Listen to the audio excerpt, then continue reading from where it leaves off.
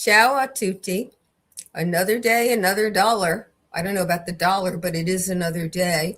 I hope wherever you were, you either did not get snow or the snow wasn't bad. Here, it was kind of overrated. It really wasn't as bad as they kept predicting. At least it didn't seem to me that it was as bad as they were predicting. So we're ready to go. The Banfield trial, I know some of you were bouncing back and forth a little. They're having another day off today. So I'm assuming that some of the people who are following Banfield may end up showing up over here. We'll see. We will welcome them if they do. I hope you had a good weekend and that you are refreshed. And I hope that the defense lawyer here has had a chance to reflect and will be better, more efficient in her cross-examination. Although, to tell you the truth, I'm not holding out much hope because I think it is what it is. And she's just going to keep us here longer than we should. But what can we do? The appeal in Charlie Adelson's case is on February 3rd. I thought it was at 9 a.m., but yesterday I was on STS, and Joel was saying afternoon, so I don't know what time it is. I'll let you know. Right now, I'm inclined, depending on what's going on in this trial, to drop off this trial and do that appeal and then come back on to continue on this trial. And I'm assuming most of you would prefer that, but if you don't, if you'd let me know, I'd appreciate it. You can just put it in the chat, but put something, C's or Q's or something so we see it. And I don't know. Oh, those members were doing the meet and greet on Sunday. I posted, or Amber posted, both the briefs, and I did say homework, read them.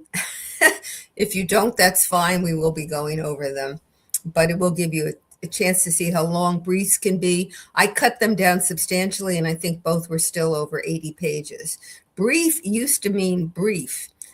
Historically, the briefs were short and the oral arguments could go forever. And now the oral arguments are short. Charlie's is 20 minutes aside, and in Charlie's appeal, they were given an extra 5 minutes aside. But the briefs have become anything but brief. For those of you who are, because we are going to see Charlie's appeal, I have a video that I did on all the issues in the appeal, and I went through all of it, and it was posted, at least 2 weeks ago, probably more. And so, thank you, Jeremiah Mick G. So, if you want to prep on Charlie's appeal, you can, that video I think might help, because it does go over in detail what the issues are in the appeal. So my clock says we've got another minute and we should be going. Maureen Conroy said yes on seeing Charlie Adelson's appeal. That's what I thought everybody would think. And if we're lucky, it will be during the repetitive nature of the defense's cross, or maybe they'll be on direct by then. Hopefully they'll be on direct by then, and we won't miss anything. And then we'll be grateful to her that she doesn't move very quickly, because we can go watch the appeal and not miss much, but we will see. So let me see if I have any other announcements. I do. I do. Matt Murphy, who is a prosecutor, or not anymore, but was a prosecutor, and again, has just an amazing sort of work record. And I've had people in the chat say, or afterwards in the comments say, that the guests I've brought on have been terrific. Well, that's Steve Cohen, who's been getting the guests for the show, and he's very good at vetting people and identifying people who would be really good and knowledgeable. And he has a talent for meeting and talking to people and encouraging them to go on, in a channel like mine. He's really amazing at it. So if you think the guests have been good, he's the one that is owed all the accolades. Now I hear, it must be the jury coming in. Hear the noise?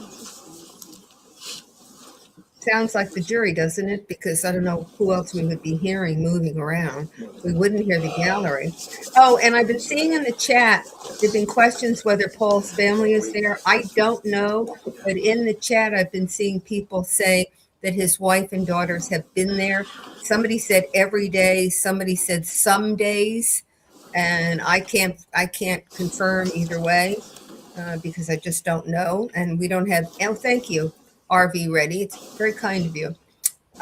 So I don't know whether they're there. In fact, I've looked at pictures of them, and once in a while, when they scan the gallery, I look, but I'm not really good at identifying faces.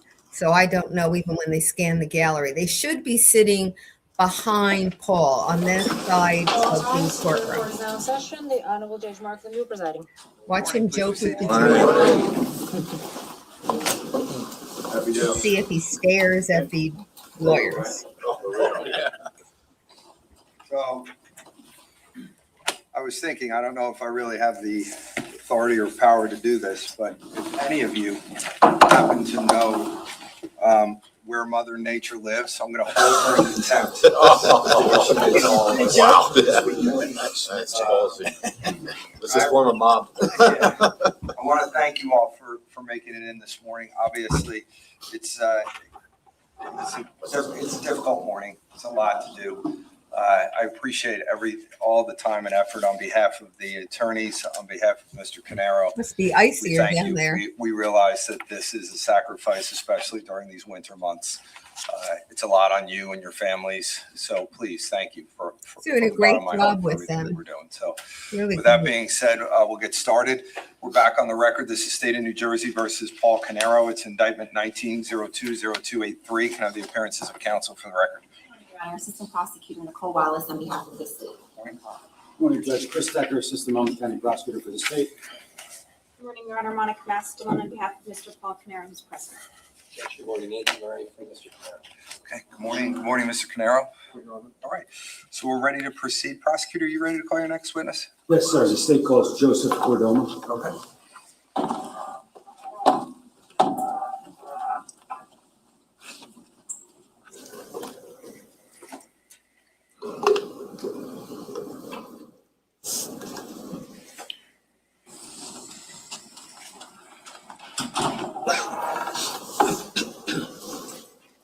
He looks like law enforcement. We'll see. Good morning, sir. Just watch your step. Can you put your left hand on the Bible and raise your right hand? Do you solemnly swear or affirm to tell the truth, the whole truth, and nothing but the truth to help you God? Yes. Can you state your full name? Once you're seated and comfortable, can you state your full name for the record and spell your last name, please? It's Joseph Cordoma, Cordoma. All right. Thank you, sir. Prosecutor, whenever you're ready. Thank you, Judge. Thank you. Morning, sir. Morning. Can you tell us where you currently work? I am currently employed by Cedar Crest College in Allentown, Pennsylvania. No. And what is it that you do there? I am the manager of the Expert Witness Training Center and Crime Scene Laboratory. Now, approximately how long have you worked there? Since September of 2025. Now, prior to starting your employment there, where were you employed? With the Monmouth County Prosecutor's Office. Oh, I was right. Now, approximately how long did you work for the Monmouth County Prosecutor's Office? Approximately 8 years. Okay. Now, as far as your specific assignment at the Monmouth County Prosecutor's Office, can you tell us about that? Yes. Since my employment there, I was assigned to the Forensic and Technical Services Bureau. Basically assigned to doing crime scene investigations for that unit. Can you just tell us what year you joined the prosecutor's office? It was in 2017. Okay. And during the course of your employment from 2017 to your retirement, did you always work in that unit? With Monmouth County, yes. Now, I want to ask you about law enforcement experience that you had prior to the Monmouth County Prosecutor's Office. Can you run that down from the beginning of your career? Yes, I was employed by the Hudson County Prosecutor's Office in 2000. I was there until 2004. While employed there, I was assigned to the Homicide Squad, where I took part in investigations pertaining to all major crime investigations, and also began my training in conducting crime scene investigations and arson investigations. After 2004, I then transferred down to the Burlington County Prosecutor's Office, where I was assigned to the Crime Scene Investigation Unit. where I also took part in crime scene investigations and arson investigations. I was there until approximately 2017, when I then came up to the Monmouth County Prosecutor's Office and was assigned to the Forensics Bureau and Crime Scene Investigation Unit. So as far as your career and your training as a crime scene detective, that starts in what year approximately? Approximately 2001. And fair to say from 2001 to your retirement, the majority of your responsibilities as a police officer, as a detective, were in crime scene units? Yes. Before I go any further, I just want to approach and show you what's been marked as S370.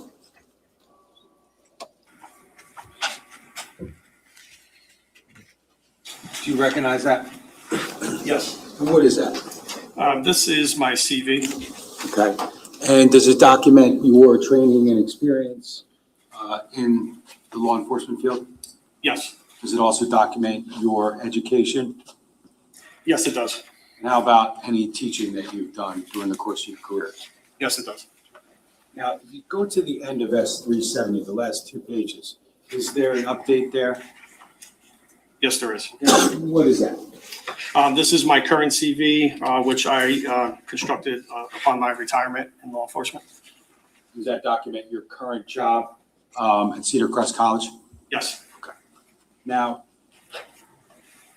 I want to ask you first about your education.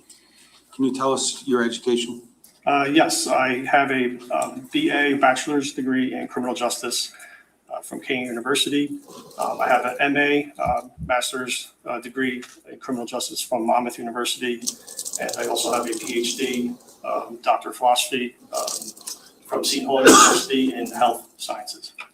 Can you just tell us a little bit about what the PhD entailed? Yes, my research concentrated primarily on evidence preservation on the human body and educating healthcare professionals on what to look for and their basic role in evidence preservation on the body upon a patient's treatment in a healthcare facility. Now, going back to the early stages of your career, starting at the Hudson County Prosecutor's Office in 2000, can you tell us about the beginnings of your training in crime scene? Yes, and once assigned to the homicide squad, I was obviously responded to major crime incidents within the county. That's when I took an interest in actual crime scene investigation. It was approximately 2001, and that's when I started attending basic photography courses, basic crime scene investigation courses. And it just escalated and grew from there. Okay.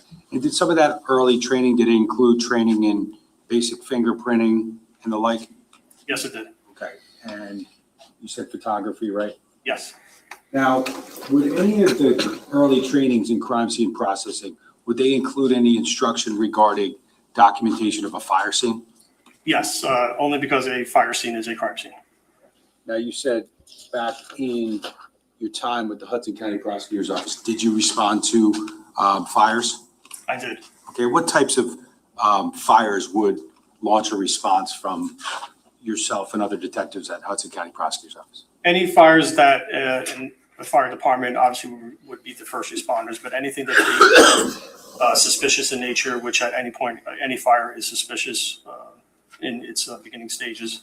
But suspicious fires, small, large scale, it depended on the actual call from the fire department. Sorry. And did the beginnings of your crime scene training, did that continue in 2002? Yes. Okay. If at any point you need to refer to your CV, just let us know, okay? Can you talk about the training you had in 2002? 2002 is when I went to a larger scale crime scene investigation training with regard to the actual documentation and things of that nature. That was the New Jersey State Police crime scene investigation course, which was approximately 6 to 7 weeks in length.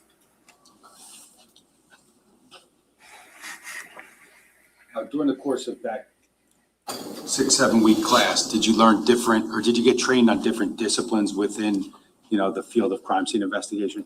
I did, yes. Fingerprinting again? Fingerprinting, photography, different types of photography, developing film, things of that nature, actual crime scene processing, assessing the scene, things of that nature.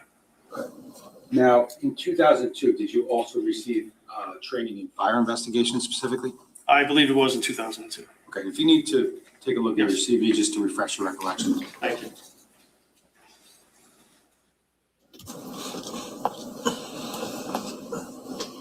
Yes. Okay, what class was that? 2002 was the basic course for arson investigators held at the New Jersey Division of Criminal Justice Training Academy. And approximately how long is that course? That was a 2-week course. Now, what are, if you recall, based upon that training and other training, what was the core materials, if any, regarding the training in fire scene investigation at that course? The basic course for arson investigators focused tremendously on systematic approach to a fire investigation, which is basically what we follow in crime scene investigation. However, fire investigations are a little more complex with regard to looking and assessing the scene. So they taught us a methodical approach on how to assess the scene and actually process that scene utilizing a step-by-step method. And in that regard, are there specific documents or text materials that are utilized during that training? Yes, the main document was what's called NFPA 921. The 921? Yes. Now, as part of that training, that 2-week training put on by the Division of Criminal Justice, was there any practical experience that you gained there? Yes, I believe it was during the second week, towards the end of the course, we actually went to actual fire scenes that were controlled environments and held for basic instruction. Okay. Now, was there any specific reason at that point in time that you attended that training? Once again, like the crime scene investigation training, I showed an interest. We're talking back in 2000, early 2000s, when the crime scene investigation topic per se isn't as popular as it is now. So once my supervisors at that time knew I had an interest in it, they did not hesitate and they allowed me to attend that training. Now, after receiving that training in arson investigations in 2002, did you continue to undergo training and continue to use that training over the course of your early stage of your career? Yes. Now, would your CV document trainings that you've undertaken starting in, say, 2004? Yes. Okay, can you tell us about that? 2004, I went to a juvenile fire setting and Bob Mankin course, which basically touched upon juveniles partaking into types of incendiary fires or incendiary events. Going from there, I went to a weapons of mass destruction, crime scene management course. And that was back in 2004. And then going beyond that, there were several other courses. Okay. Now, from that time, let's just say from 2002 to 2010, were you also responding to fire scenes? I was, yes. Okay. Now, 2002 to 2004 would have been in Hudson County, correct? Yes, 2004, yes. Okay. And then from 2004 to, say, 2010 would have been where? In Burlington County. Now, were you utilizing the training that you had received and the instruction regarding the 921 and systematic fire investigations? Yes, always. At that point in time in your career, were you drafting origin and cause reports? If requested, I had the ability to, but I only recall drafting one origin and cause report in Hudson County. Okay. Now, I want to draw your attention to around 2010. Did you receive advanced fire and explosive training? I did. Okay. Where was that? That was through what's called CFItrainer.net. It's an online platform. That was fire and explosion investigations utilizing NFPA 1033 and NFPA 921.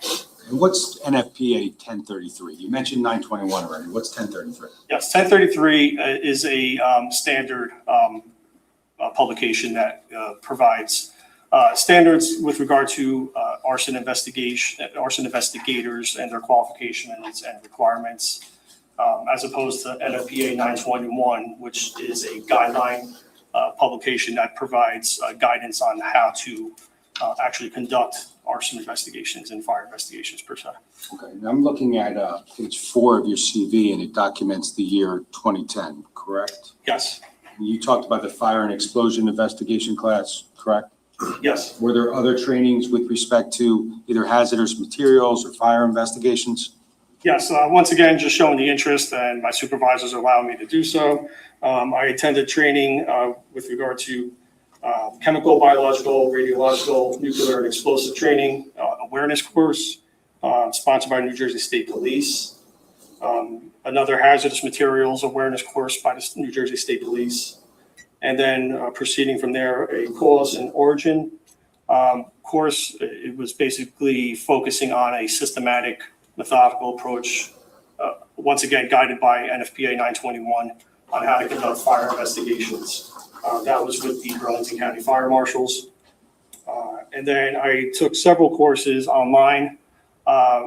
When I say courses, they are like seminars, things of that nature, self-paced instruction courses with regard to fire investigations, fatal fires, testimony, documenting fire dynamics, modeling, evidence at fire scenes, scene safety, marine fires, things of that nature.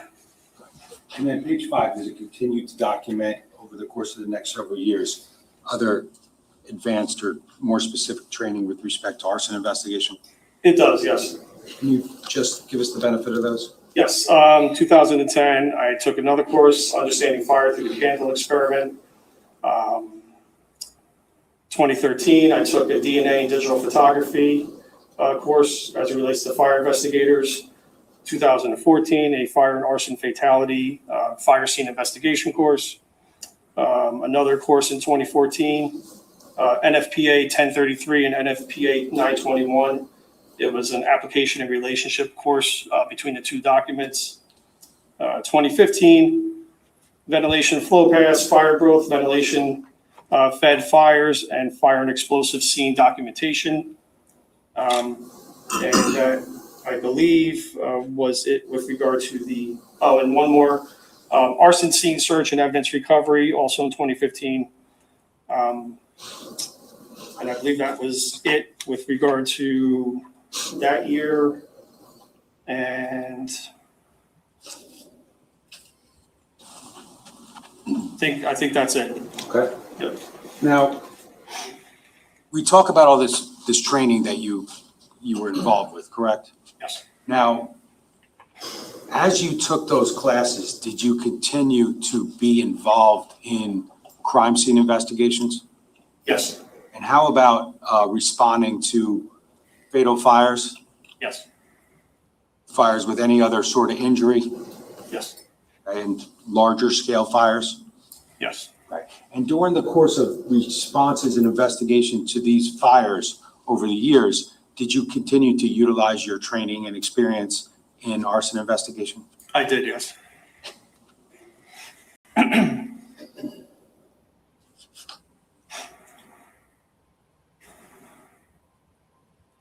Now, I want to ask you about whether or not you've ever served on any task forces relating to fire investigations. Okay. And can you tell us about what that was?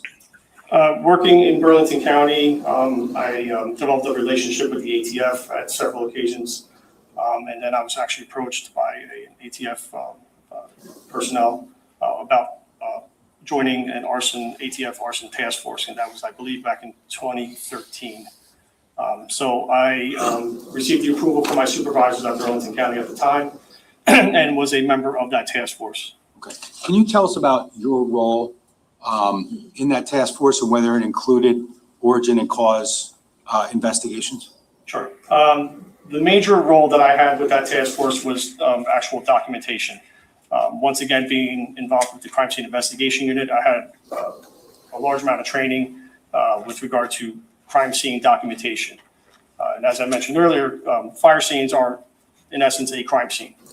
So ATF I basically liked what I saw, or liked what they saw, I guess, and invited me to join that task force for that purpose.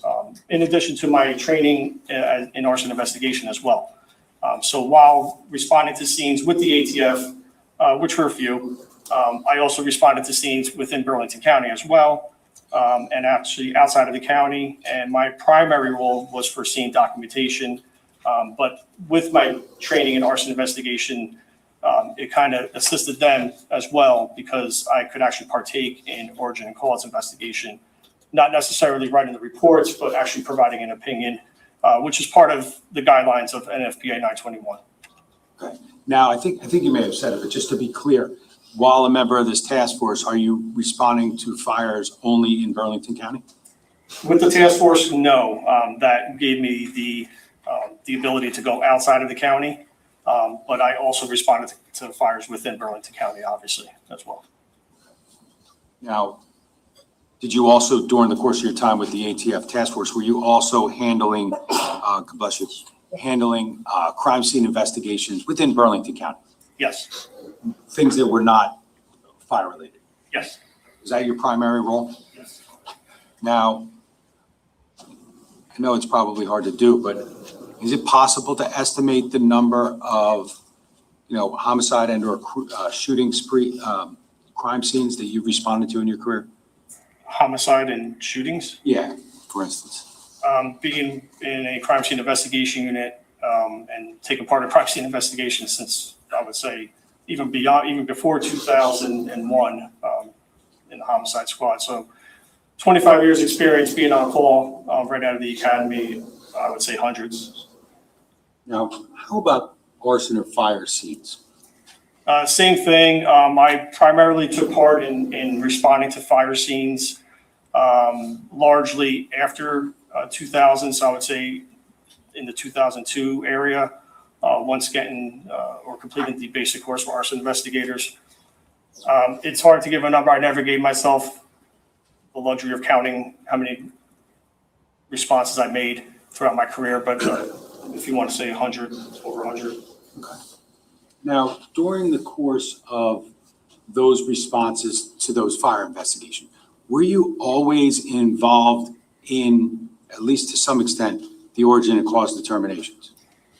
Yeah, and that approximate number I gave you, that I was always part of the origin and cause investigation, because anybody with arson investigation training should recognize the fact that we abide by NFPA guidelines in arson investigation, which talk about a systematic approach and utilizing opinions of other outside trained personnel in your origin and cause determination.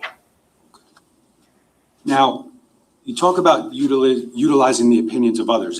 Is fire investigation primarily, is it an individual task, or is there a team approach?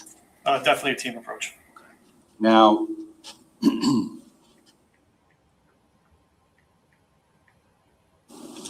as far as your experience as a crime scene detective specifically, have you testified in Superior Court? I have. And have you ever been offered as an expert in Superior Court? I have. Okay. Did you document, or is that documented within your curriculum vitae? It is, yes. And during those occasions where you were offered as an expert in Superior Court, were you accepted by the court in those times? I was, yes. Can you tell us about those cases? I don't have particulars about the actual case itself, but the expert witness qualifications that I did receive in Superior Court were in crime scene investigation, crime scene diagramming, bloodstain pattern analysis, and crime scene analysis. Now, Judge, can we approach for one quick moment? He's been going with the foundation for this expert for maybe 20 minutes. That's really an extraordinarily long time. I know what he's doing. He wants the jury to think this guy really knows his stuff. But, I don't recall, and he's done this with every expert, I don't recall another trial where every expert we've gone into such detail. He could have gotten him qualified as an expert at least 15 minutes ago, in my opinion. And I'm worried about this clock because every expert taking 20 minutes or more to qualify with the number of experts, just think we're going to have a whole day used just because we're doing all these qualifications in such detail. It's interesting to hear. I mean, somebody in the chat said they're all amazing, and I agree. But, you know, a little less would mean we would move forward a little more quickly.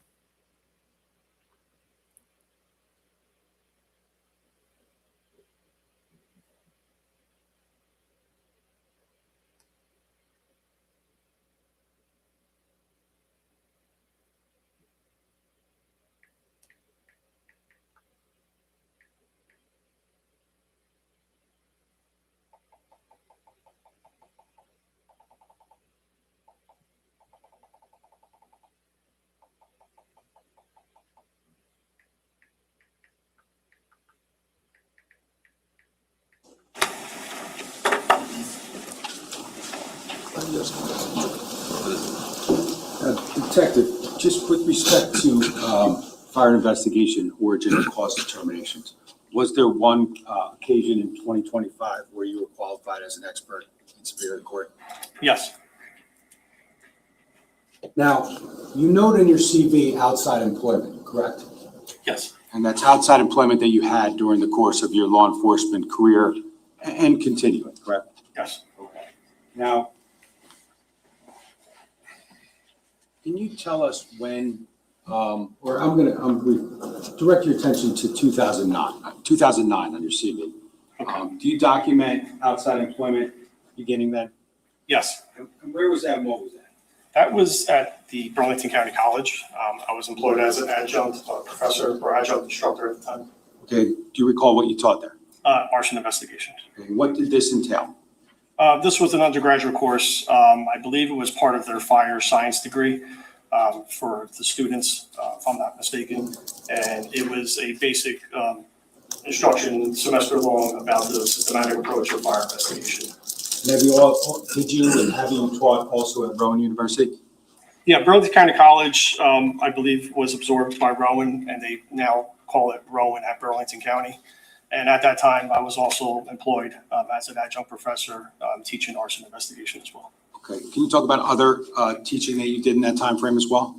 Yes. Throughout the course of my career after Rowan, I also was employed by New Jersey City University as an adjunct professor, teaching intelligence studies and forensic investigations. I was also and currently still employed by Monmouth University teaching crime scene investigations.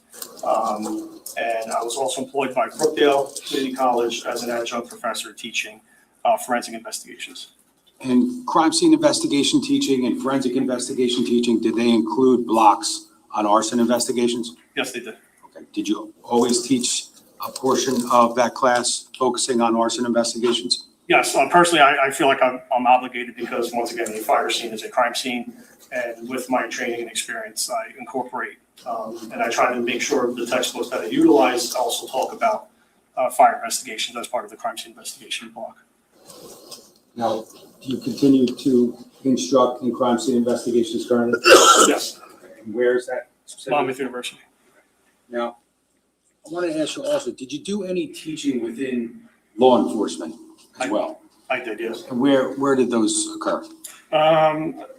Several venues, one being the New Jersey Division of Criminal Justice Training Academy, Juvenile Justice Commission, New Jersey Juvenile Justice Commission, Burlington County Law Enforcement Training Center, Monmouth County Prosecutor's Office, Burlington County Prosecutor's Office.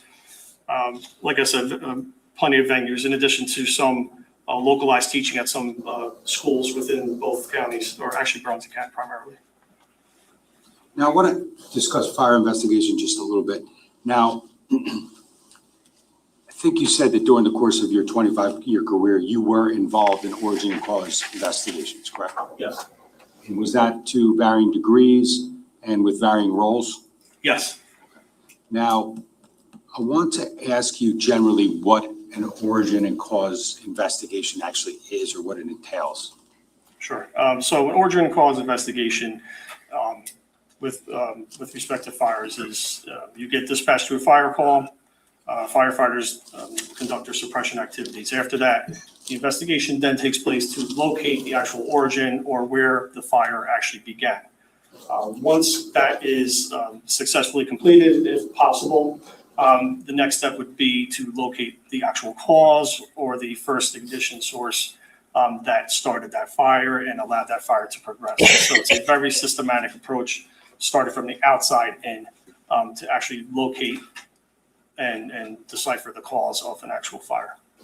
And that systematic fire investigation that starts from the outside and then goes inside, is that the approach that you would take at any fire investigation scene? Yes. And is that guided by one of the documents that you talked about earlier? Yes, primarily NFPA 921. Now, is that the way you were trained in fire investigation? That's the way I was trained in fire investigation, and that's the way I conducted my actual crime scene investigations as well. Would you instruct it in that manner to others? Absolutely. Now, are you a certified fire investigator? I took the basic course for fire investigators through the New Jersey Division of Criminal Justice.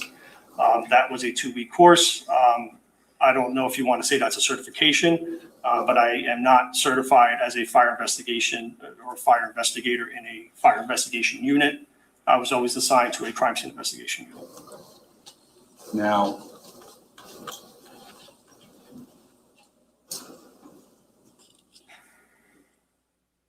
are you familiar with, the actions of digging out certain scene locations at a fire? Yes. Okay, what is the purpose of that?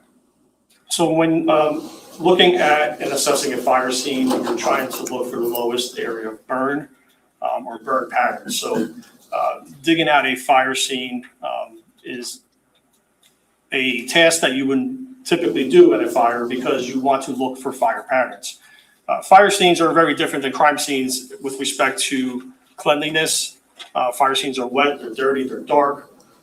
So you're looking for specific patterns with respect to the fire, whether there's smoke, soot, actual burn patterns. So in essence, you have to dig around and actually clean that area to look for the lowest point of burning, possibly maybe to rule out other specific causes like ignitables or things of that nature. So digging out is one of the main things you have to do at a fire scene.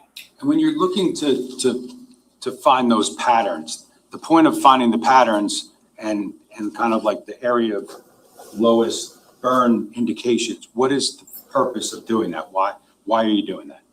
Because that area could give you or lead you to the area of origin of the fire. Now, again, just to be clear, during the course of your career in law enforcement, have you utilized the systematic method in order to make origin and cause determinations? To assist in origin and cause determinations, yes. And is that important, the actual role of the idea that you're assisting and not always making a singular determination? Yes. I just want to be clear, let's say Monmouth County in particular. Now, at a fire scene, generally speaking, who or what agencies would you expect to be involved in the origin and cause determination? Within Monmouth County, it was always the Monmouth County Fire Marshals. Okay. And are there sometimes outside resources or outside agencies that are asked to assist or offered to assist in larger fires? Yes. Okay, like who? You would have the state fire marshals personnel that would respond. And on occasion, you would actually have ATF personnel respond as well. Judge, at this time, the state offers former Detective Joseph Cordoma as an expert in the field of fire investigations and more specifically origin and cause determination. 1/2 hour on that. Any questions? On board here? Yeah, may I have word do? Sure. And Good she's morning. not satisfied. So just to focus on your education for a moment, I understand you have a bachelor's, a master's, and a PhD, correct? Yes.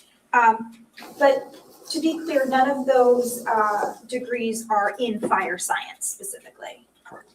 And they're not in fire protection engineering or electrical or chemical engineering, correct? Correct. They're not in chemistry, physics, or computational fluid dynamics. This is probably why you did all that. And your PhD in health sciences did not involve anything related to fire behavior, combustion, or fire modeling, correct? Correct. And your experience, turning to your experience, so you essentially spent 25 years as a detective in law enforcement, correct? Yes. And you started with Hudson, then you went to Burlington, and then you went to Monmouth County. Yes. With the exception of your very first year in the homicide squad in Hudson County, the remaining, let's say, 24 years of your experience, you were in a crime scene investigation unit. Is that right? Well, just to correct you, the homicide squad in Hudson County was formulated where you did homicides and crime scene investigations. So I don't want to say that, but that I was out of the homicide squad. It was homicide and investigations in crime scene. So that 2000 and 2004 were both, and then beyond that was just crime scene investigation units. Okay, so from 2000 to 2004, it was kind of a combination. Yes. And then starting 2004 up until 2025, Yes. it was all crime scene investigation. Correct. And crime scene investigation unit is essentially where you deal with scene documentation, correct? And processing. It's a little bit more than that, but yes. It's fingerprinting, like you said earlier, right? And photography, Reconstruction. reconstruction. Yes. Is it, we heard from a Detective Catalona in this case. Is he in your unit? He was, yes. Okay, because you're no longer with Yes. CPO. Okay. But when you were with the Monmouth County Prosecutor's Office, you guys were in the same unit. Yes. And so you've never been assigned to an arson unit, correct? Not an arson unit, no. And you've never been employed specifically as an arson investigator. Correct. And of course, you worked for law enforcement, so you were never you're not like an independent fire investigator, obviously. Correct. When you were on the ATF task force, I think you mentioned this when the prosecutor asked you, but you were specifically sought out for your scene documentation abilities. Is that fair to say? Yes. And specifically your photography? Yes. They appreciated the fact that you were familiar with fire scenes and you knew what to, photograph without being told. Is that right? Exactly. Yes. Aside from the one origin and cause report you mentioned from Hudson County in sometime between 2000 and 2004, have you ever drafted an origin and cause report other than City that did one time one. in this case? Not that I recall that. Okay, so this is the second time you drafted an origin and cause report personally. I believe so, to the best of my recollection. Yes. And you mentioned the NFPA 921 and the NFPA 1033, correct? Yes. So that the 921 is basically, I'm just gonna hold it up. This is the 921. It's a pretty thick book, right? Yeah, that's the 2024 version, I believe. Yes. And that's the book that guides fire investigations. It's a guideline. Yes. It's a guideline, but it's what all fire investigators rely on, correct? They should. Yes. There was a fire marshal who testified it's like the Bible of fire investigations. Would you agree with that? Yeah. It's a valuable piece of information. Yes. And then the 1033, which I'm holding up, this is, I think you mentioned, it's the standard for professional qualifications for a fire investigator, correct? Yes. So this basically is, so the 921 is guidelines on how to investigate the fire, and the 1033 is requirements for being a fire investigator. Is that right? Yes, they complement each other. Yes. And you would acknowledge that the guidelines, the 921, it's changed over the years, correct? Yes. There's been many additions, right? Yes. I think you mentioned, you noted this was the 2024 version that I held up at the time that you investigated this fire. I'm assuming you were using the 2017 version. I don't recall what version it was. We had them in our office, and I know there were several versions, several publications. It would have been the most recent version to 2018, correct? Yes. And there's been a 2022 version, and then there were versions before 2017, correct? Yes. And the reason why there's new versions is because over time, science changes and fire, theory changes and the fire science progresses. Is that fair to say? Largely through technology, yes. Okay, so as we learn more about fires and their dynamics and how they operate, they make amendments to the 921 so that fire investigators can stay up to date, correct? Yeah, that's fair to say, yes. And we talked about, the prosecutor and you talked about your training, right? So in 2002 is when you did your first arson. It was a basic arson investigation course. It was 2 weeks. Yes, And most of your training courses, including that one, but also thereafter, were essentially hours long, days long, maybe a week long.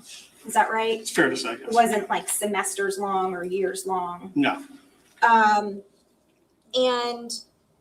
it sounded like a bulk of because you did the original basic training in 2002, but then it sounds like a bulk of your sort of continuing education on fire and arson investigation continued in 2004, 2005. There was kind of a bulk in 2010, and then some more from 2013 to 2015. Do I have that right?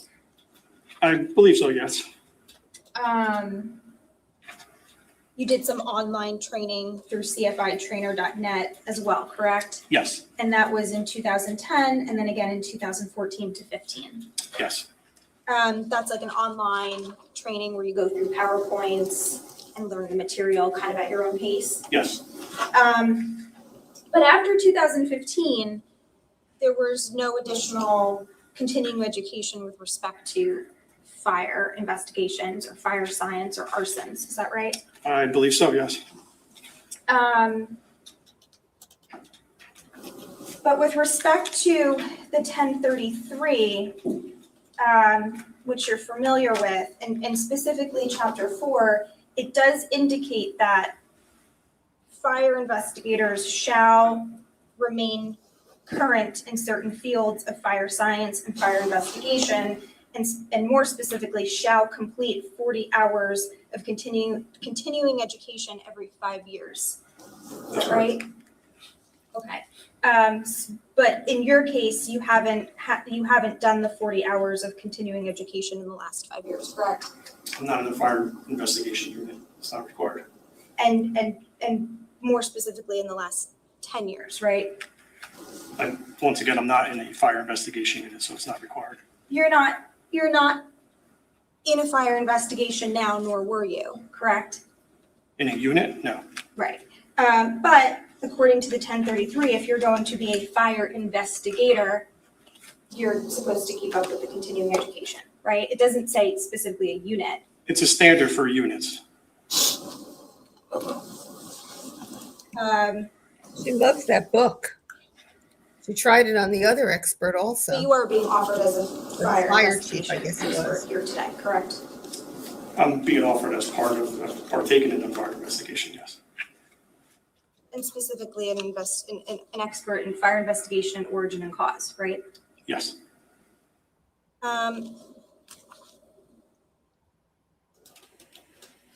Remember, he was the one who told her the section she was in was incendiary fires, and they hadn't concluded it was. You have taught some classes, including some arson classes, to undergraduate college students. Yes. But just to be clear, you're not a certified fire investigator instructor, correct? Correct. And you have you written any publications on fire, anything fire investigation related? No. Are you an active member of any fire-related organization, such as the International Association of Arson Investigators? I was not currently. What about the International Association of Arson Investigators New Jersey chapter? I was, but not currently. Or the National Fire Protection Association or Society of Fire Protection Engineers? No. And I think the prosecutor asked you this, but I just want to confirm you are not a certified fire investigator through the New Jersey Division of Fire Safety, correct? Correct. And you're not a certified fire investigator through the International Association of Fire Investigators, correct?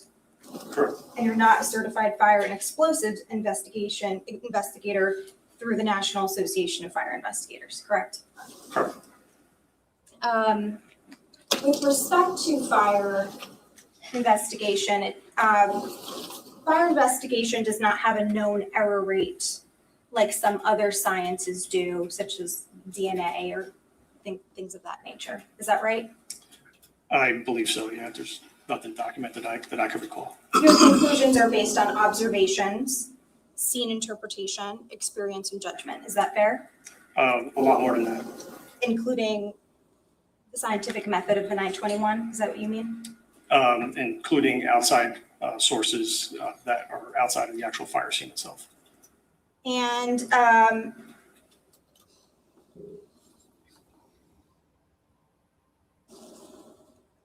there's no like mathematical formula that can verify whether your ultimate conclusions are correct or not. Well, this is one of the reasons, in my opinion, why NFPA 921 has been revised so many times, is that the technology changes. So mathematical formulas, I would tread very lightly on. Fire dynamics, fire movement, fire ventilation, things of that. These all take effect and have to be considered when investigating fire scenes. So when I say there's actual outside sources beyond the actual scene itself too, you have to take into account the totality of the entire investigation. So you have to be very careful with mathematical formulas. Right. So as you mentioned, that's why the NFPA has been updated so many times, is because science evolves, fire science evolves, we learn new things, and it becomes memorialized in the NFPA 921. Is that right? Yeah, that's also why NFPA also, once again, considers the totality of the investigation, not just the fire scene itself. Sure.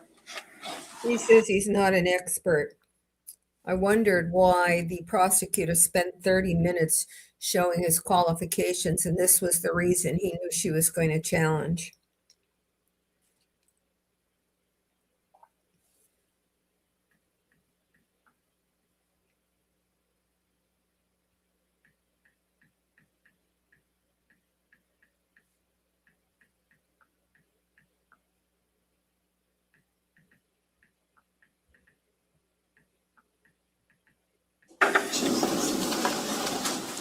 Prosecutor?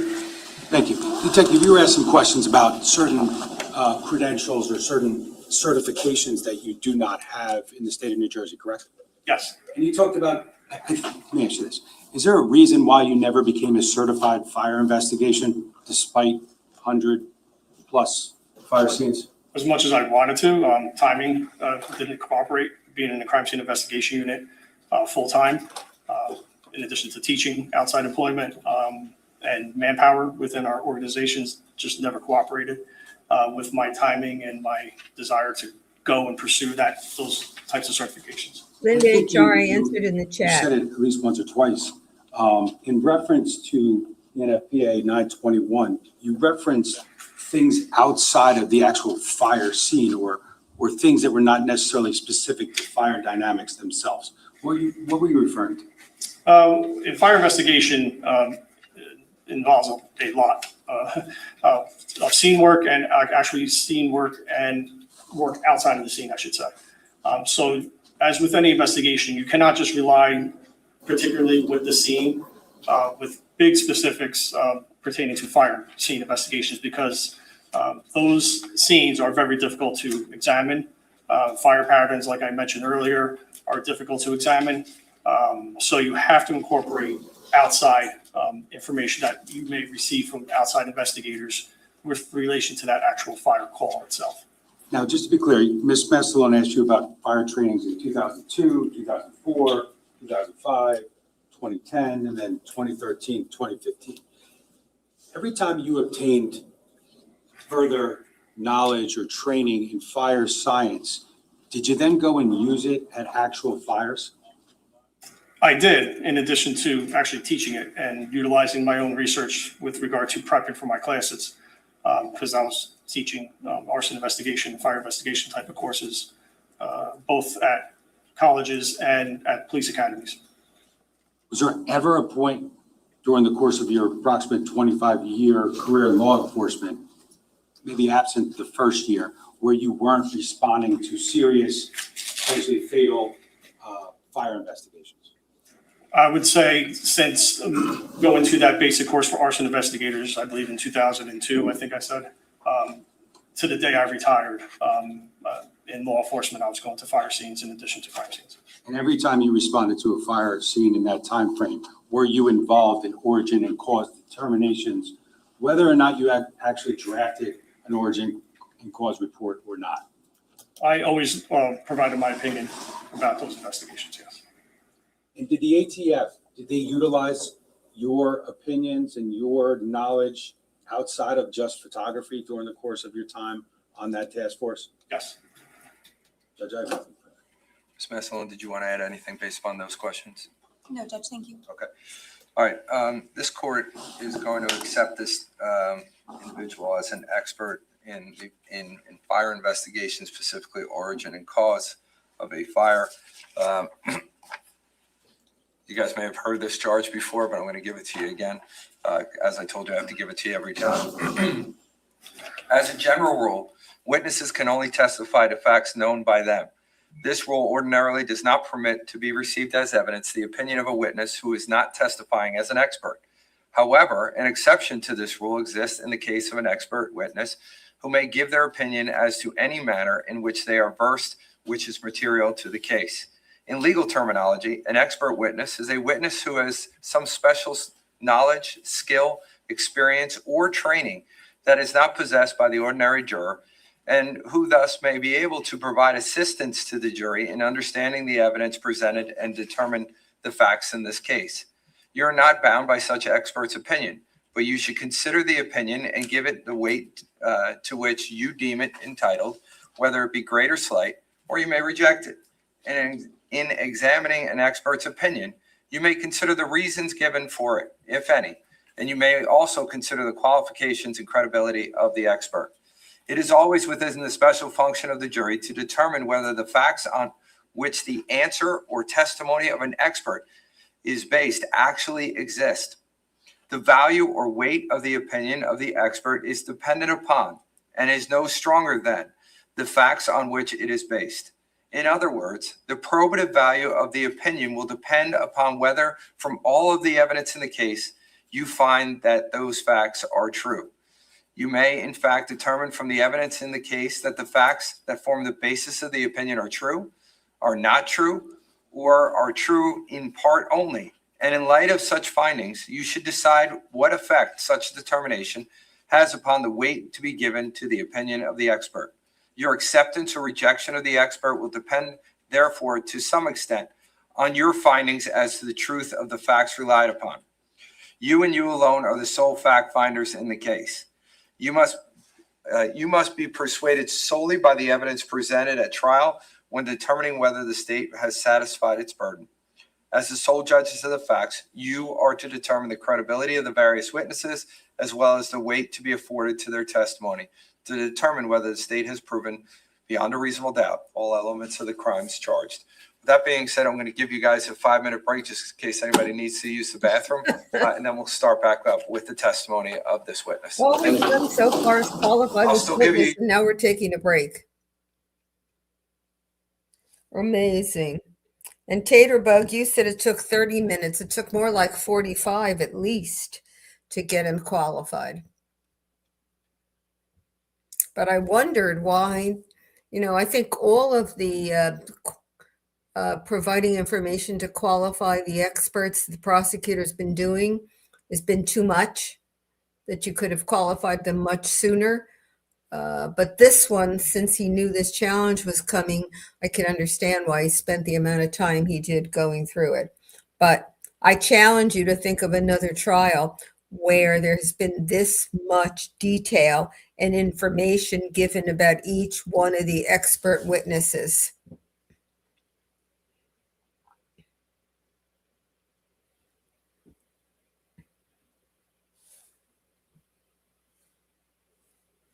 And now we took a break.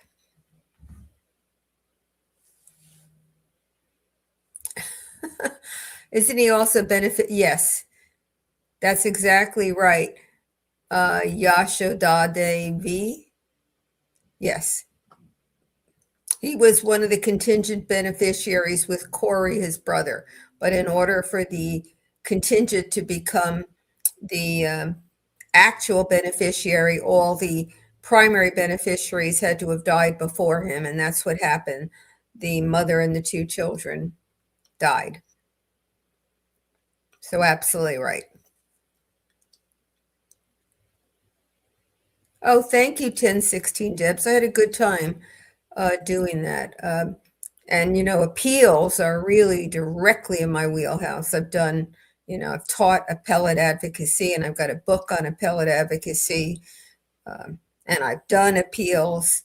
And so, that's so easy for me to talk about.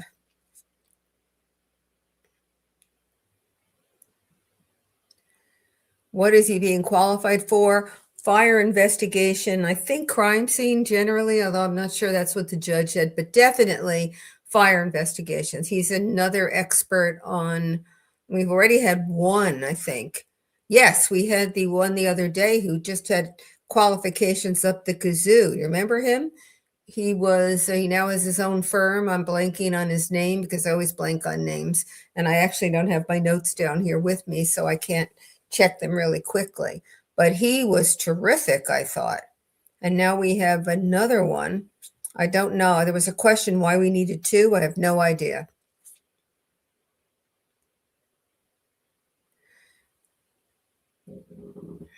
Eiley says, no better experience in years and hands-on. That's generally true. Although I do think the sort of the certifications and the book knowledge is also important, but you need more than that.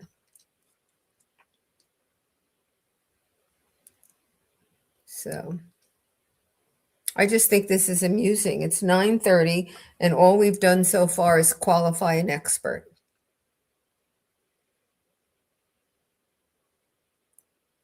It's really amazing. Back in 2008, this is Jean Va Rogers. You had to have a lot of fire experience to be a certified fire investigator. I had to hire and work with one. He had been in charge of all 5 New York City borough fire departments. Wow. Well, I have a cousin who's a firefighter, and I may have to discuss all this with him.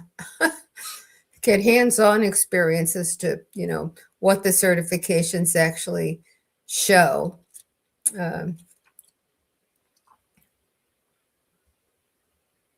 Well, we'll see when he testifies what area he's going to be talking about, and he's teaching it. And now I know teaching at a college or a community college is different from teaching firefighters, but it's certainly a relevant experience. In order to teach it, you have to have a book and know it, unless colleges now are hiring incompetent people who don't know their subjects. Any other questions? We've got time now. I don't have to focus on a witness testifying. So if you've got questions, let's get them. Oh, I will say 2 fires at 2 different homes. I don't know why you'd need 2 different experts because there were 2 fires. I was going to go on to say Matt Murphy, who's going to be on tonight at 5, is experienced prosecutor, handled the sex crimes unit for many years. Very, very knowledgeable, knows a lot of people, is very, very well thought of.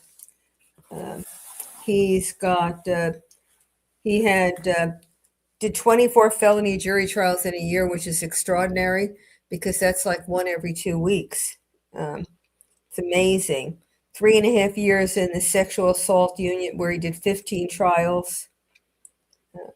He was also on a committee or a task force to recommend in particular cases when the death penalty should be applied.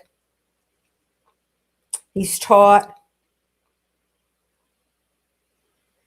After college and I think after college and before law school, he took 9 months off and went surfing in the South Pacific, which I think is an interesting aspect of his career path.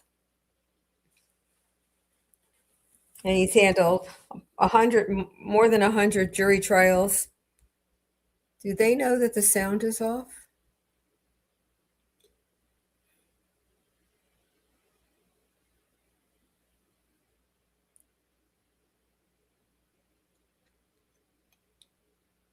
I don't know why we're not getting sound.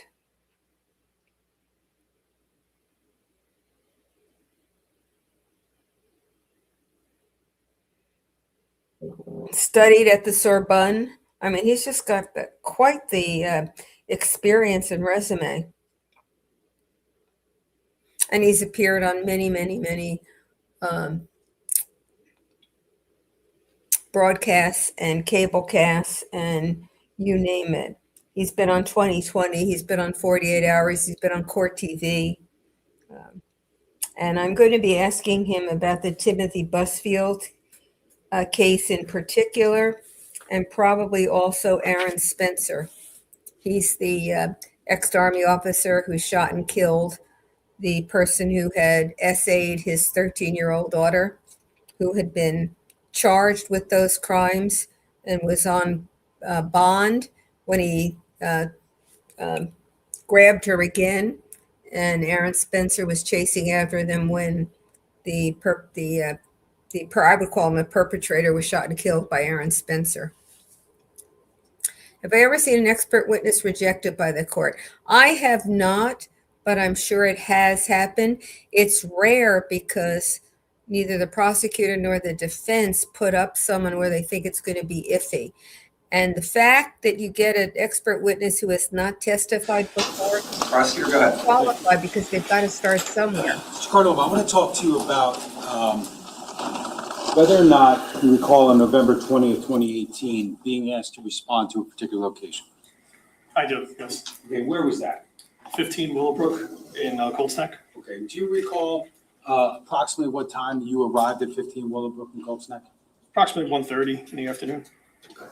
Now, was your initial assignment that afternoon, was it to go and conduct an origin and cause investigation? It was not. Okay. Now, what was the reason for your response? I was asked to respond there to assist another crime scene investigator that was out there. Now,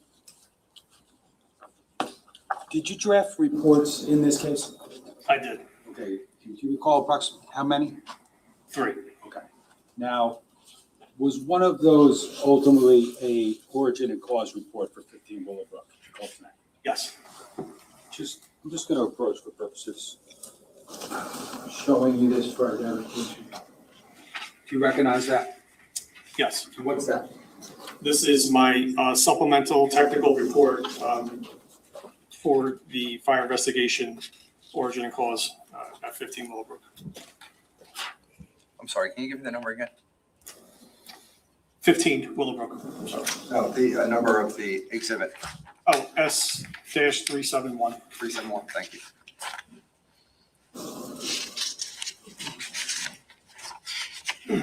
So you responded to Cold Snack. Did anyone else from your unit respond there as well? Yes. Okay. And do you recall who was there that first afternoon? Detective Robert Flanagan, I believe, was the first investigator from the crime scene unit. Myself and then Sergeant Ryan Muller and Detective Stephen Vogt.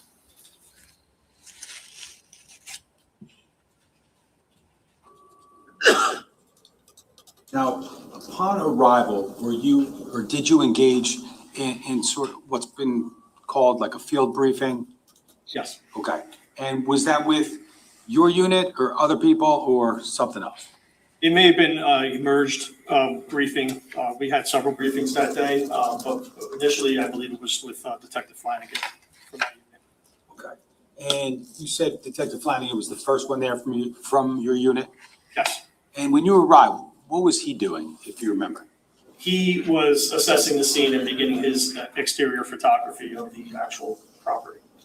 Now, as part of your investigation and even your response that morning, did you find out how the fire was discovered originally? Yes, Okay, how was that?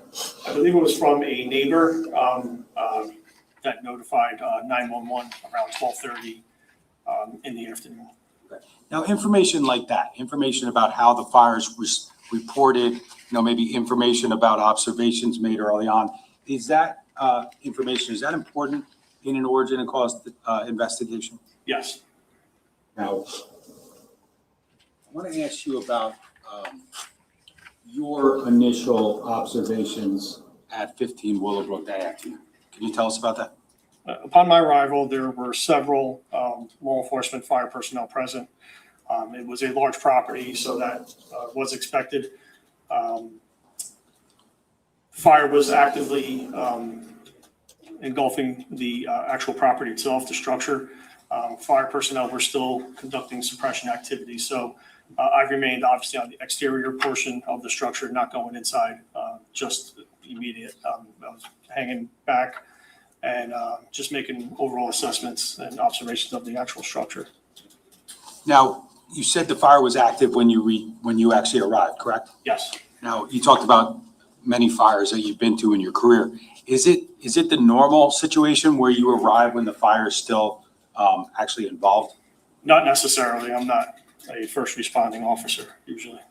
Is it, let's just say this specific case, was it helpful to make certain observations of the active fire? Yes. Now, locationally, where you're seeing certain things, smoke, flames, or smoke versus flames, are those observations, are they important when you're going through the systematic investigation? Yes.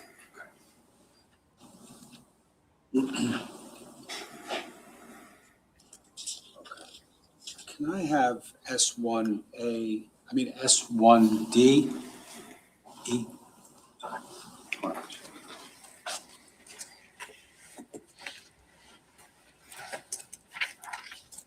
S1E.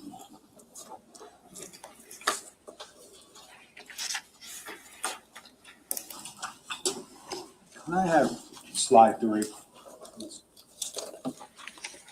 Now, Mr. Cordova, I want to ask you if you recognize what's depicted in that photo.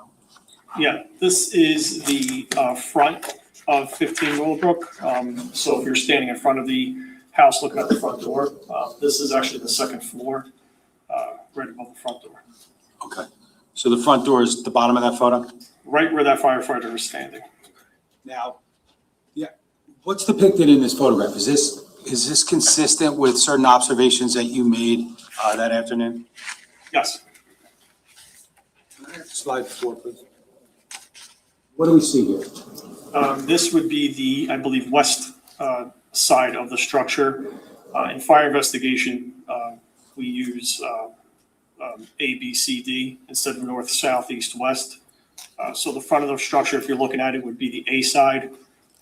And then you would go counterclockwise. B would be the side, C would be the back, D would be the other side of the house. So this technically would be the D side of the structure. Next, slide 5, please.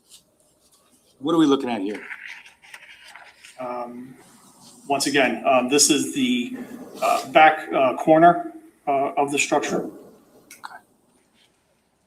Have slide 6, please. You recognize that? This is the, again, back, more so the back of the house, kind of like the southwest corner. And then slide 7, please. What do we see here? This is the back of the house. The question Slide before 8, about whether 2 experts Back of the house again. fires, slide 9. I answered too quickly. This is the back side of the house, again, now going towards the other side, which would I believe is the east side of the house. You would need 2 Slide 10. experts in general, but because This is the east side of the structure. Okay. And that door at the bottom of the photo, where's that go? Right where that firefighter is standing with the stream of water, that is leading to the basement, which has access to like a miscellaneous room and storage areas. Slide 11, please. You might need Another to, photo although of the side entrance to the basement. Yeah, this is just the photographer standing a little further back. the expert the other day could have What done do you see both. here? This is the front of the house again, but more leaning towards the east side. He was not on You the, said the photographer a moment ago. Who took these photographs, if you know? I believe this was Detective Flanagan. Okay, he, as you said, was the first one on scene. Yes. You talked about him making scene observations and then starting to photograph the scene. Yes. Now, these pictures, straight cut, I should say, these are some of what's depicted in these photographs. Did you yourself actually make a lot of these observations at the scene that afternoon? Yes. And again, is that helpful to your investigation? Yes.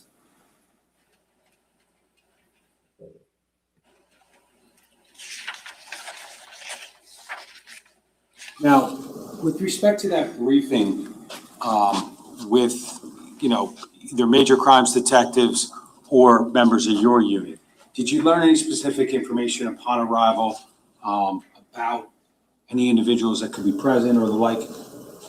Yes. Okay, and what was that first? I was made aware that there was a deceased male outside of the residence along the northwest corner of the structure, in addition to additional deceased individuals inside of the structure. Now, ultimately, do other members of your unit respond at or around the same time that you did?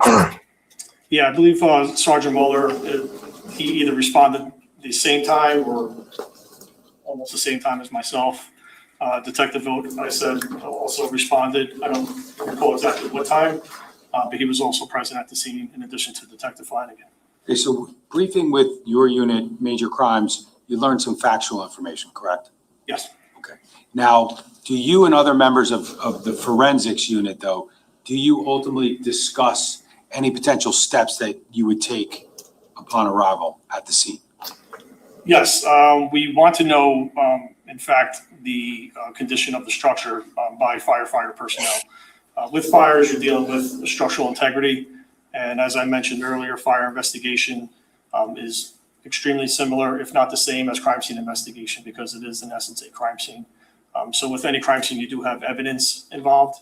And when you're dealing with fatalities, not so much in a fire, but in a fire and outside of a fire, the human body is a piece of evidence. So our main concern at that point were the conditions of the individuals inside. Okay, so you receive information that there are structural integrity issues to the house, correct? Potentially, yes. Potentially. So based upon that and based upon the discussions with respect to the bodies and that being evidence, what, if anything, did you and the members of your unit decide to do? We removed the bodies. he's Who both, specifically was involved in that, if you recall? All members of the crime scene. Were your efforts photographically documented? To the best of their ability, yes. And who was actually taking the photos, if you remember? Detective Flanagan. he's both a fact witness and an expert witness. As an expert, he can give his opinion. As a fact witness, he's going to give his observations at the time. Okay, so safe to say you've mentioned that you ultimately entered the house. Yes. Okay, now, as far as the conditions go, what were they like upon your entry? It was still an active fire. Okay, so some of the photos that we've looked at, and you just talked about a few minutes ago, those were the conditions that were present when you entered the home? I would say very close to, yes. He's both a fact witness and an Do you expert witness. recall generally at least where the victims were located when you entered the home? Yes, I believe fire personnel removed one victim. And then there was another victim inside the front door. As you approach the, the foyer area, you're walking in, so to the left. And then there was another victim in the kitchen area to the right as you proceeded inside. As a fact witness, he's going to give his observations at the time. S1E. right? As an Slide expert, he 13. can give his opinion. Do you recognize that photo? Yes. What are we looking at there? So if you're looking at this picture here, this is the actual foyer area upon entering that A side of the structure, the front of the house. So to the left of this picture would be the front door area where those two rectangular windows are to the top left corner. Right to the middle of the photograph is a landing in the foyer that goes down, if you proceeded to the right, down the stairs to the basement area. And to the left, or to the right of that are closet doors. Can I have slide 14, please? What do we see here? This is now looking at the closet doors to the left. Straight ahead is a hallway that takes you deeper inside the house, and to the right is additional rooms. This is all in that foyer area still. Slide 15. What do we see here? Back similar to that first photo that you showed me, where that yellow blanket is the area of the victim in the foyer area, right to the left of those closet doors. So fair to say these photographs were taken before you and other detectives actually removed the bodies from the home? Yes, as with any piece of evidence in crime scene investigation, rule is to photograph before you move, so you can memorialize the actual scene as it is presented to you upon your arrival.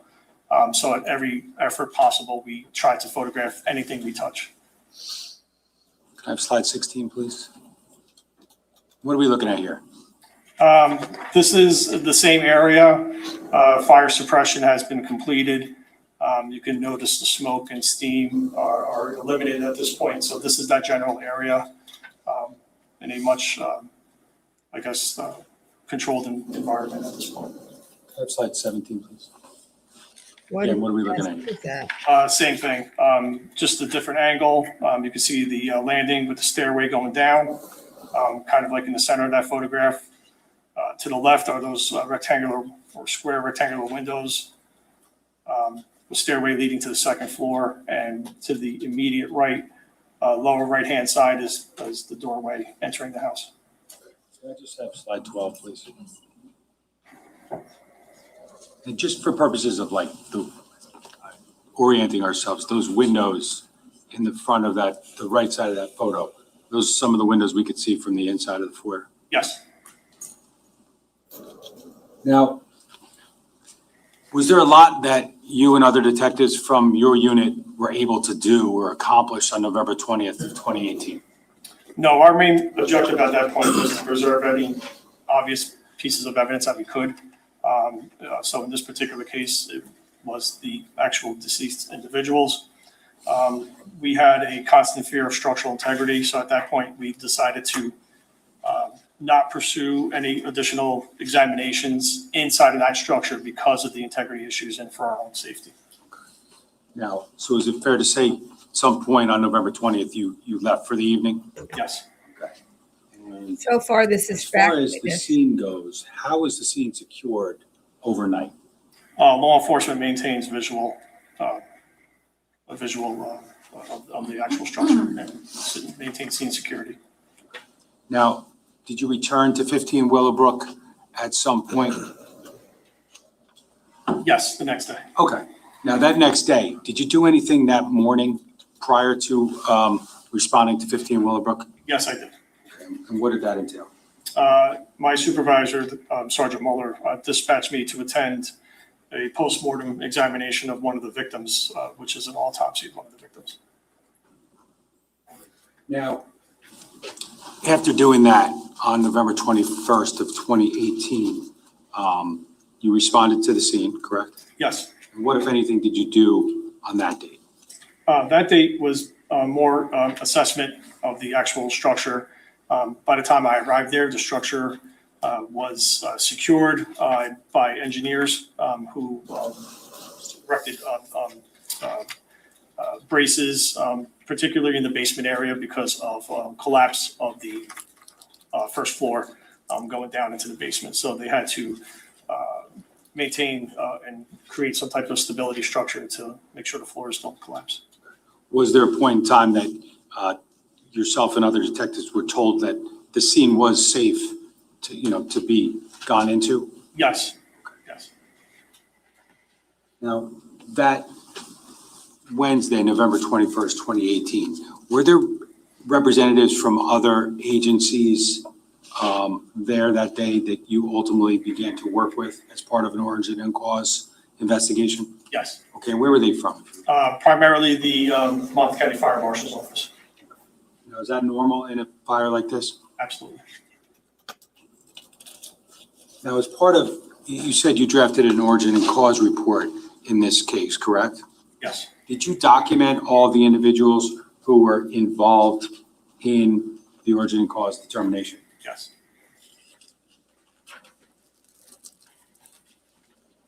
Now, as of November 21st, 2018, we're in conversations with your superiors. Was it your understanding at that point in time you would be involved in that systematic fire investigation at 15 Willowbrook? Yes, that was one of my responsibilities. Did you have others also during the course of this investigation? I did. And what was another one of those? Analyzing and assessing particular stains within the residence. Now, you note in the origin and cause report,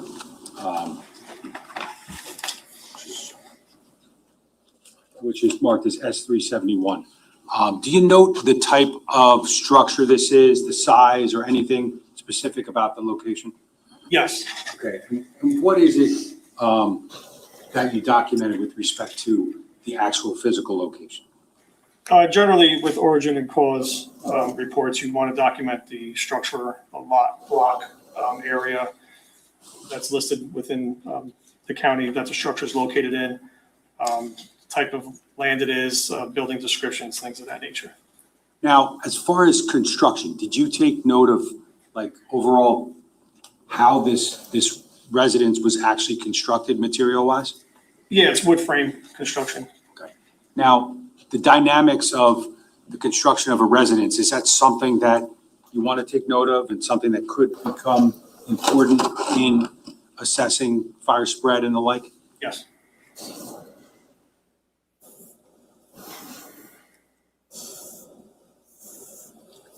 I think you said this is obviously a large property, both the structure and the actual property itself, right? Yes.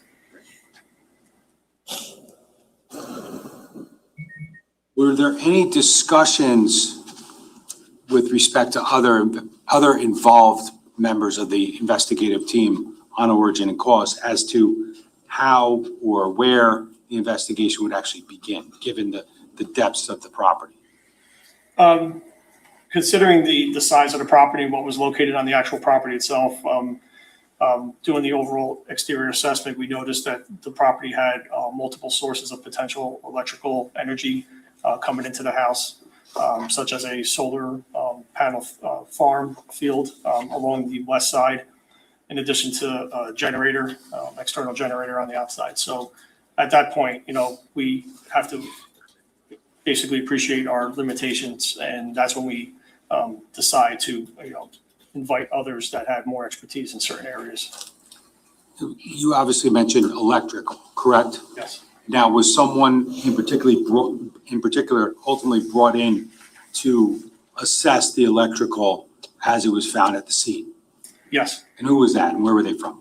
It was Michael Abraham from the ATF.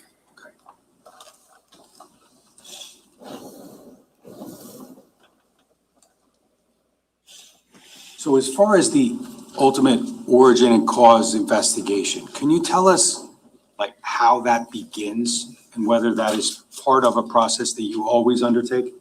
It's, once again, it's a systematic approach, as per NFPA 921.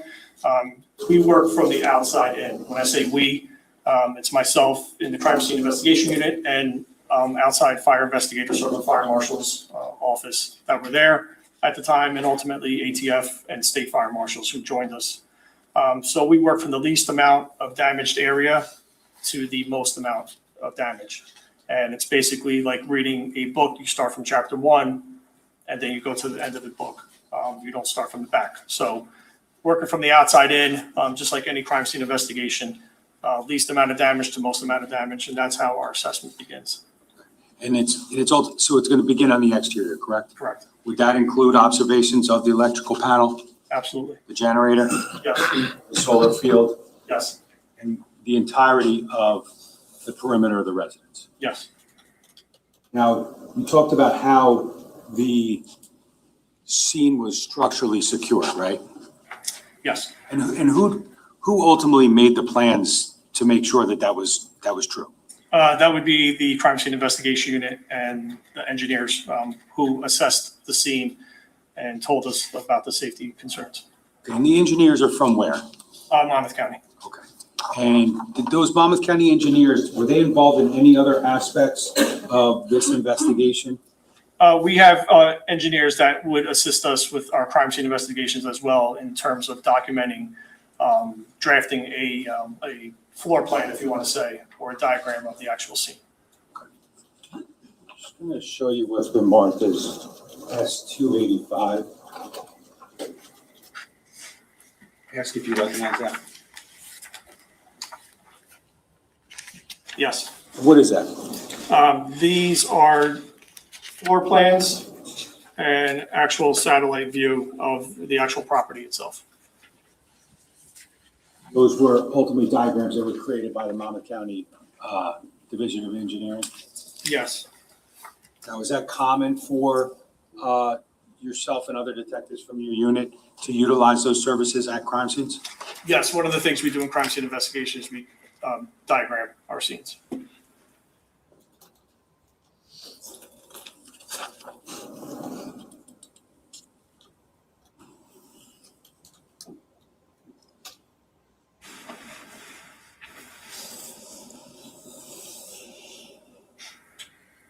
Now, you talk about beginning on the exterior of the property, but I wanted to ask you more generally, maybe even more specifically, about the systematic approach that we've discussed a little bit this morning.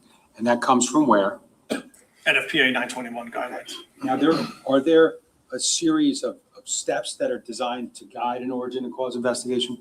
Yes, there are. We utilize in fire investigation, and actually I utilize myself in crime scene investigation, what's known as the scientific method, which are basically 7 steps that guide you or guide an investigator into actually investigating a crime, so that you're not really missing anything and your investigation is done the same way every single time.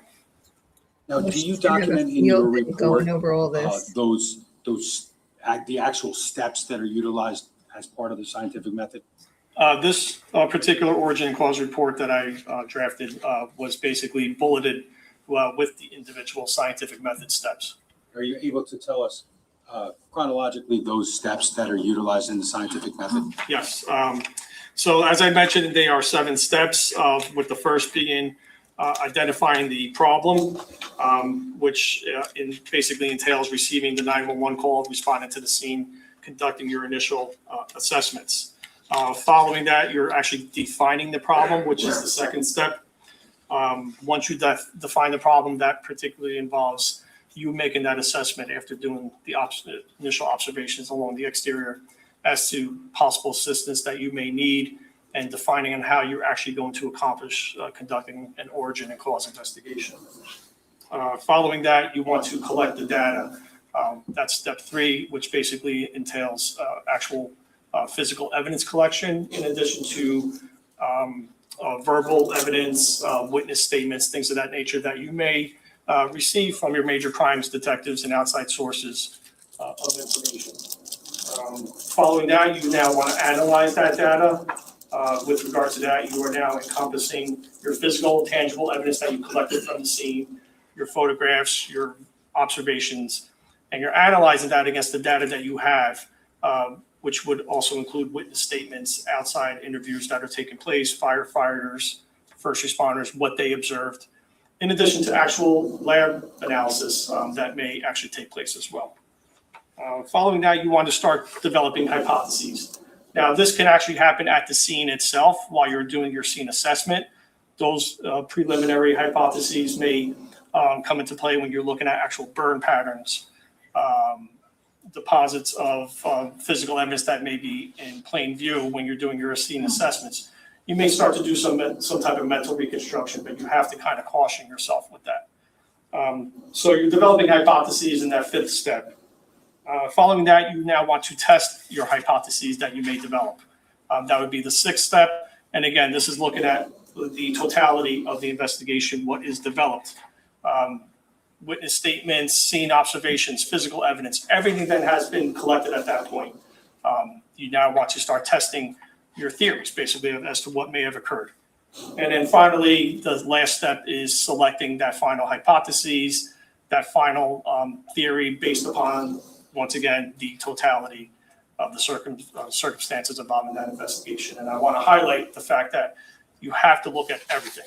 As per 921, and again, coinciding with 1033 as basic requirements that are learned by fire investigators, you want to incorporate everything. It's a totality opinion, if you want to say, of what occurred at that any fire scene. Now let's talk about the exterior. Do you ultimately physically and visually examine the entirety of the structure? Yes. And are you looking at utilities as well as the structure itself? Yes. And ultimately, before we go any further, what are you trying to do by looking at the exterior? Well, number one, for safety purposes, you want to see if the structure is still energized, and that's usually conducted by the firefighters. So once they are at the scene, one of their jobs would basically to de-energize the house, because now you're introducing liquid, you're introducing water, and fire suppression, as we both know, water and electricity don't really go good together. So that's one of the first things they want to do, is to see if the house is energized. So as part of my assessment, and anyone else that's there at the scene, during our exterior walkthrough, that's one of the things we would look at as well. Okay, so even going back to your initial response on the 20th, were you interested in determining whether the home was energized? Yes. And did you make any determinations, or were you advised of anything in that regard? Yes. Major crimes, I believe, detectives or first responding officers, I forgot exactly who made that discovery. Could even have been firefighters. Made the discovery at the house. Electrical panel was disabled, in addition to the actual exterior generator was actually switched off as well. Now, information from others, like that about the panel and the generator, is that information is that part of what you utilize in going through these 7 steps? Yes. Okay, and are you trying to, or do you take information that you receive as gospel, or do you do something else to try and corroborate? No, you don't take that as gospel. You basically keep it in your pocket. That's just part of the gathering of data phase of the scientific method. You are obligated at that point to gather as much data as possible to help in your assessment as to what occurred there. So trying to remain unbiased, that's one of your key things. We as crime scene investigators, as forensic investigators, as even fire investigators, we are fact finders at this point. So we don't take anything as gospel, as you said. We just have to gather all the information to make a fair assessment. Now, you talked about getting information from other sources like firefighter interviews, right? Yes. Now, was somebody from, or were people from the Major Crimes Bureau, the Monmouth County Prosecutor's Office, and even the Colts Neck Police Department, were there people that were assigned to talk to the firefighters and see what they encountered and what they learned? Yes, we had, or I had Detective Wayne Rayner, who was assigned to the Major Crimes Bureau of the Monmouth County Prosecutor's Office. He served as sort of my outlet to the major crimes investigators and my outlet as to what information was being obtained on the outside. So I don't have to keep on going in and out of the scene. Can I have slide 19 of S1E? Sorry, can we go to, sorry, it's the wrong slide.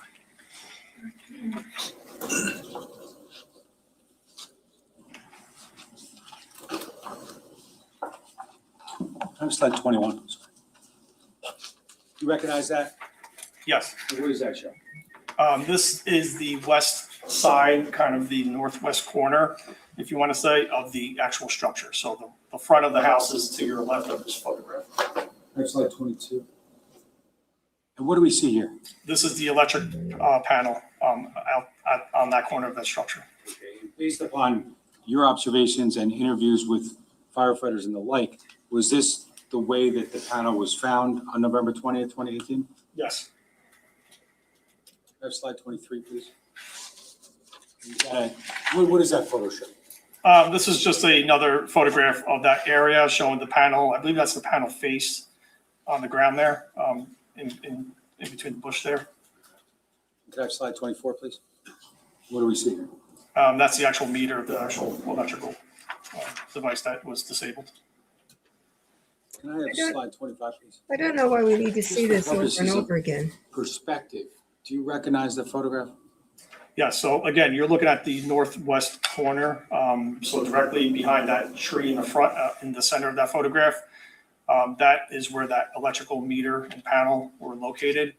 And just beyond it on the grass, closer to the photographer here, where you have that tree that's kind of slanted down, that is your deceased individual that was located out in the grass outside.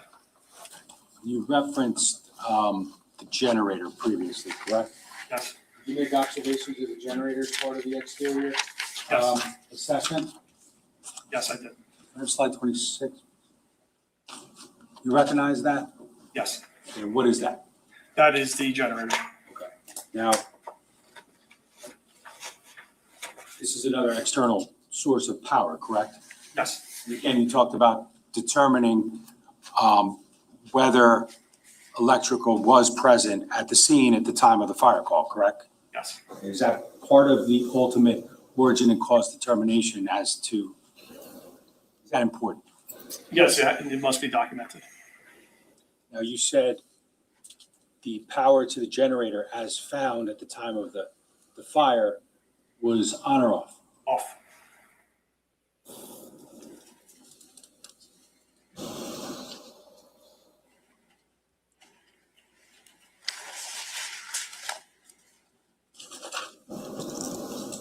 Now, did you also examine the solar panel array?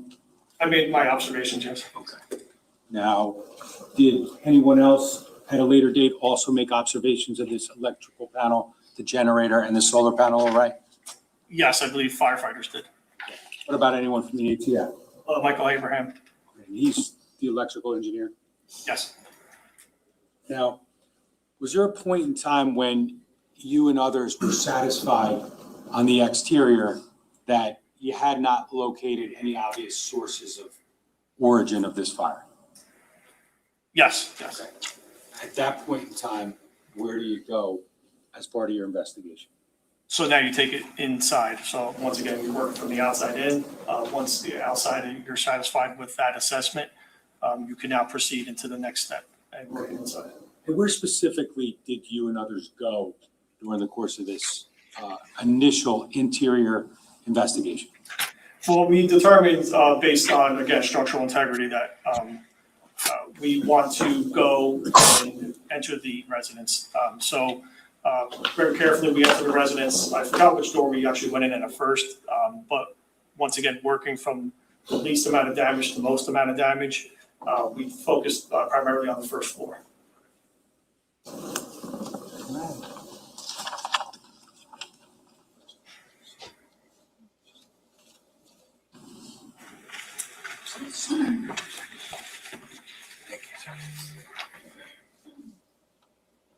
So for the record, S285 is published on the screen. Any objection? Go to the first, okay, it's the first floor. Now. You were there, sorry.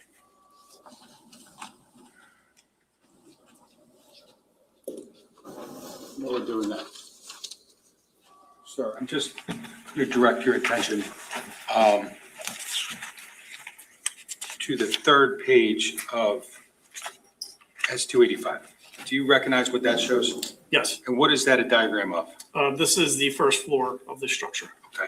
And is page 3 on the screen right now? Yes, it is. Now, where did the interior investigation begin, if you didn't say it? Okay, so again, working from the least amount of damage to the most, we entered first through the mudroom, which is right next to the garage and laundry room. And we focused our initial observations and assessment in that area first. What are you actually looking for? Just break that down as far as you go in. What are you looking to accomplish? We're trying to see if there's any indication of fire originating in these areas. Again, least amount of damage to most amount of damage. So our assessment begins there, and all we observed there was just a lot of smoke damage. Now, based upon the observations of a lot of smoke damage, do you determine or you rule out any potential for that being the area of origin? Yes, there's no indication of anything triggering any type of first fuel being ignited in those areas. Now, I think you mentioned earlier, but you talked about being conscientious and not jumping to any conclusions in a fire investigation. Is that accurate based on what you said? But obviously, there are going to be certain rule outs as you go. Is that accurate? Yes, Okay. So you observe smoke and some fire damage, but you were able to say it didn't start here. Is that accurate? yes. Okay. So you started in the mudroom. Where'd you go? Mudroom, garage, laundry room, that general vicinity in that area, in that top left corner. Okay. Were the observations there consistent with what you discussed in the mudroom or different? They were all consistent. Once again, no evidence of any type of ignition source. Definitely combustibles in the area, so you have to take into account that fact, but nothing that was deemed as an area of origin for this fire. So you said you went through the garage, the laundry room, the mudroom. Where did you go next? I believe next was the kitchen. We kind of were following the same path. Okay. And what observations did you make in the kitchen?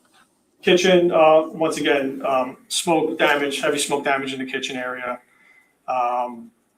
Obviously combustibles in that location there, but in terms of fire and origin and things of that nature, this area was ruled out as any potential source of originating the fire. Now, did your interior inspection in that area, as you just said, does it include the kitchen, the sunroom, the dining room, and the office, that area? Yes, we would basically circle around that entire area where we did the kitchen island, made our way into the sunroom, the dining room, that actual office itself as well. And there was really nothing in terms of any evidence of the fire originating in that location, or those locations, I should say. Now, where do you proceed next from that area? Going back, you're in that area of the living room, foyer, hallway. We are starting to see, or I'm starting to see, some heavy fire damage, and this coincides with the same opinions as the other fire investigators there. Primarily in the living room and hallway. You also start to see the areas of structural collapse in that hallway area, that bathroom area, right in that center of the diagram, all within that vicinity of the foyer, bathroom, hallway location. You're starting to see a collapse of the structure. And when I say collapse, I'm talking about the actual floor area itself collapsing down towards the basement area.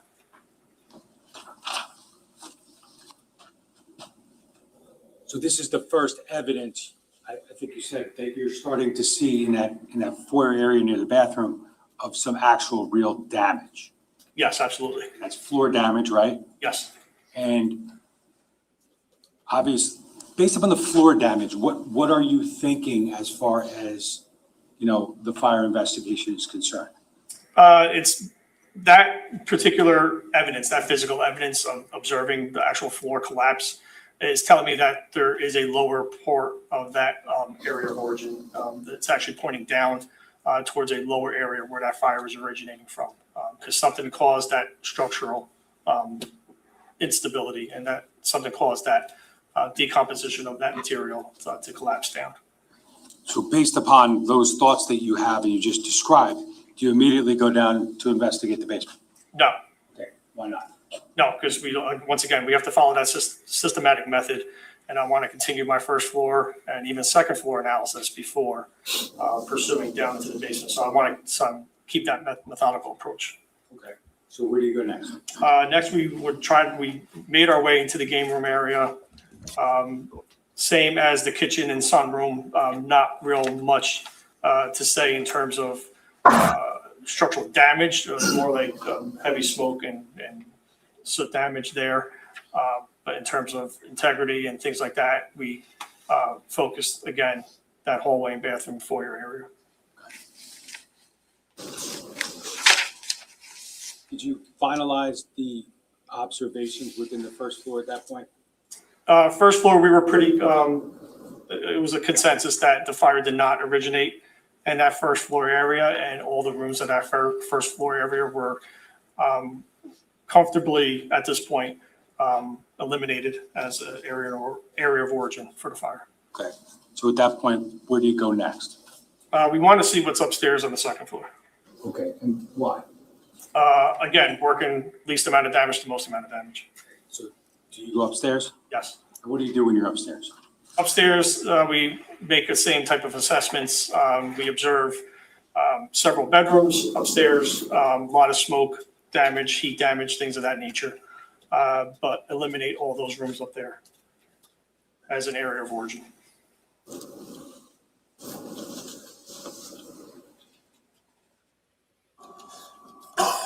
Now, once you have a consensus that the second floor is not the area of origin, what's the next point of interior entry?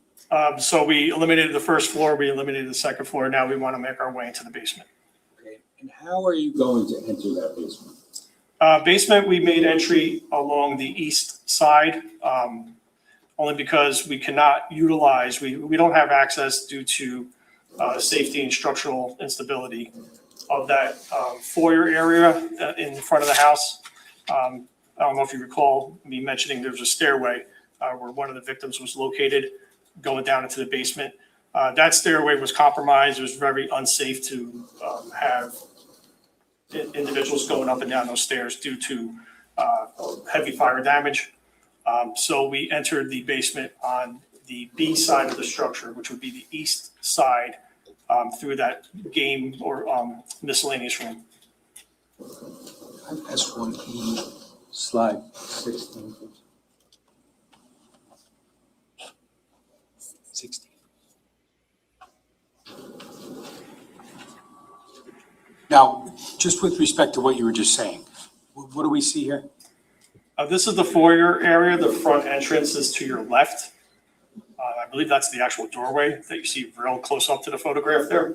But looking directly in the center of this picture, right to the right of the stairs, that's that landing where we had a victim discovered. Going down those stairs would take you into the basement area. That's the area we could not access due to safety concerns. Now, areas of damage that were noted to the floor, are they visible in part of this photo?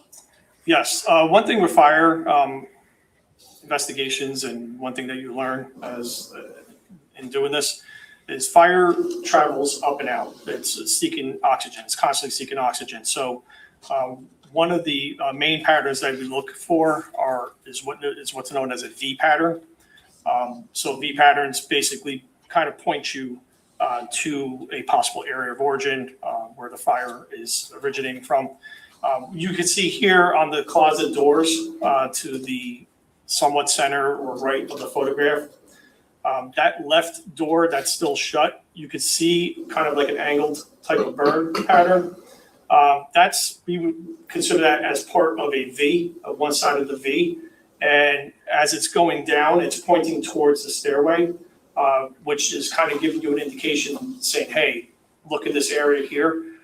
So it's kind of pointing towards that stairwell. Now, stairwells in fire investigations, or stairwells in fire in general, act almost like a chimney. It's a funnel of air that's providing oxygen to a fire. It's providing that fuel. So that would make sense that it's coming from the stairs So that's one area that we look at. So at that point, this is technically a really good piece of photographic evidence and possibly physical evidence. We didn't get to that point yet, but for those regards there, we don't want to go down those stairs in addition to the structural instability, so we decide to go on the opposite side to enter. Can I have slide 15 in that regard too? Now, what do we see here? This is that same area, and you can see the tarp, once again, covering one of the deceased. And you can see heavy smoke in that stairwell.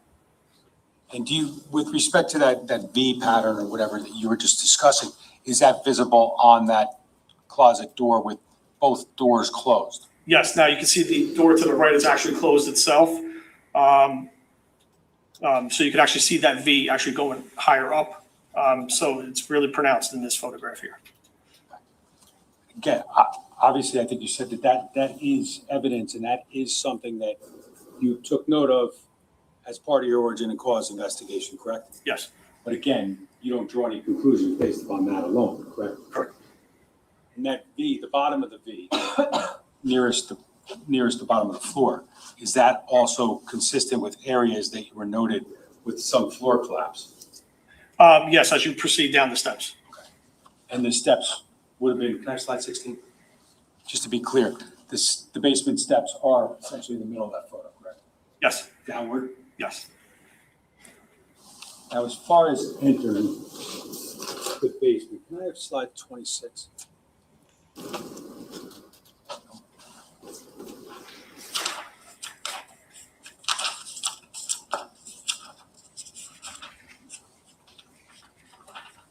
Slide 27.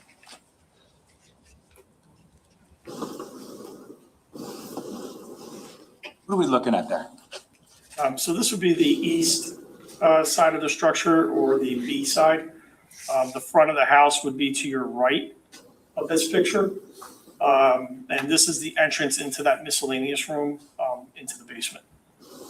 Can I have slide 28, please? What's that show? This is basically showing, we would call this like a mid-range photograph of you entering the basement area, and right beyond that doorway, you'll see wood frame construction there. That was done by the engineers to basically brace the floor above us. So that was the structural work that they did for us to enter. Can I have slide 29, please? Now, what do we see here? This is actually a photograph prior to that structural work being done by the engineers. So this was closer to the time of the initial photographs being taken by, I believe, Detective Flanagan or Detective Vogt, one or the other. So despite the need to brace, the floor in order to make everyone safe, these observations, are they necessary? Are they helpful to the investigation into origin and cause? Yes, as you can see to the right of this picture, and looking up, those pieces of wood should not be hanging like that. That's basically the floor collapsing. And if you want to take it a little step further, they're collapsing and they're pointing towards the area of collapse of where the most amount of damage in this photograph is depicting, which would be the area of a storage closet. So it's kind of, again, almost pointing you in that direction, because the way that is going to collapse, it's going to collapse almost like a V as well. So this is actually a really good illustration of that. And we take this into account as part of our assessment and data collection in our scientific method. Okay. Can I have slide 30, please? What do we see here? This is just a clearer shot, focusing more, again, in that general area. You'll see this is a hallway area, so the entrance is behind the photographer going in, and the photographer at this point is in that miscellaneous room, and they are walking down this hallway towards the center of the actual structure in the basement area. To the right are storage closets. To the left are, I think, like another storage closet or like a exercise type of room, if I recall correctly. But this is that hallway leading you into that basement. Slide 31, please. What do you see here? Again, this is just another image of that.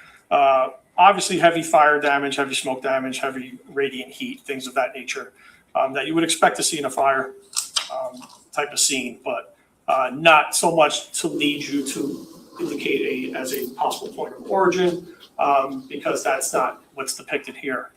We are looking for more detailed damage, if you want to say. And then lastly, slide 32.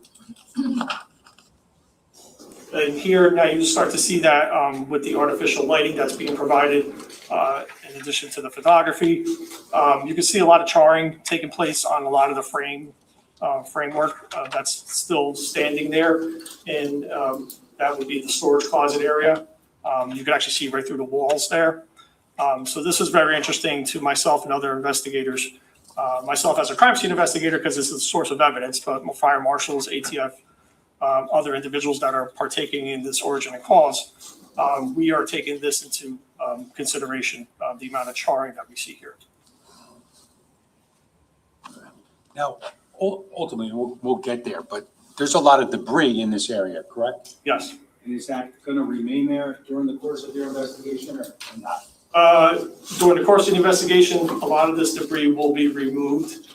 That's part of the digging out phase of fire investigation, because you want to remove items and clean that area where we potentially think may be an area of origin, to try to look for patterns and look and document specific patterns that may be around.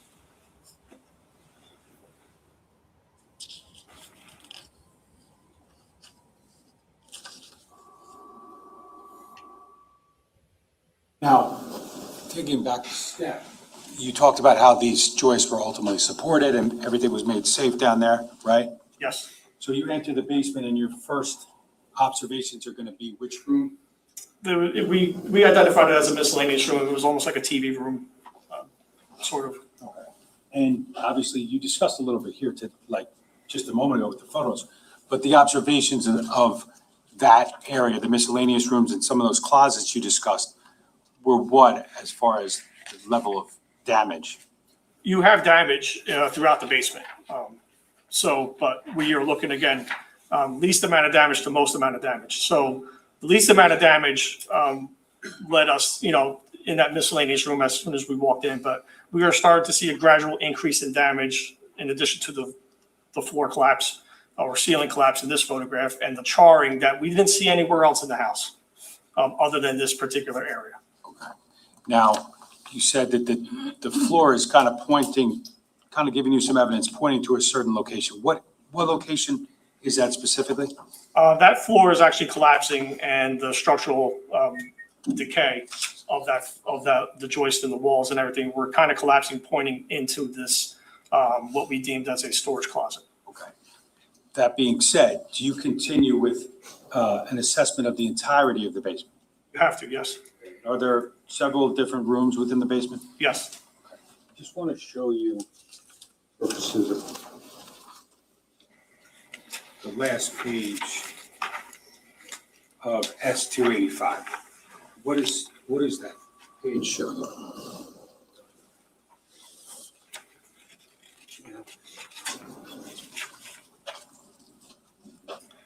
The last page is the second floor.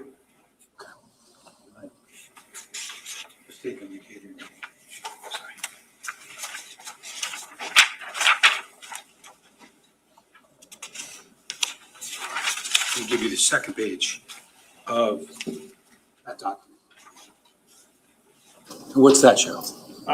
This page is a floor plan of the basement. Okay. And does that lay out all the rooms as documented by the engineers? Yes. I mean, some of them are given like generic descriptions, correct? Yes. Like closet, correct? Correct. Yes. And then we have, so you enter, using that diagram, can you put an X on where you entered, just so we understand? That's the outside entry into the basement? Yes. Talked about the miscellaneous room. Did you inspect the storage closet as well as those two other rooms within the miscellaneous room? Yes, they were closets, like smaller closets, smaller than the storage closet. They were inspected.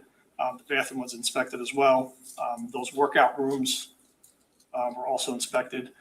That whole foyer area where those other smaller closets in the stairwell were also inspected, in addition to the storage and utilities. The further west that you went, so the storage utilities presented the least amount of damage, almost similar to what we saw on the first floor. It was just like a lot of smoke and soot damage, but nothing in terms of actual direct flame impingement or charring or things like that. So the least amount of damage the further west you went.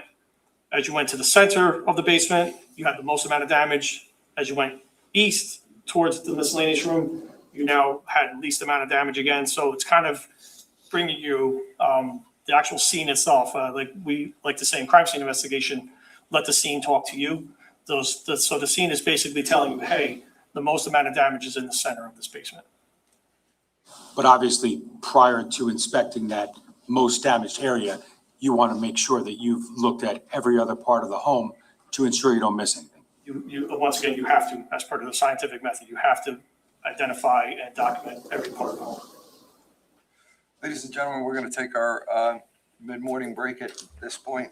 We'll discuss this case, do any research. We'll be back out at around 10:45 or so.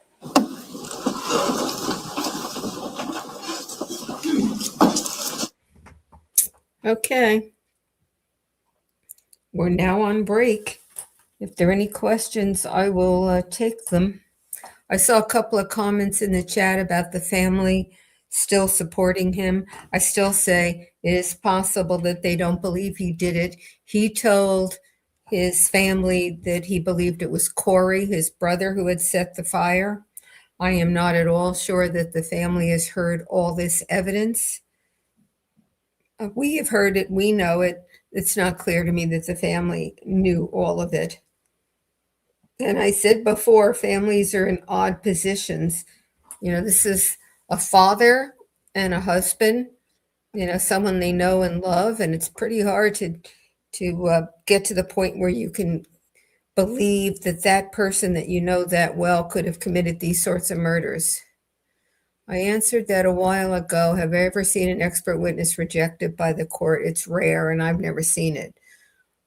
That's the one I wanted to do. What is the sentence he could face? Is it life without the possibility of parole? In New Jersey, they no longer have the death penalty. So for murder one, the normal murder one sentence is 30 years to life. The judge will selects the sentence 30 years above, and the defendant or the convicted person has to serve 85% of that sentence. You can have a murder with aggravating circumstances where you could get life without parole, depending on what the judge actually sentences. Aggravating circumstances are more than one victim, which we have here. A particularly vulnerable victim. We have 2 children here. Let me see what else. Particularly brutal murder, and I think that might qualify here. Both those children were knifed to death or knifed close to death, and then they died ultimately during the fire. And another aggravating factor is the murder was committed while another serious or violent crime was committed. That would be the arson. And if he's convicted of murder one and the arson, the judge can, I believe, I'm sure the judge can run those sentences consecutively. So that gives you a picture of the range. And the judge could run the different murder sentences consecutively also, each victim. So life without parole is possible, but it's more than that. How was I don't know. The relationship between Corey and Paul, I don't know. Corey did show up the morning of the fire at Paul's house, and I believe one of the witnesses said that he saw Corey give Paul money, presumably to stay at a hotel or to buy clothes. I don't know what it would be for. So, but I don't know anything more than that. You hope Matt talks about his latest case with the LA cop he's defending. He's very passionate about this case. Do you know the name of the police officer? Scotch Mom. I want to ask him about the Timothy Busfield case. He's got, I think, some strong opinions about that. And I want to ask him about Aaron Spencer. As I said before, he's the father whose 13-year-old daughter had been molested by a 67-year-old man. And that person had been charged with multiple counts of sexual assault of that child and was out on bond and managed to get her again, whether she went willingly or not because she'd been groomed. I don't know that we know that. But any event, the father saw that she was gone again. While his wife was calling 911, he got in his car or his truck, chased around looking for them. He saw them. The car didn't stop, so he rammed the car to make the car stop. At least that seems to be what happened. Then he said that he observed the child was still in the car. Didn't seem like she could get out. The perpetrator, the kidnapper, got out of the car, came towards him. Aaron Spencer said it looked like he had something in his hand. It might have been a gun, so he shot and killed him. He fired off all the rounds in the gun. There were, I think, 16 rounds in the gun, and he fired all of them. I don't know how many hit the victim. There was a, what do they call them? A dash cam in the kidnapper's car, and it had, I think, a little, digital. What do I want to say? Thumb drive with the video, and the police took it to the police station. One of the officers said he looked at it and there was nothing on it, but then it got lost. So there's some people who believe that there's conspiracy going on. How could you lose a piece of evidence like that? So in any event, he's been charged with murder. Well, he was charged with first-degree murder. I think it's now second-degree murder. The state says they've got a good case, but so far they haven't shown any evidence. And Spencer is now running for county sheriff in that county. And I hope that trial is televised. I'd like to be able to do that trial because it's inconceivable to me that you could have someone who has molested your child is out on bail from the bond from that, so that the state has to believe and the judge had to believe that there was at least probable cause to believe that that individual had committed those crimes. And then he takes the child again, and the father goes out after them, presumably to stop more crimes perpetrated against the now 14-year-old daughter. And he ends up killing him, and the state's charged him with murder too. It's hard to believe, and there are a lot of people who feel the same way about it. The other is Timothy Busfield, and that's also a case in which the evidence seems to be really equivocal at best. And the question is why the state rushed to bring charges and make the arrest, because there's a lot of evidence in that case. Whether it goes to factual innocence or just simply that the state couldn't have a good faith belief they can convict beyond a reasonable doubt, I don't know. But that case involves the two boys who ultimately claim that Busfield had molested them, and I think it was touching over their clothes. Initially, both had said he had done nothing, and one had volunteered that before he was even asked any questions. There was at least one witness from the movie set who said Busfield was never alone with the children. And I believe they will, if it goes to trial, will have witnesses talking about child actors on a movie set, that there's always somebody with them, that they're not wandering off on their own on the set. The mother in the case, because the boys were not hired for the next year, they'd gotten too old, it said something along the lines of, he's going to be sorry about this, we'll get him. Those are not quite her words. The father has a series of fraud and other crimes that he's been charged with. I don't know if he's been convicted.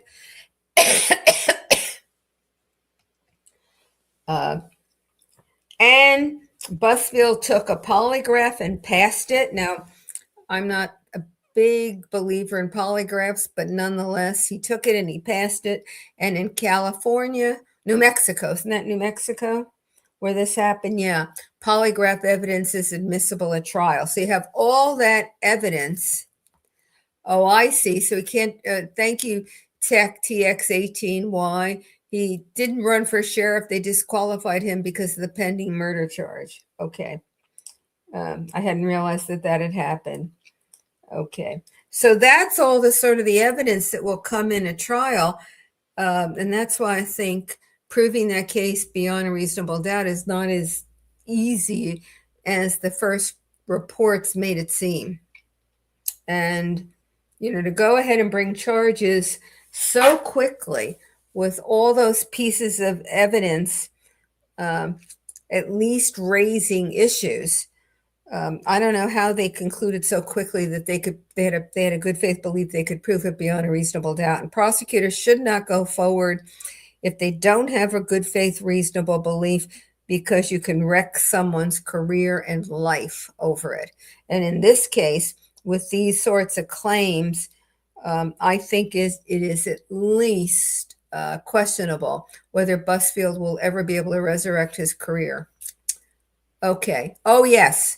That's the other part of this. The judge has been on what I would call a First Amendment vendetta. Thank you, Nikki 704. First, she issued a gag order on everybody. When I don't think either side had requested it. She didn't make any findings as to why she felt that such a broad gag order had to be issued. And I believe there's Supreme Court precedent in Arkansas saying you've got to make some factual findings. She did none of that. So the defense appealed, and the Arkansas Supreme Court vacated the gag order as being overbroad. Well, she wasn't finished. She then issued another order, essentially closing the courtroom. She was only going to allow, I think, 20 seats in the courtroom, and that included the media and the family. Now, I may have got the numbers a little off, but she was really restricting the courtroom, again, on no one's motion, again, without making particular fact findings as to why that was the only solution to this problem that she perceived with regard to pretrial publicity, maybe prejudicing the defendant's interests. That was also appealed to the Arkansas Supreme Court, and at this point, the defense also asked to have her removed from the trial. The Arkansas Supreme Court reversed on the essentially closing of the courtroom, saying she hadn't made findings. That opinion isn't out yet, but clearly it's that she hadn't made findings. Again, she didn't do what she needed to do. She didn't consider less draconian alternatives. And it also granted the motion and removed her from the case. That trial was supposed to have started, I believe, this week or last week. And now it's on hold because the Supreme Court has to appoint a different judge to take over the case. So that's the other one I want him to talk about. And so if somebody gives me the name of the case he's currently working on, because I don't know that if I saw the name, you might jog my memory as to which case he's defending the police officer. We can try to ask him about that too. Okay. Yashodade V said, how can you take the child again? Wouldn't the family tighten security after the first breach? Well, I don't know that it was a breach the first time. I think we don't know enough, but I think he may have groomed her. And so she may have gone willingly, at least theoretically willingly. And he was under an order to stay away from her. I don't know that in that situation, it would occur to you that someone who was on bond with those serious charges against him would go out and try to take the child again. It certainly wouldn't have been something I would have thought about. So I don't know. And there are reports that I have not been able to confirm. So if anybody has a confirmed report, please put it in the chat, that the prosecutors have described the situation between the child the first time, who was 13, and this 67-year-old man as a relationship, which seems to me to be completely bizarre and offensive. That you can talk about a 13-year-old having a relationship with a 67-year-old man who was old enough to at least be her grandfather, if not even her great-grandfather. and and she's too young to consent anyway. So if that was actually the case, it's just abhorrent. Oh, and that's the other thing the judge did. Now you reminded me another thing. Going into the trial, the defense wanted to bring in an expert witness to talk about grooming and how it happens. And the judge denied that request also, saying people would know that you don't need an expert. I don't know who this judge was. I can give you her name if I can find it here. I wrote it down somewhere in here because I just think it's Judge Barbara Elmore. I don't know that I've seen a judge do that many egregious things in one case ever. Probably I have, and I don't remember, and certainly it could have happened, but it's amazing to me. So those are the two cases I really do want him to talk about. I would be happy to ask him about the case with the police officer, but please put the name in the chat so that I can see it, so I will know. Okay, anything else? Yeah, Matt Murphy is now a defense lawyer. That is very clear. And I think it was somebody said they shouldn't have given him bond. I think it was only a $50,000 bond also.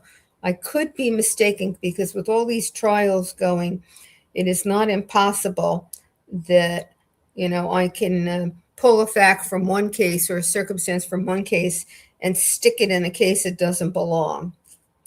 Okay, I don't see any more questions here. So I'm going to let's pause and we will come back. The judge went out. This break started at what time? I wrote this down. Hang on, let me find that first. The break started at 10:32.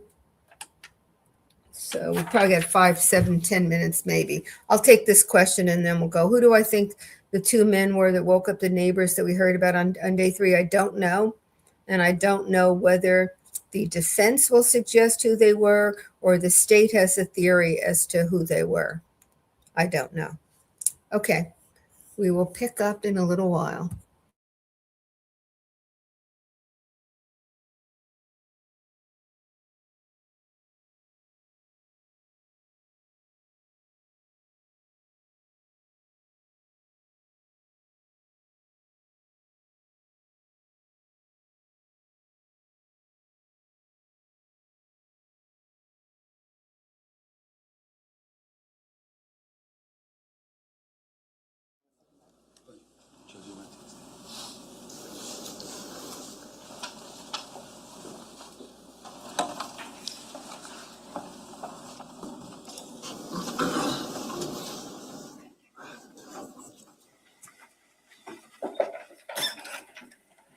All rise, court is back in session. All right, be seated, thank you. All right, all good? Ready? Good. Prosecutor, when you're ready.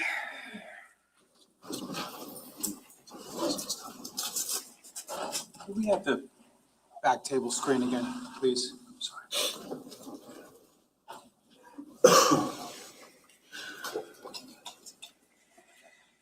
Okay, so we were talking about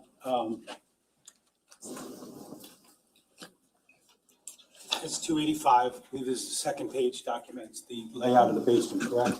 Yes, And you put an X at the point of entry, correct? yes, Now, you talked about assessments of the entirety of the basement, correct? yes, And ultimately leading you to the area of most damage, right? yes. And where was that specifically? That was the storage closet area. Could you put a box around that?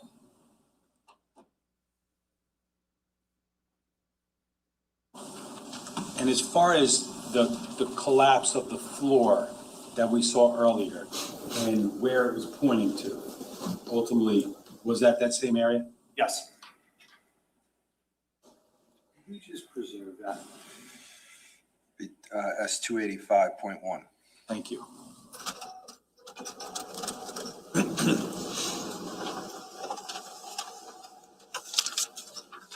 Sir, is there a door that's noted in the area of that storage closet, just below it? Yes.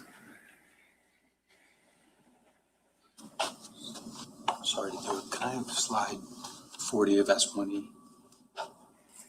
We just hit on Zoom.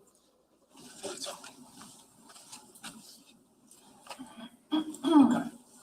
Joe, you can do that. Bottom right corner. Sorry. Yes, sir. What are we looking at in slide 40 of S1E? So this is the hallway area. Now, this is actually facing, if you're looking at the direction leading outside of the structure. So you're looking at the direction towards that miscellaneous room. But this is that hallway area. Directly above, you can see the floor collapse, pointing down towards the storage closet area. But this is a door that's separated, or basically enclosed or divided that hallway area. So if we're looking at that door, ultimately, we're looking at the B side of the residence? Yes, you're looking at and you're going to walk towards the B side of the residence, yes. So generally facing east. East towards the miscellaneous room, yes. Now, the storage closet that you've discussed with the most amount of damage, is that in that photograph at all? It's to the left. You can actually see the doorway, beginning doorway area to the left of that picture. And on where we see the floor collapse in the photo, specifically, looking at, is this a wall here? There is a wall there, yes. Okay. And is it intact? Is it damaged? What's the status of that? That wall is damaged. It's not intact anymore. It's crumbling.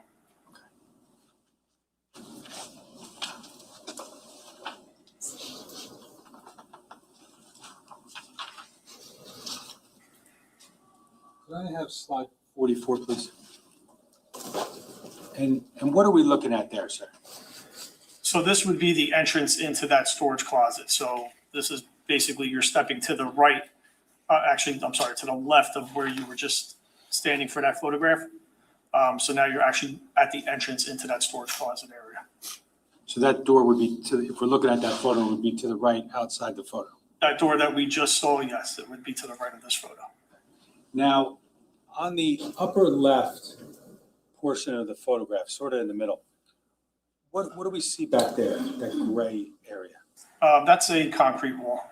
Okay, now, that concrete wall correlates to what of the residence? That would be the front of the residence. That would be the A side of the structure. Okay, the A side of the structure. Now, do you also at times label the sides of the closet itself during the course of your investigation? Yes. Okay, and how would you refer to those? So that concrete wall would be the A side.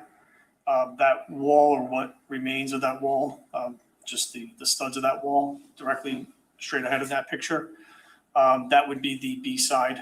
The wall where the door that we just saw, the hallway, and that partially collapsed wall to the right of this picture, that would be the C side. And the wall that's closest to this doorway, that shares the opening to this doorway, would be the D side.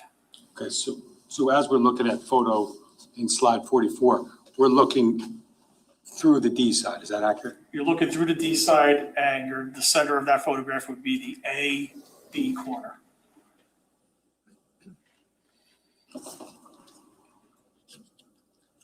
Now, we talked about most damage. Did you at any point in time look for observations of low burn?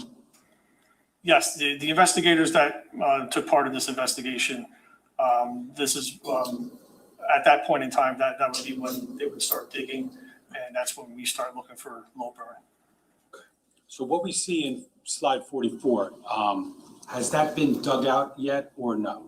No, just like, again, crime scene investigation, you photograph things as they were upon your arrival, and this is prior to any digging. So this photograph, slide 44, is documenting the storage closet as you first found it? Yes.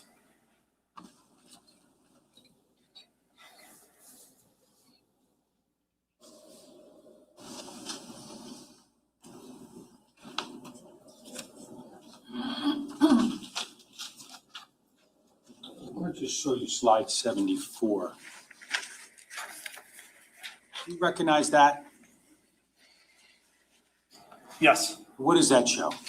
So you are in the hallway now, and you are looking through what would be the seawall of that closet, looking into the storage closet. So you're looking through the actual degraded, decomposed wall there into the closet. On slide 75? Is that a similar view of that storage closet? Yes. And at the top of the photo, what do we see? That is the floor collapse upstairs. That's part of the beams coming down. And then can I have slide 76, please? What does this depict? Same thing. So you're looking at that seawall, and you're also looking at the floor collapse as well. Again, were these photos taken prior to any efforts to kind of excavate the area? Yes.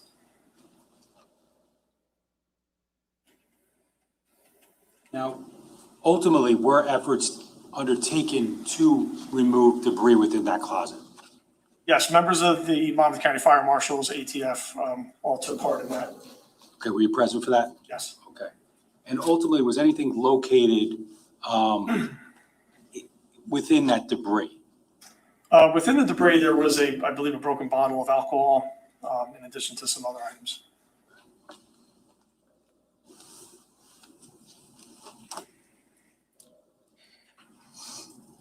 Again, I just want to show slide 44 briefly. That's the photo we were looking at before, correct? Yes. With the debris in the closet. Yes. Okay, slide 45. What does that depict? Right in the center of that photograph is that broken bottle of alcohol that I mentioned. Is that ultimately secured? Yes. Slide 46. What's that? That is the broken bottle of alcohol. And then slide 47. What is that? Same thing, broken bottle of alcohol. Now, was there any other alcohol located nearby in the basement or within the basement? Yes, and I believe it was outside of that hallway foyer area, outside of the storage closet itself. There was another broken bottle of alcohol.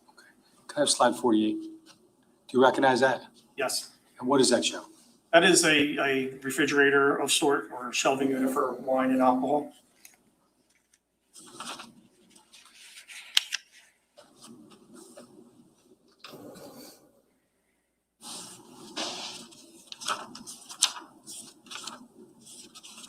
Can I just have slide 54, please?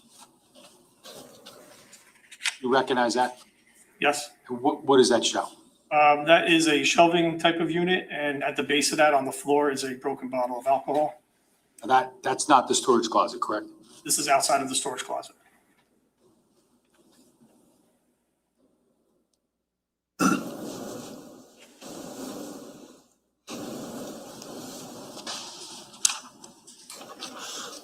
Getting back to the closet. Can I have slide 56, please?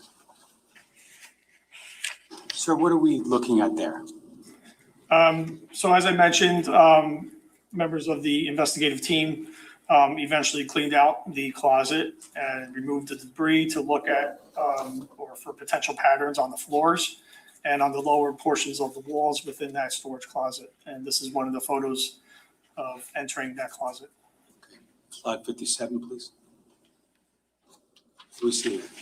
Again, this is just an overall of the floor area of that closet, showing any type of patterns that were visible. Slide 59, please. What do we see in that photograph? This is just another depiction of that closet. We're looking at the B wall. A wall would be to your left. C wall would be to your right. So whatever remnants of that B wall and that little shelving area at the base of there within that storage closet.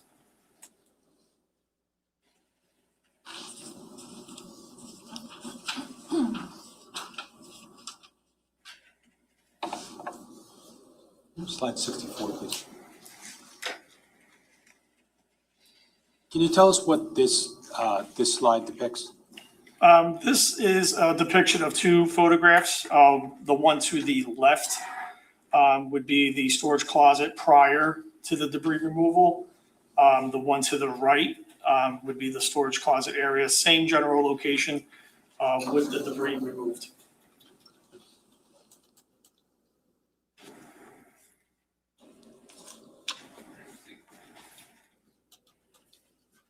Once the closet is, the debris is removed from the closet, what, can you describe the observations that you're able to make with other members of the investigative team?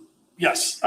So as you can see the floor, you'll have some areas that you can actually see visible wood that's not very damaged. And then you also have areas of that floor that you have some damage and some burn on that floor area. So we take this into consideration. This is what I'm generally indicating as like low type burning. However, there could be various reasons for this. There could be drop down from the ceiling above and that fire just burning in that specific location, not necessarily indicating that there's an accelerant or something out of the ordinary. But this is something that we have to document. Areas that you see no burning on the floor, we can actually see the wood. We call those protected areas. Again, not uncommon to have areas that are protected from fire and heat. So we generally document that as well. In addition to more of the wall that's present and now exposed with the debris removed, looking at the walls and the actual studs that remain there. Once again, we don't see this type of pattern anywhere else in the residence other than this closet area where you see that heavy type of charring and those indications of actual flame impingement, what we call pyrolysis, which is decomposition of organic material, decomposition of the wood that would generate fumes and things of that nature, which would basically fuel the fire. So we see this in great detail in this closet. And I say we, again, as a team, investigating this area. I have slide 68. What are we looking at here, sir? This would be, again, inside the storage closet area. This is a split, two photos here. The one to the left would be what you're looking straight ahead, that concrete wall, that would be the A side of the structure, the A side of the closet, the front. To the left of that would be the D side, which would be the west side of that wall. So you're looking at the remnants of what's there prior to a detailed removal of that debris.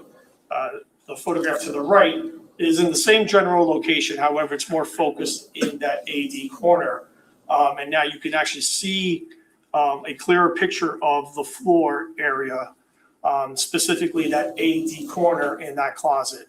And to the right, where you see like a puddle that looks like that grayish type of liquid, that's water there, and that's what we consider low burn. That floor is deeply damaged in that one specific area when compared to the floor right to the left of that.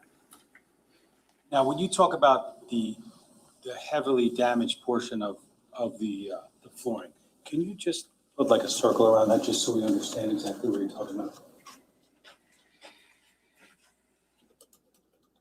So that is circled. It's in comparison to an area that appears to be protected. Right to the left of that. Again, this cameraman thinks it's better to look at the witness talking than the document Preserve and that. the picture he's talking about. Don't understand it.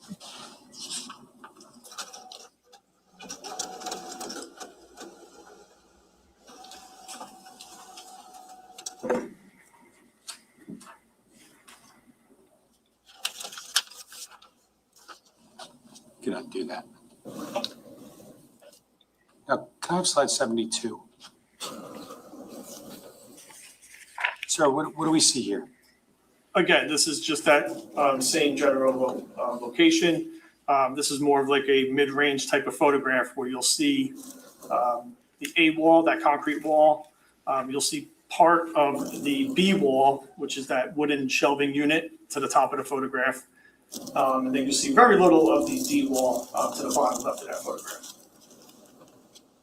Now, ultimately, as part of the investigation, does anyone take samples from the area of the closet?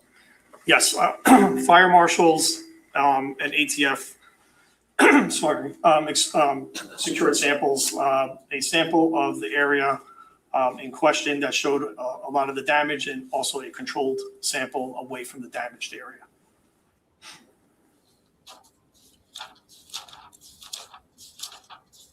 What, if anything, ultimately was done with those samples, if you recall?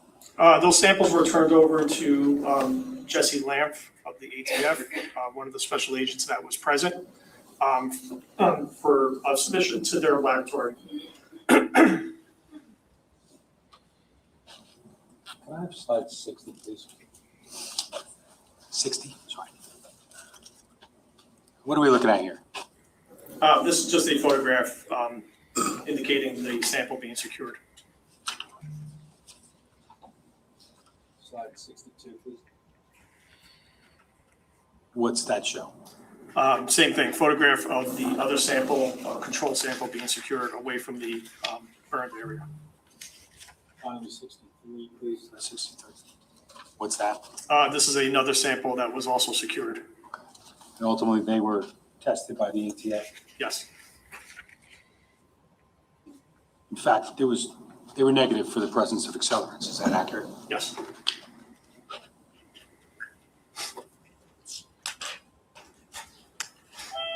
Now, when we talk about the scientific method, and we talk about your observations from the storage closet, what, if anything, are you doing with the observations you made after digging out and looking at areas of low burn and fire patterns? What are you doing now scientifically? Scientifically, we utilize what we call inductive and deductive reasoning, part of the scientific method, where you're utilizing basically any type of empirical data that you would gather in terms of the scene processing, photographs, samples like this, just basic observations, witness statements, things of that nature. And you are formulating potential hypotheses of what may have occurred. It's part of the reconstruction of crime scene investigation and fire investigation as a whole. So that inductive and deductive reasoning takes place at this point at the scene and also outside of the scene, where we're incorporating other information. Information, for example, that I've gathered through Detective Rayner from interviews that were taking place while this was actually going on simultaneously. So all of that is taking part, and we are generating potential theories, hypotheses of what may have occurred. Was there hypotheses that were generated by yourself and other members of the team within that storage closet? Yes, we as a team concluded that the area of origin, and we say area, not actual point of origin, because it's very difficult in a scene of this magnitude and of this much damage to generate and pinpoint an area specifically within that storage closet. However, we generated that finding that the area of origin is somewhere within that storage closet for that fire, and then that fire burned for some time, as evident through what we observed through the damage, the charring, the smoke, first responder statements, things of that nature, things that other people saw, the outside sources, which I say is important through NFPA 921. You have to incorporate that. This fire originated in that storage closet based on what we observed, and then once breached whatever structural areas within that closet, it was introduced to more oxygen. Oxygen fuels fire. Fire then grew and then spread and had full engulfment and full involvement of the entire structure.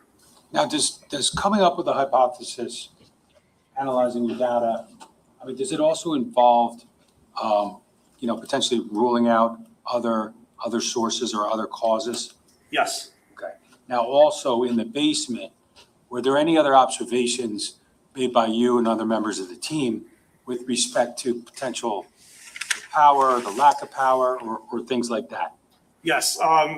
Fire personnel actually observed, made observations, made note to me that there were wires that were cut in that storage utility room, wires that resembled communication data lines, communication wires for the residents.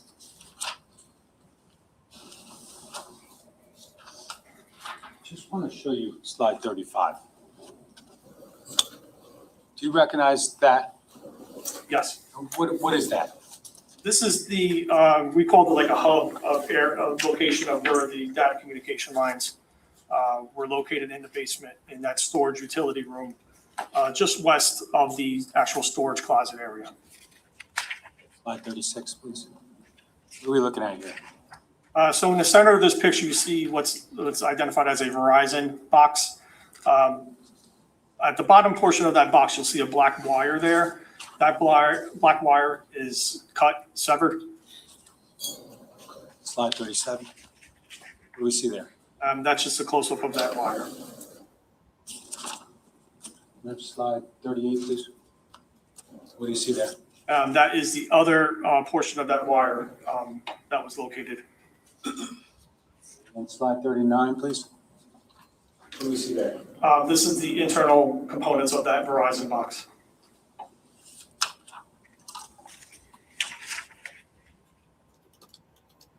Now, do you know whether or not other investigators followed up with respect to the loss of power to that Verizon box? They did, yes. And is that information that would have been provided to you?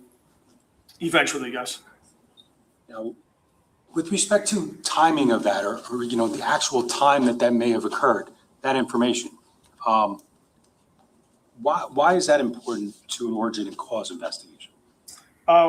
One reason in particular is the lack of energy entering the house, which was observed during the initial assessment. So without having actual energy in the house, you have to take into consideration possible incendiary area causes of the fire, things of that nature. Even so much as like smoke alarms, things like that. So we take that into consideration. Now, finding this information adds to that outside information because we use this in a form of timing of the event. How long did possible occupants have before they were notified of a fire? So any type of energy entering the house or communication, things of that nature, plays a huge role in our assessment and origin of cause. Now, you talked about earlier, but Mr. Abraham from the ATF, who was involved with inspection of electrical devices outside, correct? Yes. Did he also inspect areas of electrical, access within the basement as well? Yes, he actually provided information to us about energy entering any of the rooms of the house, which helped us rule out electrical causes of the fire. So he played a large part of doing that assessment. Now, with respect to getting back to that, you mentioned smoke alarms and also that Verizon box, but what, if any, effect would the cutting of the Verizon line have on the smoke alarm or transmittal of fire to outside sources? To my understanding, it would provide no communication, no indication that there was a fire in the house.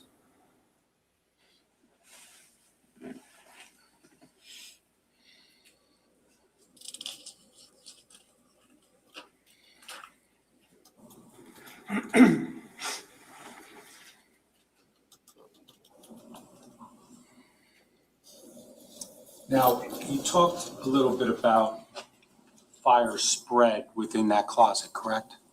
Yes. Can you talk about, based upon your investigation and the team approach, as to, I know you mentioned it briefly, but what happened with that fire within the closet and where it ultimately would have gone?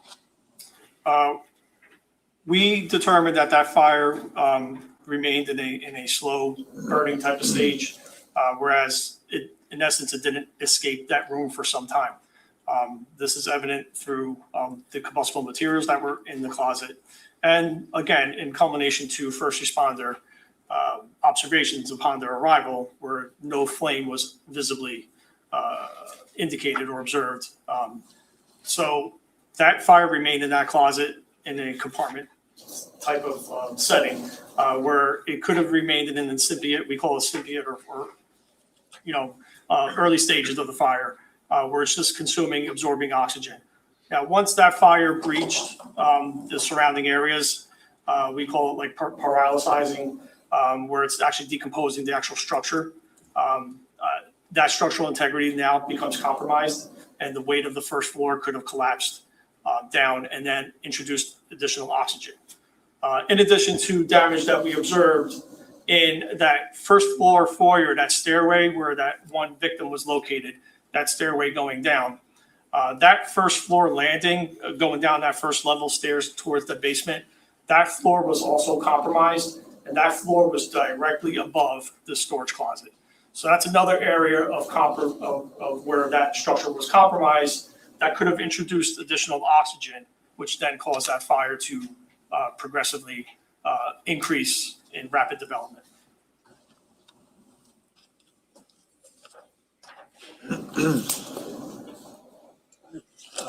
Kind of S285 on the screen.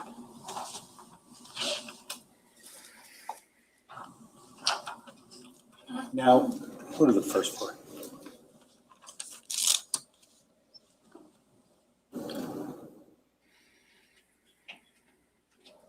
We're looking at the first floor, correct? Yes.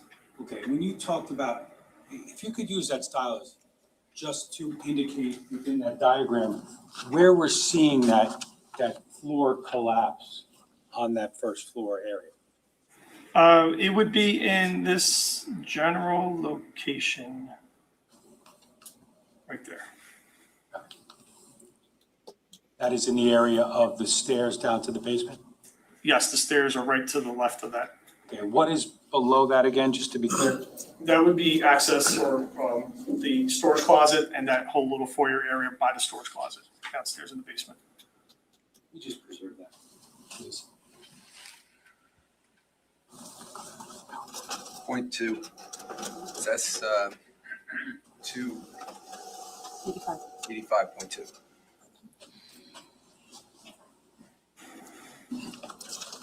I'm back at S1E. I'm going to go to slide 49, please. What are we looking at here, sir? All right, so you're standing on the first floor landing. This is the foyer, the entrance into the house. Right behind the photographer here would be the area where the victim was located. So now you're going down the stairway towards the basement area. Okay. Slide 50. What do we see here? Okay, so now you're at the landing between the first floor and the basement. And you can see the compromised floor there, the heavily damaged floor. And this was one of the reasons why we couldn't access this way to enter the basement. We had to go on the B side because of the condition of this floor here. Slide 51, please. What do we see there? Same thing, the compromised floor here. Now, was there something discovered in the area of that stairway down to the basement? Yes, there was a piece of plastic. First indication, we didn't know what it was. Further evaluation outside of the scene determined it was one of those pneumatic vacuums. Can I have slide 52? Do you recognize that? Yes, What's that show? that's that piece of plastic that ended up being one of those mechanical vacuums. Slide 53. Got a picture of the vacuum? Yes, Was that also sent out for testing by the ATF? I believe it was.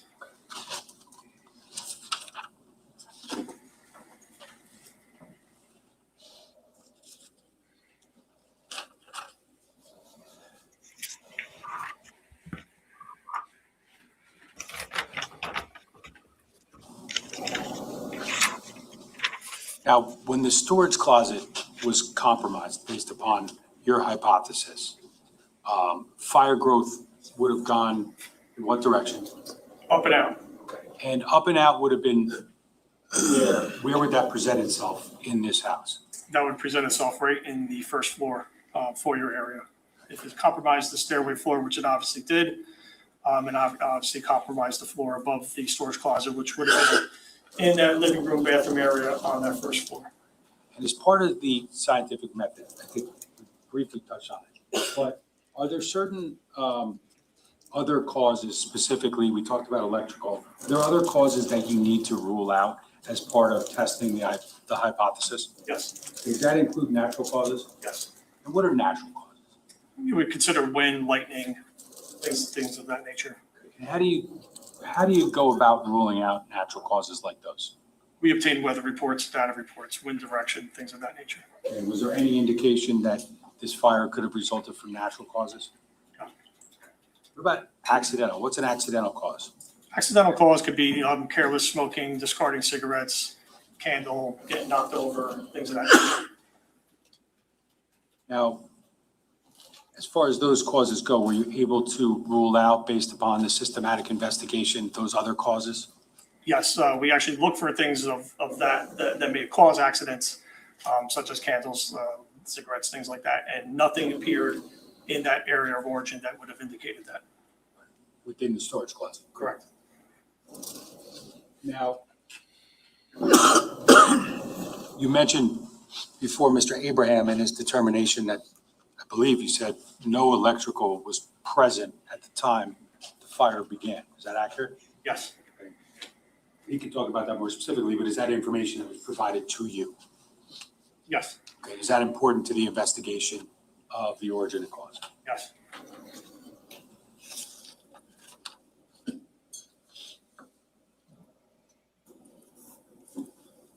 Spontaneous combustion, is that something that you would analyze at some point during the systematic investigation? Yes, it's something that we take into consideration, yes. Was there any evidence with respect to spontaneous combustion of any type of materials? No.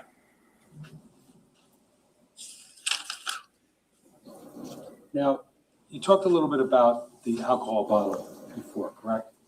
Yes. And that's considered, the alcohol bottle is considered potentially what in fire investigation? That could be a source of flammable liquid used to ignite the fire. Now, flammable liquids, is that something that you look as part of your investigation, your hypotheses, to potentially determine whether or not that could play a role in how this fire was set? Yes. Okay. And can you talk about what, if anything, that role that played in this investigation? Sure.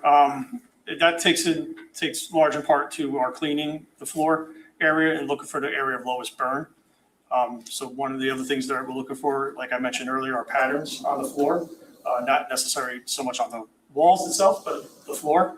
And when you have areas of low burn on the floor, areas that show a significant damage to the floor area in and around the area of origin, you have to take that into consideration of potential flammable liquids being utilized there. So we kind of take that into consideration with our hypotheses, and that's one of the reasons why we take samples of the floor like we did here. Okay, so efforts were made to try to identify whether or not you could identify the presence of flammable liquids. Correct. And I think you said the testing before was positive or negative? Negative. Okay. Now, how does that play a role in your hypothesis regarding origin and or cause of this fire? It comes into a point with regard to final determination. We cannot rule it out. And I say that because of the mere presence of this broken bottle of alcohol in the storage closet, in addition to another broken bottle of alcohol outside of the storage closet, which seemed to be out of place. So at that point, it's not uncommon for any type of ignitables to actually be totally consumed in the fire without knowing the degree, the temperature that was actually in that room, and the extent of how long that fire was burning. It does not surprise me that any type of flammable ignitables, liquids, things of that nature are totally consumed. So I cannot technically rule it out. The team cannot technically rule it out as aiding to the cause of the fire. Now, given the inability to rule out other causes and based upon guidance from the NFPA 921, were you able to determine an ignition source? An ignition source, not a specific ignition source, no. With respect to, did you consider the idea of an open flame? Yes. Okay, and what was the consideration in that regard? With guidance from NFPA 921 at the time, without being able to rule out ignitables, you can, and it's allowed based on the guidance to infer that open flame contact was the primary source of ignition for this fire. That's given that it's not accidental, it's not electrical, it's not spontaneous combustion and things like that? Yes. Now, we talked about it before, but as far as the hypothesis that ultimately you tested with respect to the origin of the fire, that was what? I'm sorry? The origin of the fire, the ultimate hypothesis, I think you've said already, but the hypothesis with respect to the origin of the fire at 15 Willowbrook. We concurred as a team that the origin of the fire was within that storage room, that storage closet in the basement, breached the surrounding structure that caused additional oxygen to become a component of that fire and actually fuel that fire and actually allow that fire to grow beyond that storage closet and consume the rest of the house. Once the closet, and I know you talked about where it went, but once the closet is actually gets to the point of some sort of structural breach, what happens, what else comes into the closet that assists with fire growth? Yes, fire growth basically takes place with oxygen, a fuel, which are combustibles, heat, which is basically heat that is used to basically raise the ignition source of other surrounding fuels, and a chemical chain reaction. That's what we call now the fire tetrahedron. So once oxygen becomes diminished in a compartment style fire, which is what we have going on in this closet, think of putting a glass over a candle. What happens to the flame of the candle? It will slowly diminish because there's no oxygen. Once you raise that glass, before the point it diminishes, that flame will actually reignite. The candle will actually glow again. So this is what actually happens in a larger scale in a compartment style fire, where you have a fire that's taking place in a small area. Oxygen is diminishing, which would make sense to the point where first responders don't actually see flame coming from that area. They see a lot of smoke. Once that structure is compromised and more oxygen is being introduced to that area, think of that glass being raised over the candle, that flame is going to reignite again. So you have that issue going on potentially in the storage closet, which would basically define as to what actually occurred in this actual structure. Now, with respect to your final hypothesis regarding the origin and also the cause, did you draw any conclusions regarding the time? Yes. Okay, what were those? Based on outside information received throughout the investigation, it was learned that the actual structure had communications and in the sense of data communications or any type of communications taking place, ceasing around that 3 a.m. mark timeframe. So coupled with the fact that we see what we have a small compartment style room that's ignited, we deem that area to be the area of origin. We see the damage in an area. We see the collapse of the structure, the paralysis, the decomposition of the floor, the ceiling, all collapsing in that area in conjunction with other types of patterns. We are determining as a team, or we determined as a team, that that fire took place in the early hours of that day on the 20th. Remained in that compartment for some time before that compartment actually decayed and submitted and allowed more oxygen to be introduced and have that fire grow out.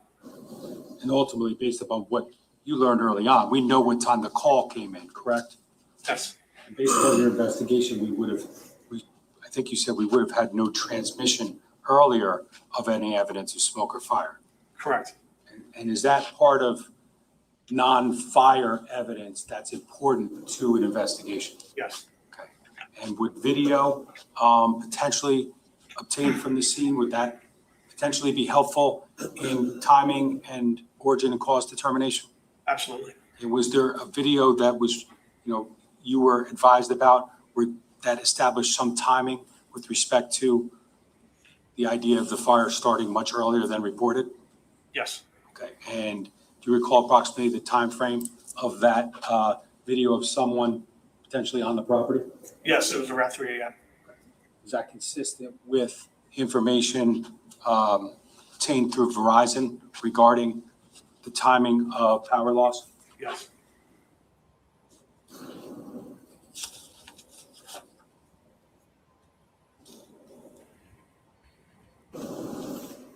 Now, based upon the investigation, did you ultimately culminate with 7 steps of systematic fire investigation in this case? Yes, And did that utilize expertise of both yourself and others that were with you during the entirety of the investigation? Yes, this was absolutely a team approach. Were the collective opinions of everyone involved utilized in coming up with the area of origin? Yes, And how about the cause? same. And ultimately, did these collective opinions, collective experience, did it lead to determining the actual cause of the fire? Actual cause of the fire, we determined to be incendiary. What is incendiary? Incendiary means there is flame introduction, ignitable fire in an area where there shouldn't be, or in a manner where there shouldn't actually take place. So it's basically purposely set. And regarding the 921 guidance in the scientific method, the final hypothesis ultimately was what with respect to this fire? That there was an incendiary fire in that storage closet.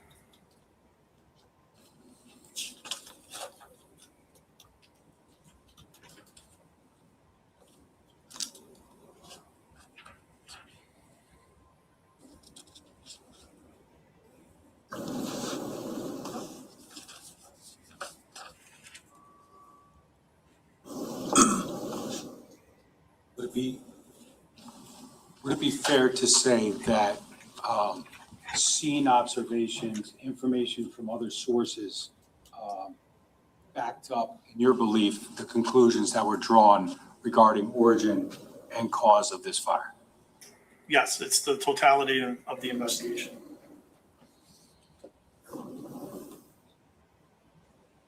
Judge, may we approach very briefly?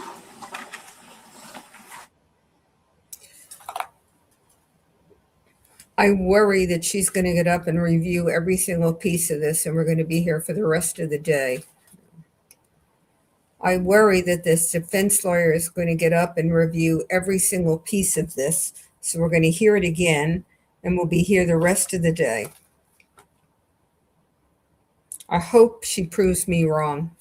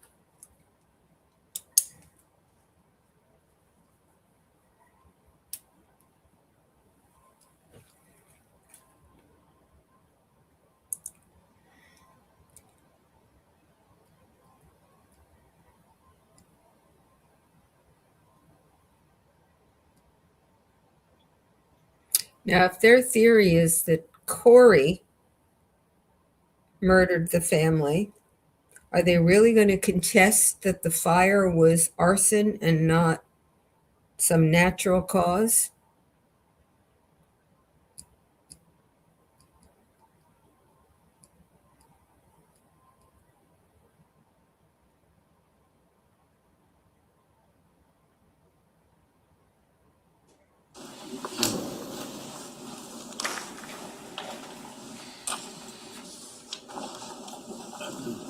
Now, you mentioned it very briefly early on in your testimony, but you completed or you undertook another task regarding your crime scene responsibilities at 15 Willowbrook. Is that accurate? Yes, And that would have occurred where within the home? and primarily in the kitchen area.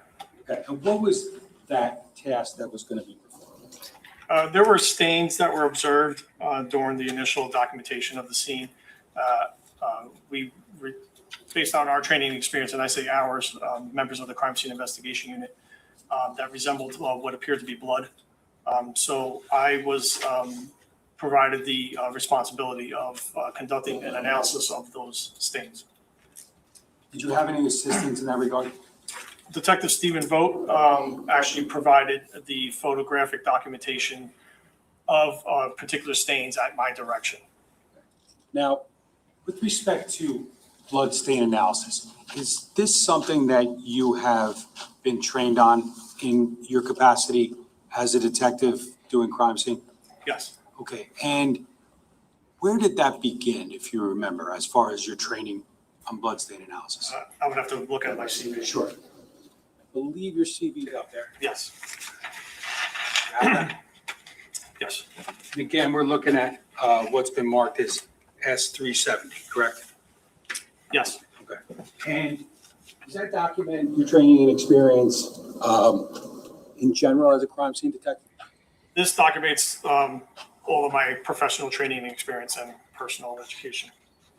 Now, I know you testified earlier about your original crime scene processing training in 2002, right? Yes. Okay. Now, would that have included any introduction to blood stain analysis? Yeah, so in 2001, actually, I attended a basic crime scene investigation type of training through the International Association for Identification. That would lightly touch upon, if I recall, basic blood stain pattern observations, not necessarily the analysis, which is more detailed. That's more of reconstruction. But I had that blood stain pattern analysis training, which is that more detailed analysis type of instruction in 2003. And that was through the Henry Lee Institute of Forensic Science. And what did that entail?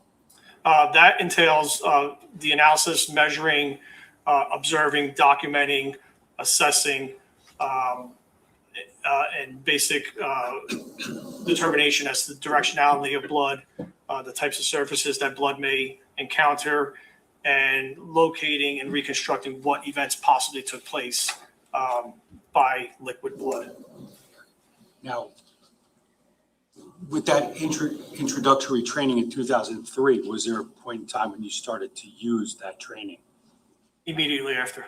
Okay, and in what capacity? How does that work? So in crime scene analysis, we are constantly looking at the entire scene. I take it a step further. With this training, allowed me to actually assess blood stains. So different types of stains, spatter stains, transfer stains, pooling, things of that nature. These are all defined in the science of bloodstain pattern analysis. So I take my scenes a step further, or I'm actually even requested at times to go to crime scenes when I was still sworn and working to assess and just document actual bloodstain patterns that are located at crime scenes. Is that ultimately what you were asked to do in this case? Yes. Now, after 2003, would you have additional training with respect to blood spatter analysis? I believe I did.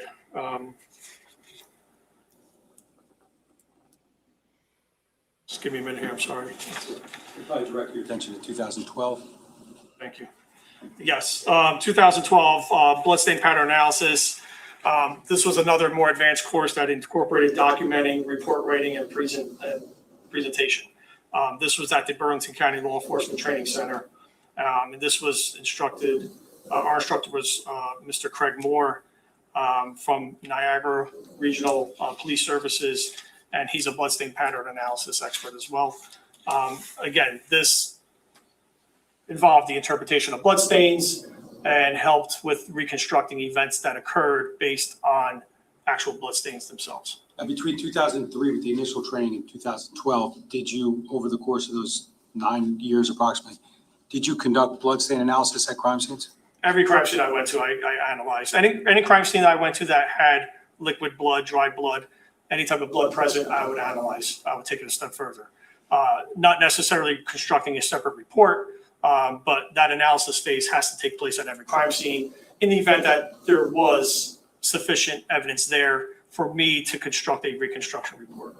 And did you at times write reports that documented photographically and in writing conclusions that you draw from observations of blood and blood stains at crime scenes? I have.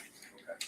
Now, after 2012, the advanced training, did you continue to utilize your experience and your training at crime scenes? At every crime scene, yes. Okay. Now, are you able to potentially approximate how many times you actually put to writing conclusions regarding bloodstains? Actual bloodstain pattern analysis reports, It's not as many as my actual crime scene reports. It would be under 10. I don't know the exact number. Again, I don't keep track of numbers. But the actual analysis of bloodstains, you're talking almost every crime scene actually every crime scene I went to that had blood, there is an analysis taking place. Does that mean that every time you observe blood at a crime scene, you're actually able to make conclusive statements about them, or it's just something that you would also analyze? Both. Now, approximately how many years, if you could, have you been conducting bloodstain analysis? I would say probably all 25 years, but in greater detail, once I had that initial training with the Henry Lee Institute, I believe that was back in 2003. That's when I actually took part in actually doing a more in-depth analysis with regard to bloodstains. Now, is there specific terminology that's accepted in the field of bloodstain pattern analysis? Yes, there was once, it was called SWIG stain. It was a scientific working group of bloodstains. Now OSAC, which is the Organization of Scientific Analysis Committee, I believe, that took over once upon a time SWIG stain. Again, it's kind of similar to NFPA and 1033 with regard to guidelines and standards. But they provide acceptable terminology with regard to bloodstains. Now, are you familiar with the terminology that was originally put out by SWIG stain and now OSAC in the field of bloodstain analysis? Yes, because I currently teach it as well. Okay. So is this, I guess it's a fair question, is this something that you have taught as part of your duties as adjunct professor at several universities and colleges? Yes, this is another block of instruction that is incorporated in my crime scene and forensic investigation courses. Now, when we talk about bloodstains, what is a bloodstain? A bloodstain is basically the remnants of liquid blood coming into contact with a surface. Different types of surfaces would provide different types of staining and the presentation of that staining. For example, a carpet would present a different type of stain as opposed to a dry erase board. A dry erase board is smooth, non-porous. Liquid blood will come into contact with that, create some type of stain, depending on the elevation and the positioning of that board.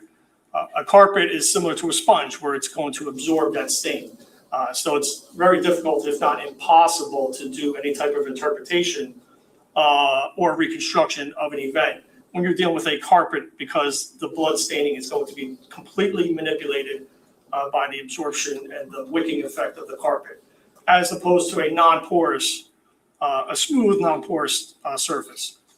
There are also other non-porous surfaces that are smooth, but again, depending on the positioning of that surface, blood's going to behave in different ways. So that's part of the assessment that we take into consideration.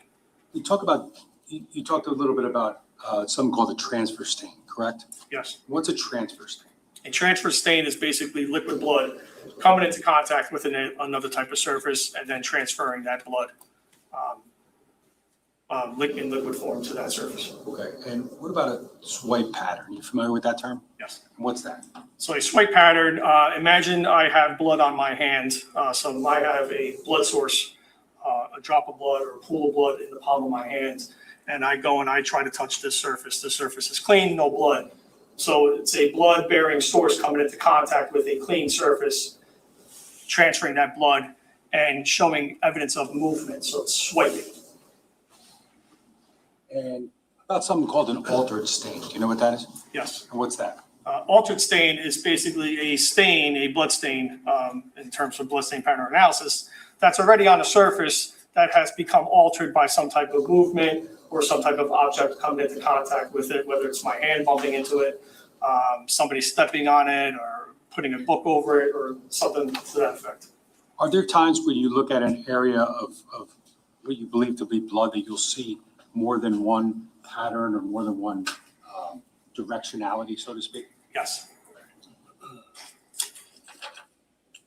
Now, it was mentioned earlier, but was there a point in time when you testified as an expert in bloodstain analysis in Superior Court in New Jersey? Yes, And is that documented on your resume? yes, And was that in Burlington County?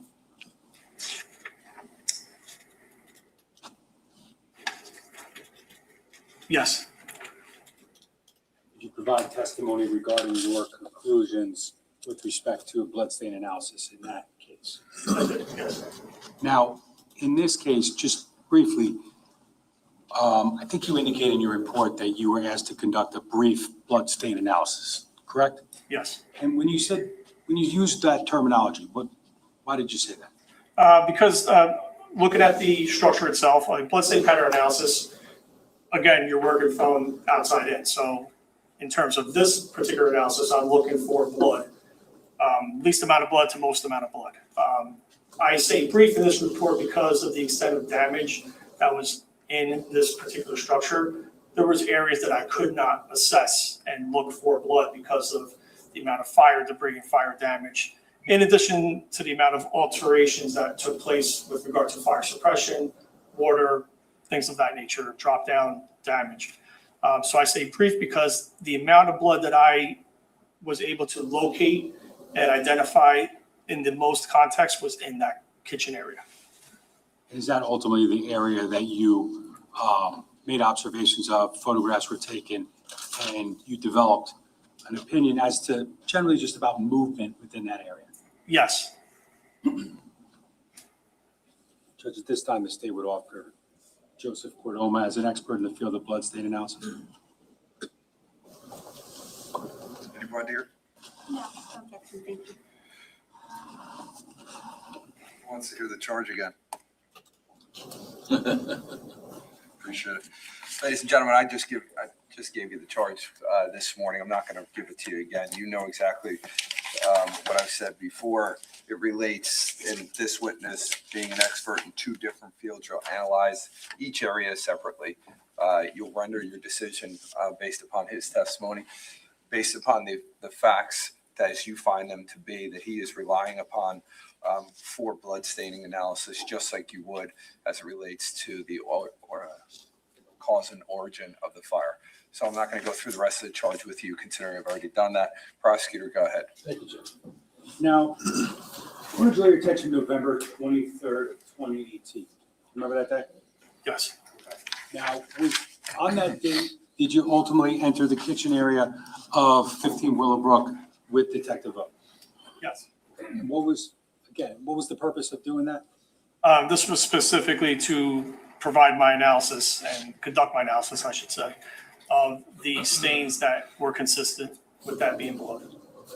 Now, before we go any further, during the course of this analysis that you undertook in the kitchen, ultimately, I guess, maybe not during the course, but at some point, were some of these stains swabbed and sent to labs for testing? Yes, Okay. Now, obviously, you don't create the results of that, correct? correct. But they were taken. Yes. Now,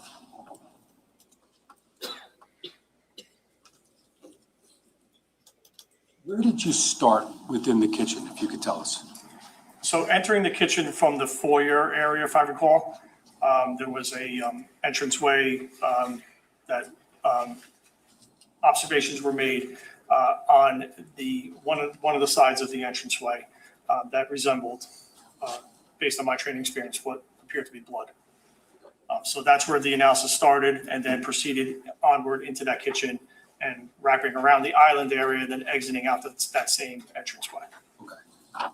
Did you draft a report with respect to your bloodstain analysis in this case? Yes. Okay. I'm just going to show you what the mark is.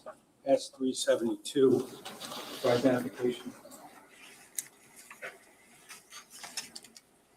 You recognize that? Yes. What is it? This is my supplemental technical report titled Bloodstain Pattern Analysis or Analyses.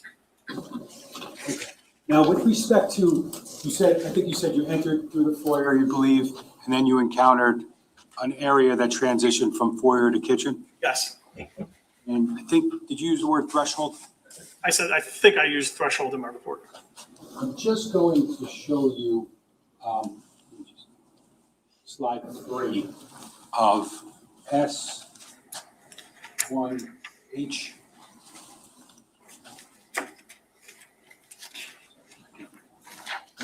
S1F. I was reading the opposite direction. Looking at S1F, slide 3. Now, can you tell us what that's showing there, sir? Yes, that's that threshold area from the foyer area on the first floor, entering the kitchen area. Okay. And did you make any observations of anything that was upon that threshold? I did, yes. There was obvious stains that you can see in this photograph, particularly in that 1'9" area and extending to that, I don't know, 2'9", 2'8" area.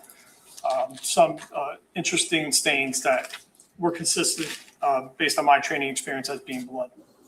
Okay, so there's a tape measure in that photo, correct? Yes. And what's the purpose of that being depicted in the photo? This is just to show relation size.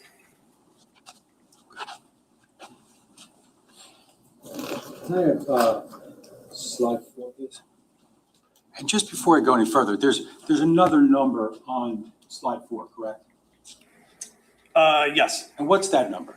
That's IMG 30 or image 30. That's basically the image of Detective Steve Rowe's camera. That's the image number that was taken. And when you write your report and you talk about different observations that you made on November 23rd, do you utilize reference to certain photos Detective Vogt used to kind of show what you're talking about? Yes, similar, like I mentioned, similar to scientific method, there's always a methodical approach to writing these expert reconstruction reports. And I reference photographs a lot in my expert opinions. Okay. So when we look at slide 4 from IMG 30, can you describe what we see here, the observations you made? Yes, this is what you would describe as like a contact transfer stain and a swipe stain. So you have a blood source that's coming into contact with a surface that did not have blood on it at one point.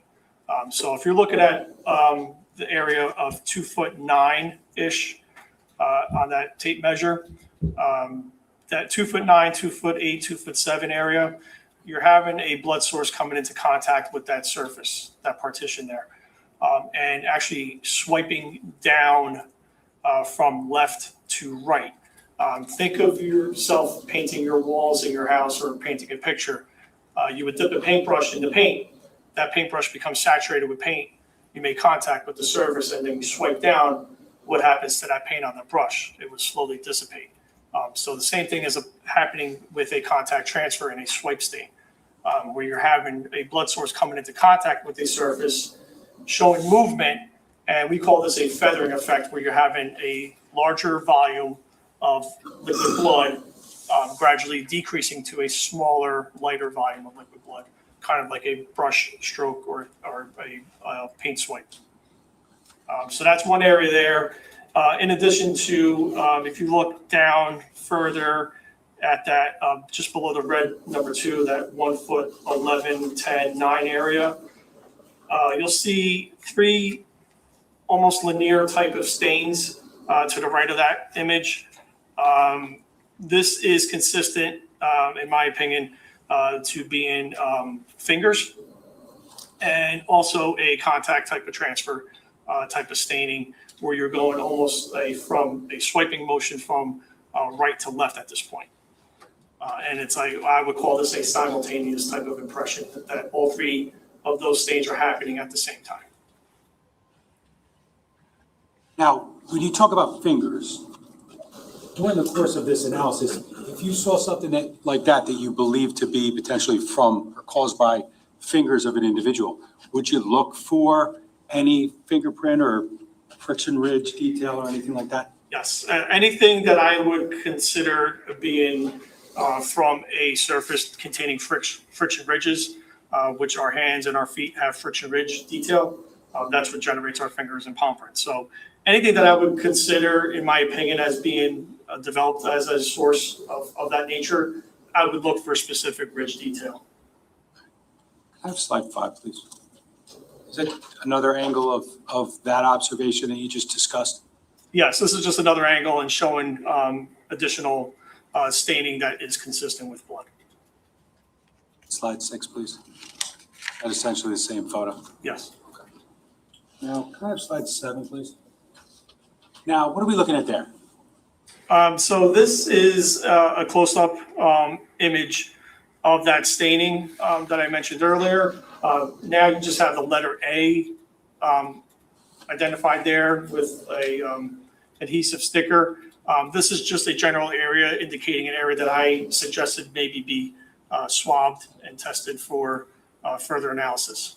Okay, and ultimately, does that, the area that's depicted in slide 7 with the A sticker, was that area ultimately either swabbed and or scraped for potential identification of DNA? Yes, And who did that?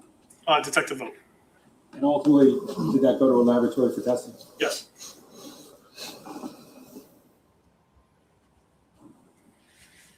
Now, from the area we're talking about now, the threshold area, did you proceed into the kitchen? Yes. Okay, and where specifically, in what area or direction? So we're moving in, myself and Detective Vogt are moving into the kitchen and wrapping ourselves around the island in the center of that kitchen. Slide 8, please. What do we see here?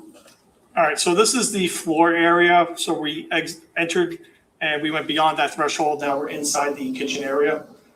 So now we're starting to see some movable and some fixed pieces of furniture that are inside that kitchen. This is the actual wooden floor in that kitchen, and you're looking at the floor, you're looking at the staining of the floor, largely in part of the fire and also fire suppression.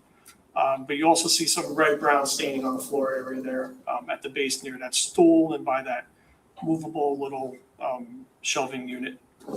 So we see, and I think you referenced in your report, both permanent and potentially movable structures within the kitchen. Fixtures, yes. Fixtures, the word I probably should have used.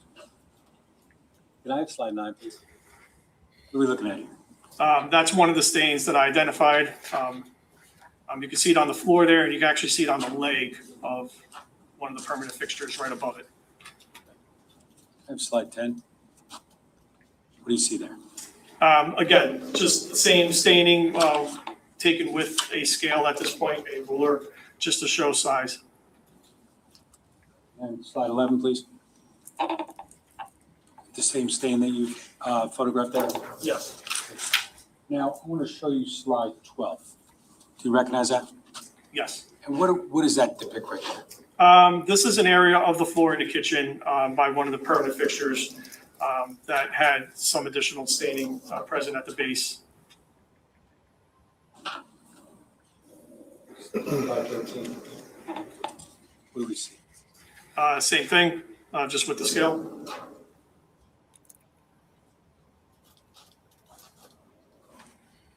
Slide 18, please. And what's depicted in this photo? You can see a stain right at that 2-foot mark, 2'4" some red staining, red brown staining there. And now the object that's ultimately being measured there is what? Is that the island? This is, I believe, the island, if I'm not mistaken. Okay. Can I have slide 19? Is that just a close-up of that staining on the floor? You know, once again, tape measure used for relation of large fixtures, permanent fixtures, and the actual stain itself, just to show the size.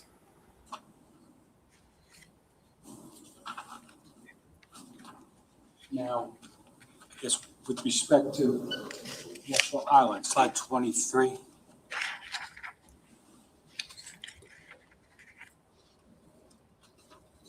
Can you describe what's depicted in this photograph, like directionally within the kitchen? Okay, so this is now, we're getting to the end of the island. We're about to make a right-hand turn around the island from the entrance into the kitchen, which would be behind the photographer in this picture. You can see in the corner, right at the top of the island, right at the I guess the top table portion of the island, if you want to call that. Right below that, there's that silver long bar. Right below that, you have some more additional contact transfer, red-brown staining right there, showing visible, again,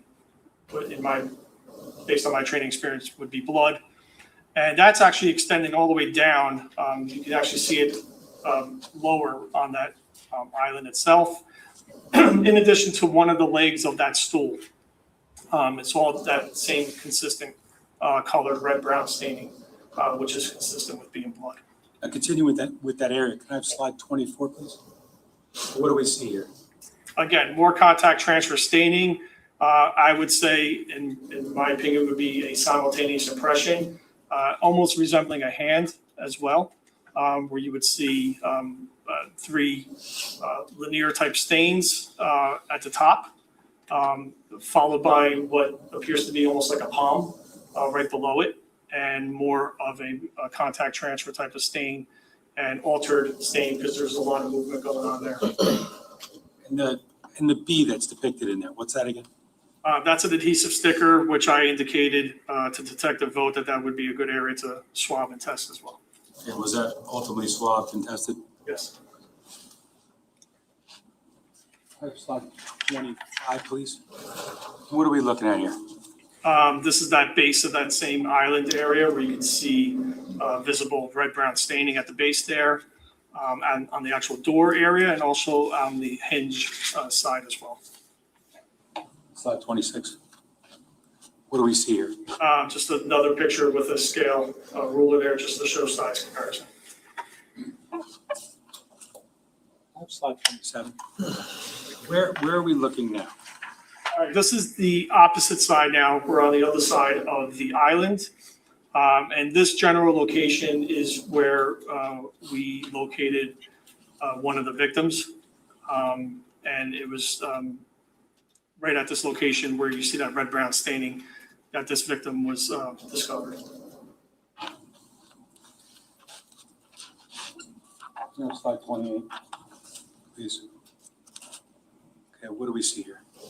This is just we would describe this almost like a mid-range type of image, encompassing more of that wall side of the kitchen, showing the directionality and actual area of where that stain was in comparison to other items there. Now, for context, where we're looking in this photograph, if we're going from left to right, would we be going back towards the threshold that we initially talked about? If you're moving to the right of this photograph, you're going towards the threshold, yes. Slide 29. What do we see here? So this is just a contact transfer type of stain and altered stain. Again, this is the area where we located one of the victims. And there you have an adhesive sticker, letter C there, indicating an area that I suggested that Detective Vogt swab. And was it swabbed and tested? Yes. Is that where the nephew was found? Because wasn't the wife found near the front door? Is this the westernmost portion of those cabinets? This would be the end of that cabinet, yes. So this would be towards opposite of the area of entering that threshold. So this is going the other way. Is that where the little boy was found? Of the photo. Because wasn't the wife found? That would take us, I believe, to the exterior outside area, which would be, I believe, the D side. Near the front door, and the little girl was found at that landing There's the going down mud room and the garage entry. I believe, That area as well? yes, I believe so. to the basement. So all 3 of them were right in that area near the front door, the kitchen, the foyer leading to the basement.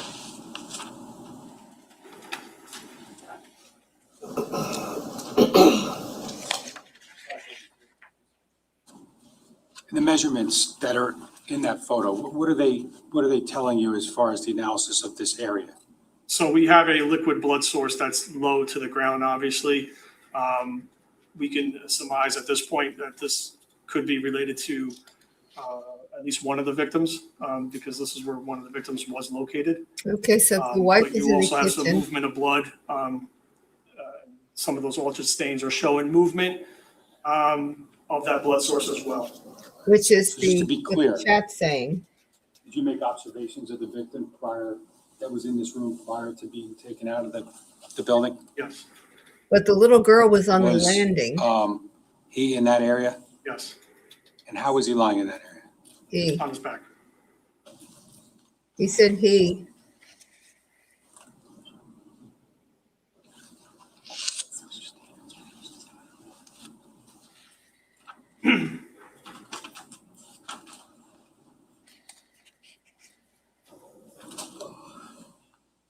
Yeah, I think it was a little boy near the island. The little girl on the landing. And I thought the mother was somewhere near the front door, which would still be close to the kitchen if I've got this Now, in that layout. general area of the A side of the kitchen, did you find or did you locate any other swipe patterns? Yes. Okay. Could you describe generally what you saw in that regard? So what appeared to be a blood source moving, which I indicated like a swipe and altered stain, appeared to be a blood source moving back towards that threshold area, leading back out into the foyer, I should say. Now, so I have slide 35. Now, was that going in that direction? Yes, you're starting to go back towards the foyer area, Jeez. that threshold. And was the sink somewhere in that area? Yes. So he was I running. have slide 67. And the mother was shot as well as knifed, right? 37, I'm sorry. Sorry about that. What do you see there, sir? Okay, so this is a contact, again, a contact transfer, like a swipe stain, going in the motion of left to right at this time, left to right in a downward type of positioning. You have some altered stains going in that mixture as well. Slide 38. What's that show? This is the same type of stain that I just mentioned, the same stain actually. And this is a close-up of it. I would consider this being a simultaneous type of impression where you have that larger portion of that stain at that 2'2", extending to that 2'8" mark. One continuous motion going from left to right down. Almost like 3 fingers. And the downward direction would that be moving us closer to the beginning, the threshold area? Yes. You'd think she'd be telling the kids to run. This is just awful.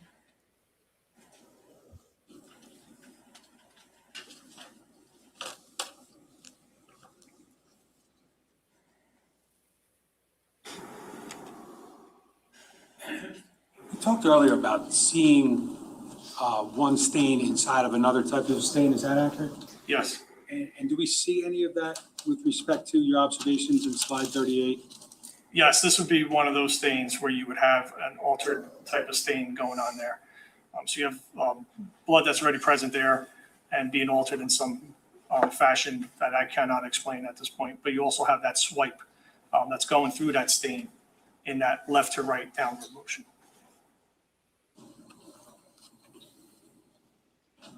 This is early in the Slide morning. 40, please.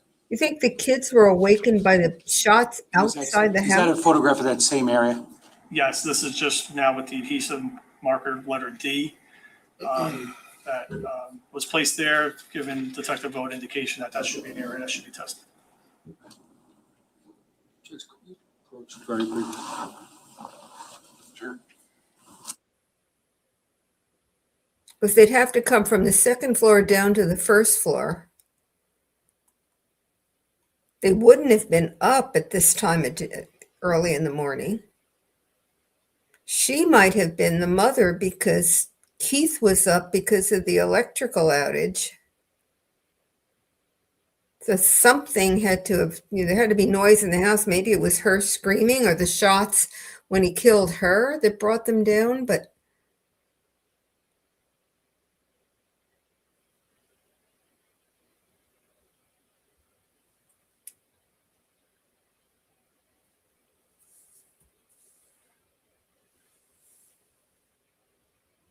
Can you just go in the room just for 1 second? And I mean, 1 second, I'll bring you right back out.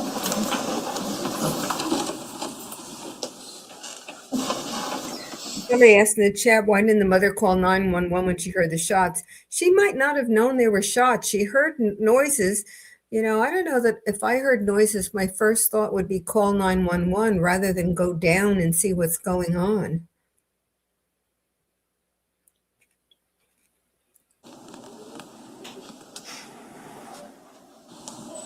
Mr. Decker, let me know when you're ready. Objection.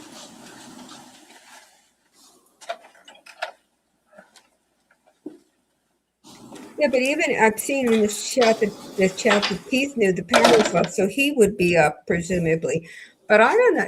Would you, if you were a parent that time in the morning because of an electrical outage, wake the kids up or make enough noise that the 8 and 11-year-old would be awakened?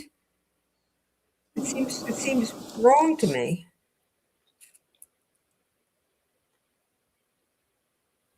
Now, the mother being up, that I can imagine. And somebody who's saying went down with Keith, that I can imagine. And then the noise might have awakened both the kids. I don't know. I don't even like thinking about it. This is just awful. And so the little boy tried to run. That's what the blood suggests. He got him near the island, and then the expert said that the blood moved away from the island. God, it's awful.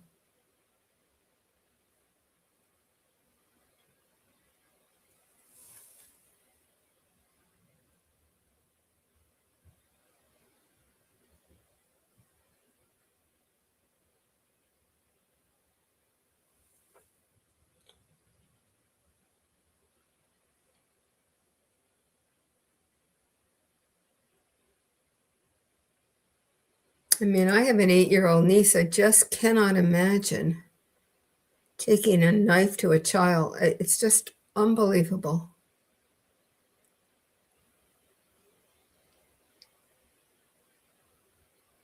They had to be screaming at him, asking him to stop. Gee. Overall conclusions, I just, for context to that A wall that we were talking about, the cabinets, they were stainless steel, correct? Yes. Can I have slide 27 of S1F?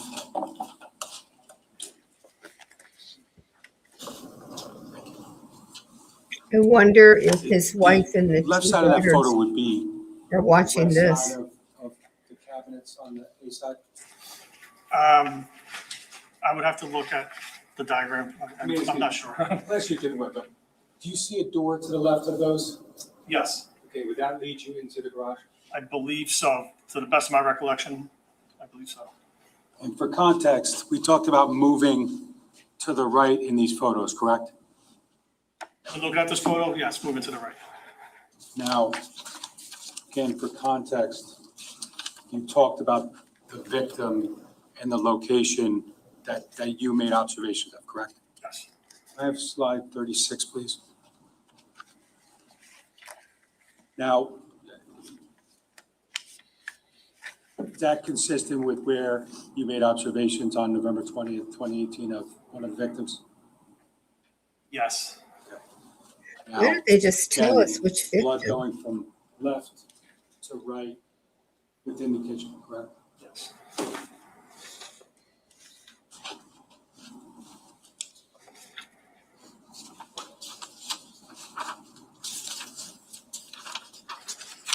And again, can I have slide 40?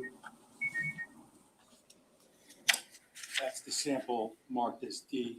Taken by Detective O, correct? Yes. And that would be next to that sink area, right? Yes. Now, based upon your analysis that was conducted in the kitchen on November 23rd, 2018, did you come up with or did you draw any conclusions with respect to the blood that was located therein? Yes. And what was that? I can say that based on my training experience and my analysis, that led me to believe that there was a mobile blood source. Cannot say who at the time when doing this, but a mobile blood source entered that kitchen as evidenced through the threshold area showing that swiping action leading into the kitchen. Movement of that blood source around, or a blood source, I should say, at minimum one blood source, moving around the island area, depositing several areas of blood, liquid blood around that island area and the floor area, wrapping around that island, and then, as evident through this particular stain, letter D here, a mobile blood source now going back towards that threshold area, almost circling the island. So in conclusion, my analysis revealed that at minimum, one mobile blood source entered and exited that kitchen, or had that movement of possibly entering and exiting that kitchen, or consistent with exiting and entering and exiting that kitchen, I should say. I think importantly, you noted at minimum one mobile blood source, correct? At minimum one, yes. And the observations that we've discussed and the conclusion that you just talked about, are they based upon your collective training and experience in crime scene analysis, reconstruction, and bloodstain analysis? Yes. Judge, I have no further questions. I understand why he said mobile blood source, but boy, that's so cold.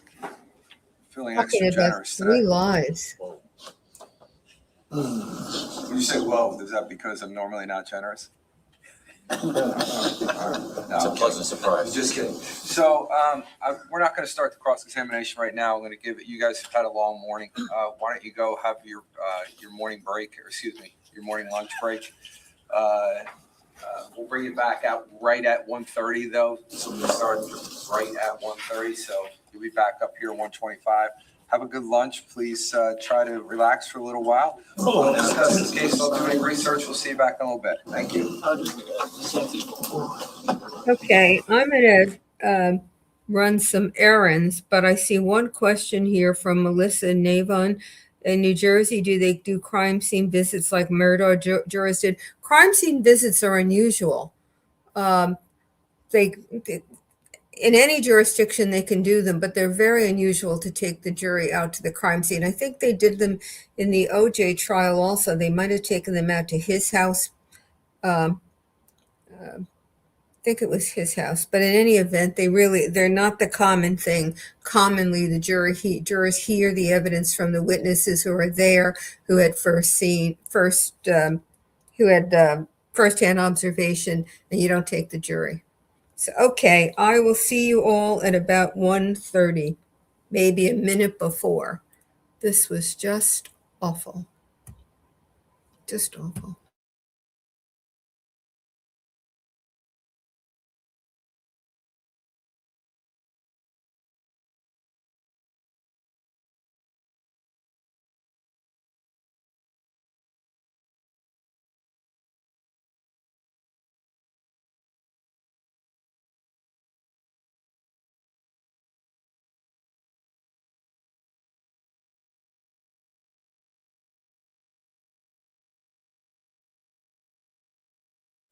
So figured I would give the defense time to have the lunch hour before we get started. Is there anything that we need to put on the record right now?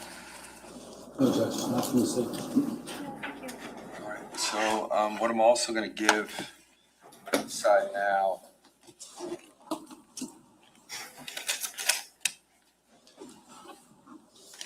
Oh, we have to make up to. Okay, I'll give it to you during the lunch hour. We have the final version of the order from Friday afternoon as it relates to the conference that we had. So everyone have a copy of the order and the court's 42-page opinion. But I'll give that. We'll walk it over to you so you guys have it during the lunch hour. All right, have a good lunch. Sir, don't discuss this case with anyone now. You're obviously sequestered from everyone else, and don't discuss it especially with the prosecutors, okay? Thank you, sir.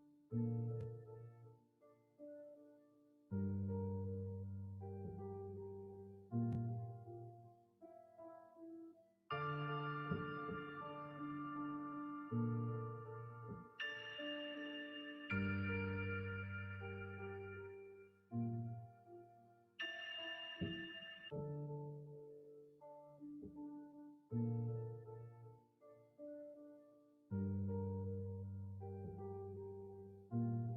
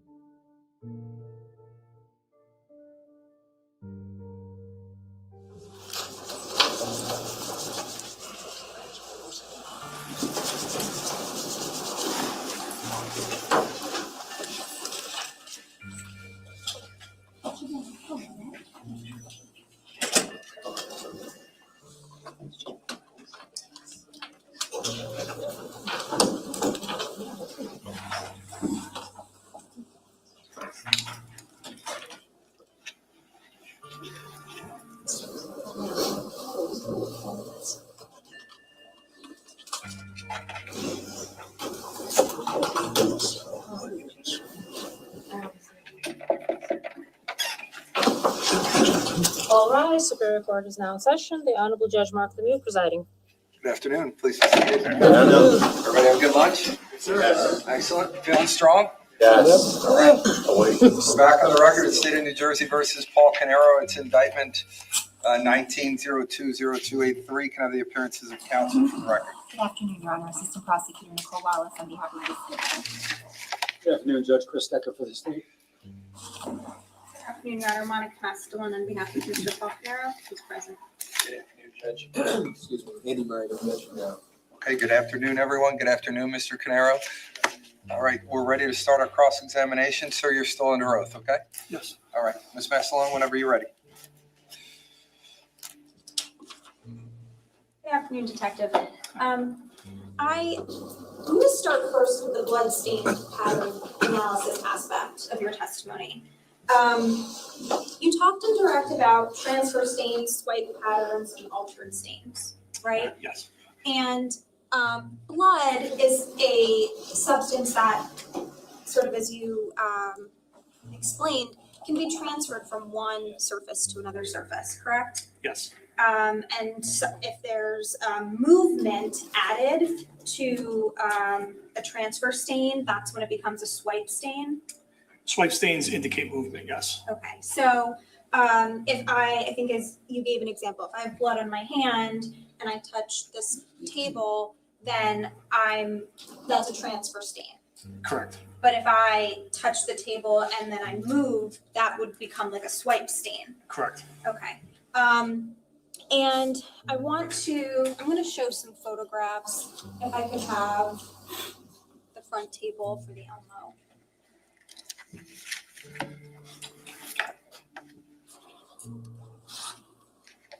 So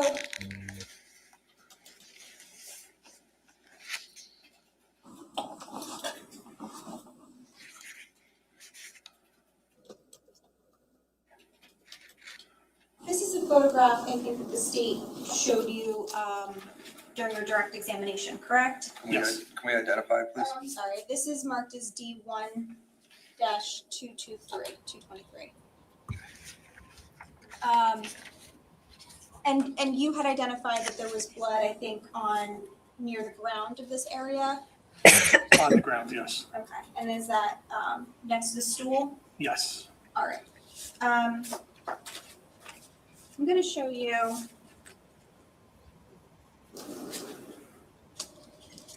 Actually, I'm going to put this stool back on for one moment. This stool wasn't the only stool in the kitchen area, correct? Correct. There were multiple stools? Yes. Okay, so I'm going to show you a different stool.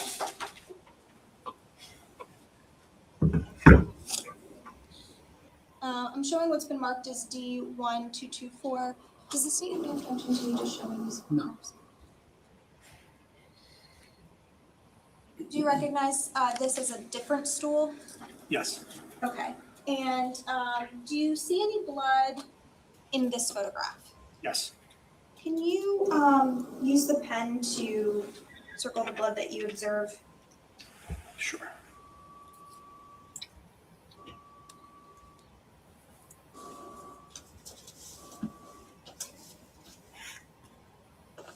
What about the ground area? Do you see anything on the ground area? That is hard to decipher on this photograph. Okay. So let's capture this one. 224.1. And if you want to hit the end,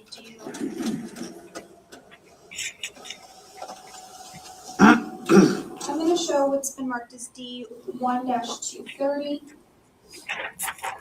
Okay, this is the same stool. Do you see any additional blood in this photograph? And if not, that's okay. I have zoomed in photos. I just wanted to ask. Yeah, it's hard to decipher on this one, possibly on this. Yeah, I don't want to mark it. I'm not sure. Can you see anything on the top of the stool? Just debris at this point. Okay.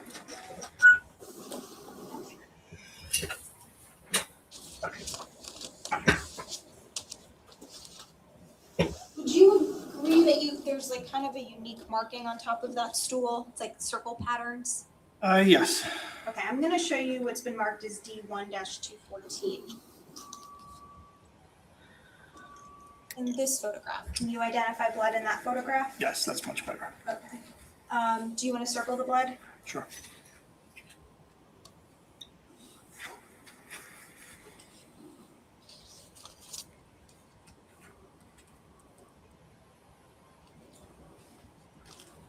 Can we capture that? That is 0.1.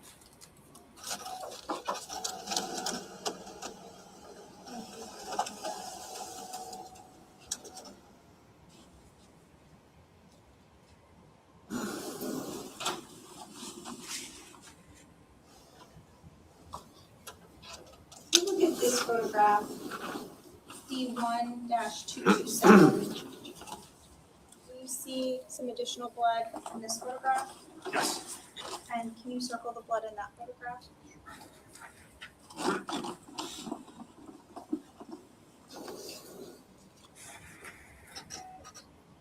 Can we capture that one? 27.1.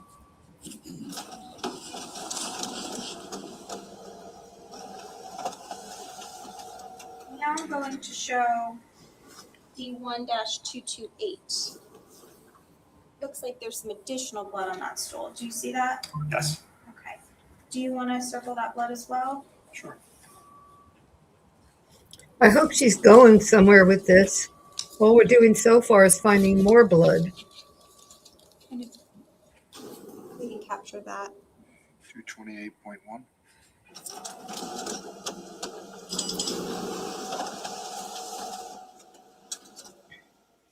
I'm going to show one more photograph of this stool. This is D1-226 if you want to undo.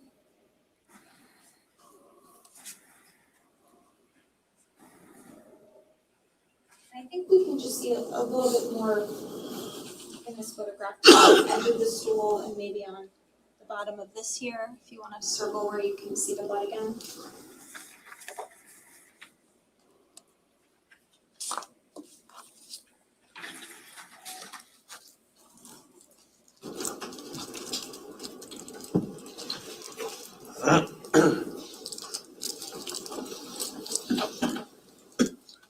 Thank you. 226.1.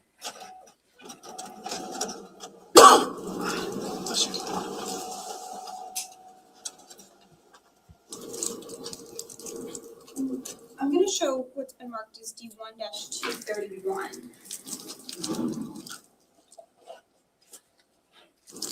Are we seeing blood on the ground there? Yes, this appears to be blood as well, yes. Can you circle, kind of a larger area, but can you circle or make it sort of like a Sure. outline of where you see the blood on the floor? Sure.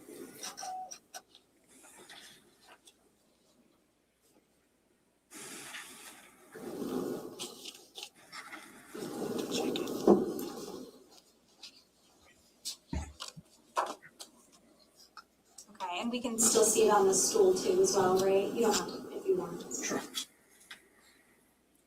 All right, if we want to capture that. 231.1. What was that one, sir? 231.1.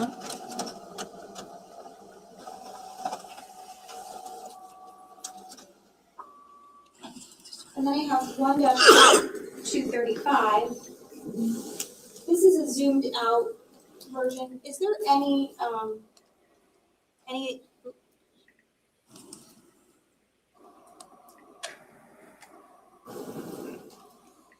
is there any additional blood in this photograph that you can see? Or is it the same general area on the floor and on the stool? This is the same general area that I can see by looking at this right now. Is there blood here or is it not clear? It's not clear. It's in the midst of debris there. It looks like water. Possible. It's possible.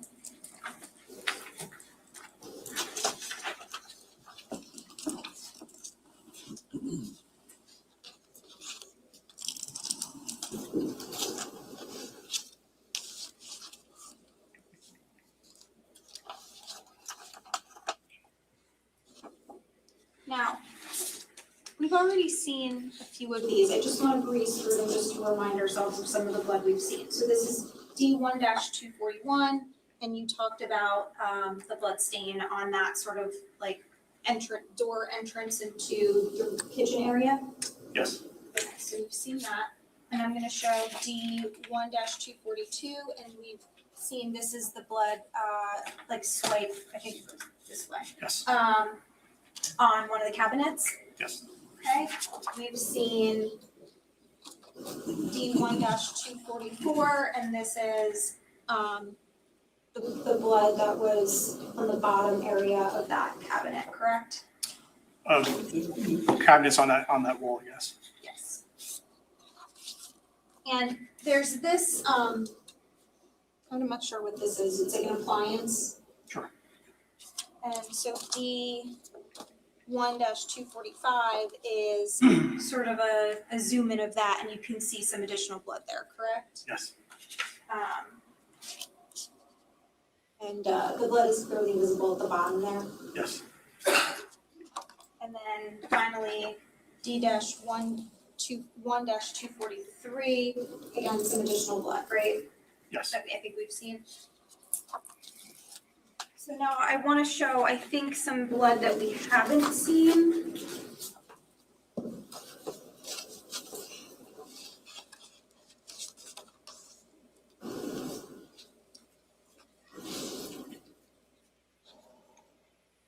Showing what's been marked as D1-236. I don't think we've seen this yet. Do you recall that blood stain? Yes, that's also in the kitchen area. That's in the kitchen area. And 1-237.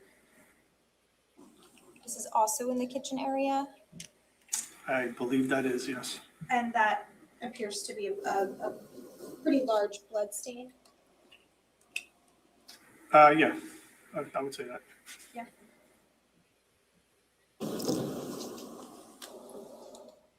And D1-240. I think we did see this one, we saw this one, correct? It was Yes. marked, okay.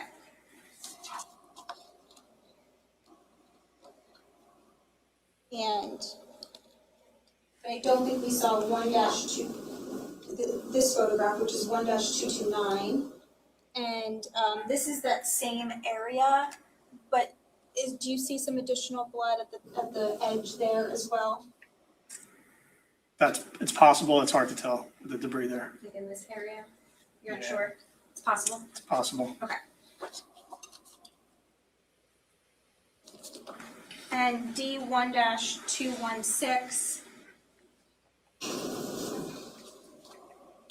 Is that, can you tell whether that's blood as well or It's possible. possible? Yeah. This would also be in the kitchen area?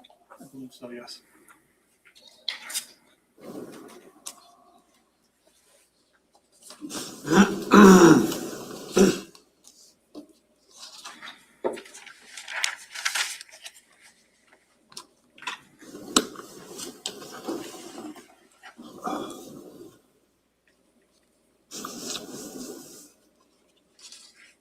Now you were actually present on scene, right? Yes. For multiple days? Yes. And so you had the benefit of seeing the kitchen scene. Most of the blood was in the kitchen, I think you indicated? Most of the visible blood, I can't answer for the rest of the areas in the house that showed visible blood like the kitchen did. I think what you're saying is other areas, tell me if I'm wrong, you're saying other areas of the house could have had blood, but it was mostly visible in the kitchen? Yes. Okay. And you had the benefit of seeing the blood in the kitchen when you first arrived on scene, that first day, if you could see anything at that point, and then also multiple days that same week as fire, as like the debris was removed and things were cleaned up. Yeah, I would say mostly the days following the first day. And so would you agree that the kitchen had a lot of blood? I would say the kitchen had the most observable blood. I don't know what you mean by a lot of blood. I can't answer for the rest of the house. I don't mean comparatively speaking to the rest of the house. I just mean from what we saw, it's a lot of blood. There's a significant amount of blood in the kitchen, yes. Significant amount, right? There's blood on the floor, there's blood on the cabinets, multiple cabinets, there's blood on the stools, there's a lot of blood. Safe to say that. And I think you indicated on direct, some of those transfer or swipe stains could be from a hand, it could be from stepping on it on the floor. There was blood on the floor, correct? Yes. Okay. And so,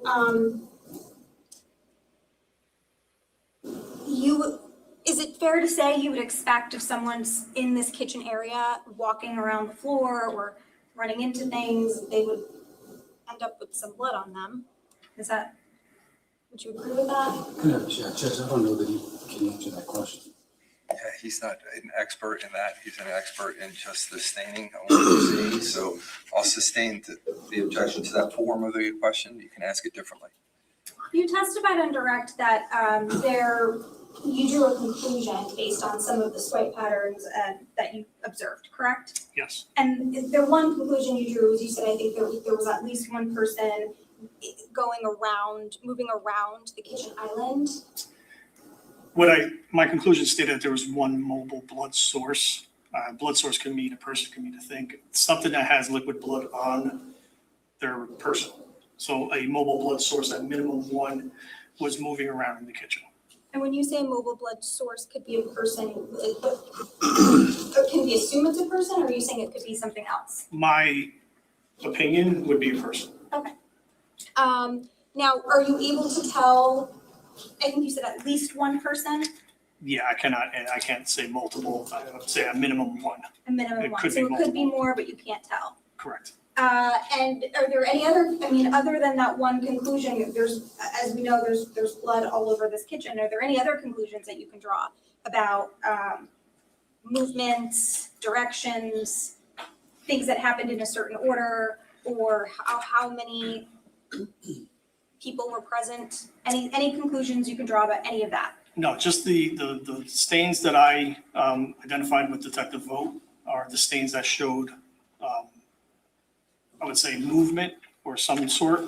The other stains that were in the kitchen were mostly contact transfer, which is basically blood source coming into contact with a surface. So I identified stains that showed specific movement or evidence of movement in the kitchen. So that's basically what my report surmised. And ultimately, there's a lot of transfer because blood originates from the human body, right? Yes. It doesn't originate from a stool or a cabinet. So if there's blood anywhere in that kitchen, it must have been transferred there somehow, correct?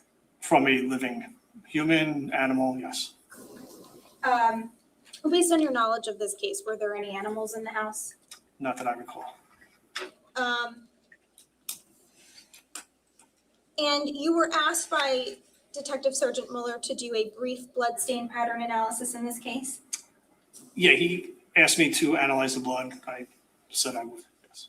What does it mean that it's a brief analysis? Is that like distinct from a full analysis or distinct from a more thorough analysis? Yes, what I mean by brief was the fact that I could not locate any other visible blood in the house. So I'm thorough in the sense that if I'm going to examine a scene, I'm going to examine the entire scene. So when I say brief, I meant brief by limiting it to that one particular room and limiting it to certain stains that showed movement. I mean, obviously there was other stains in that kitchen that you identified and that photographs identify. So that's what I mean by brief. So essentially by brief, you mean like it was narrowly tailored to the kitchen area? Correct.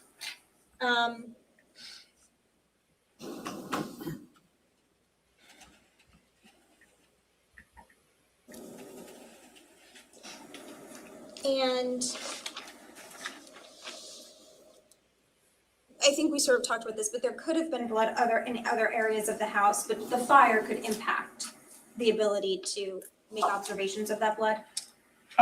The fire and the actual suppression activity and the debris resulting from the fire, yes. All of those things. Yes.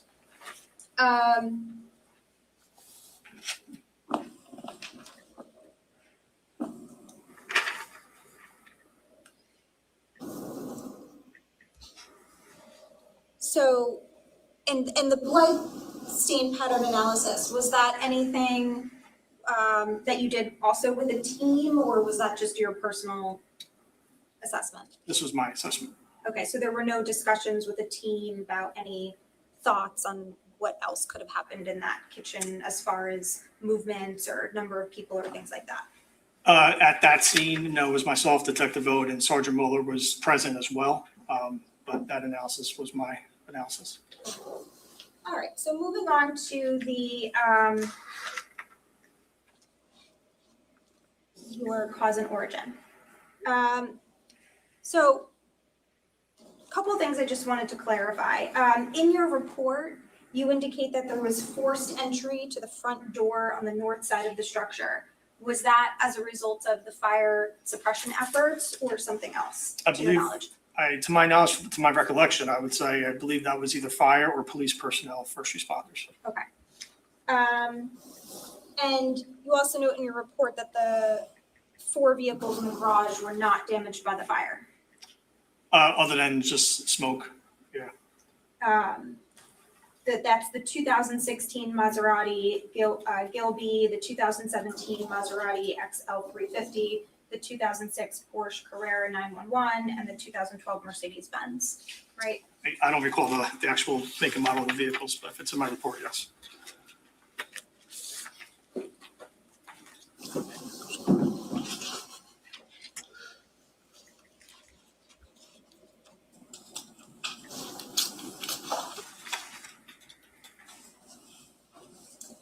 Would seeing a copy of the report help refresh your recollection?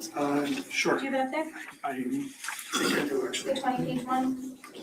Yes. If I could just draw your attention to page 8 and 9.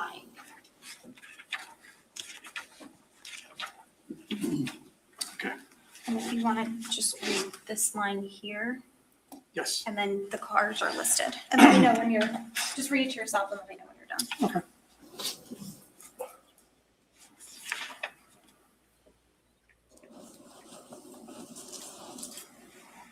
Okay, so did I correctly state that those were the four vehicles that were in the garage? Yeah, 2 Maseratis, a Porsche 911, and a Mercedes. And also that they were not damaged by fire, heat, or suppression activities? Correct. Okay. And you were also part of the debris sifting activity that was done by yourself and other firefighters and law enforcement? Yes, it was primarily completed by Monmouth County Fire Marshals and ATF personnel. I was documenting the event as well. I was present. Okay. Yes. And can you explain that a little bit? So you're sifting through debris and you're looking for any additional evidence?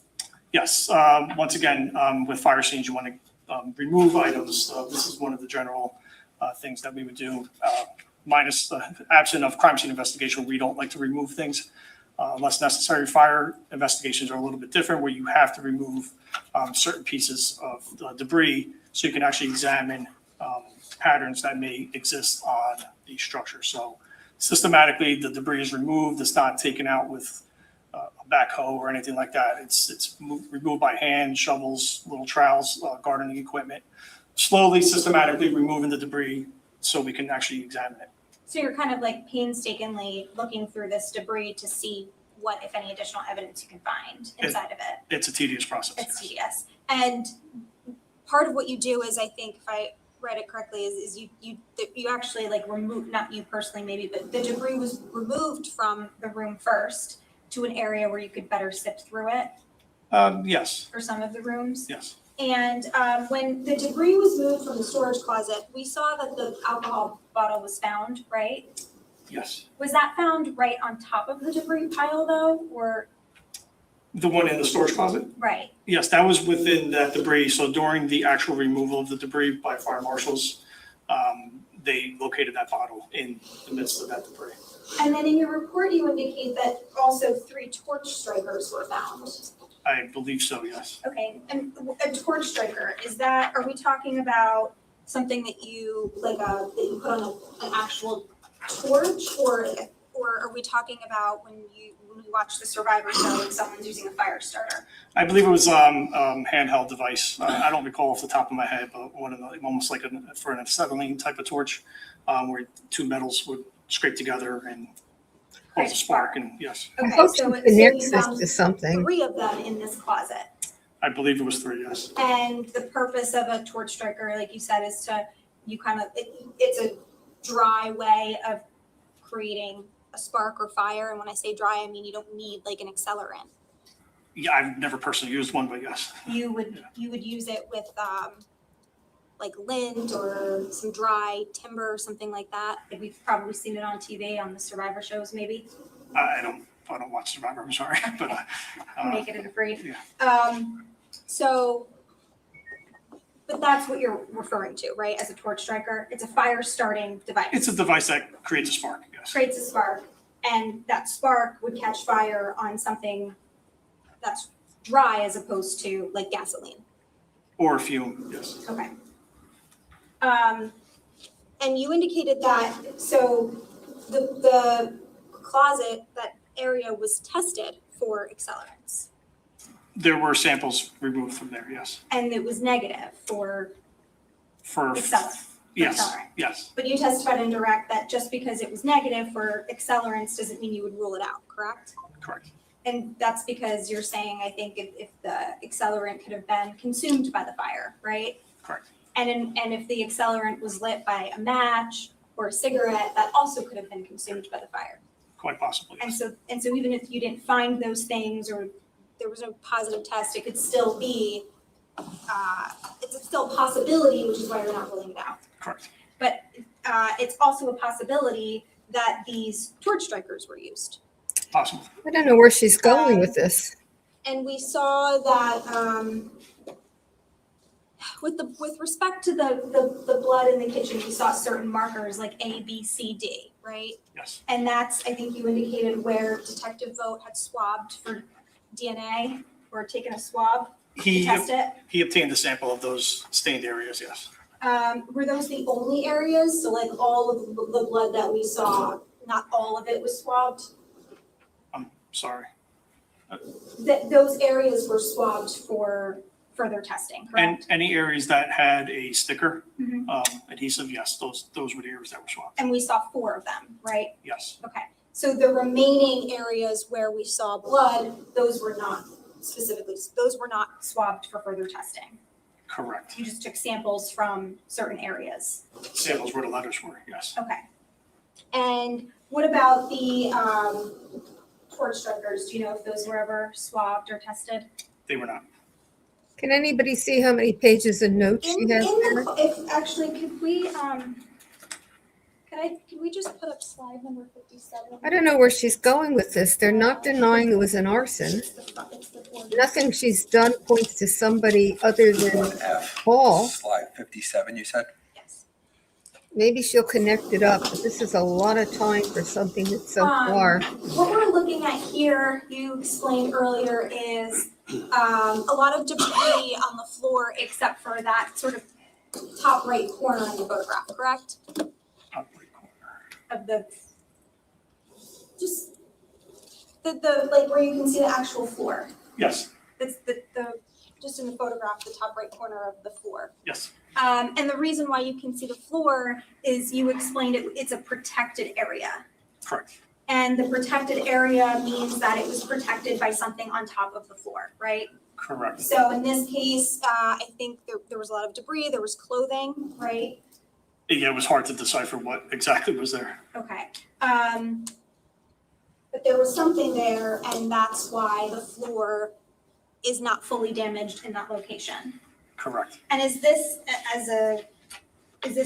a pretty well-known concept in the phenomenon of fire, that if you have something covered and it's protected, that it's not going to fully burn?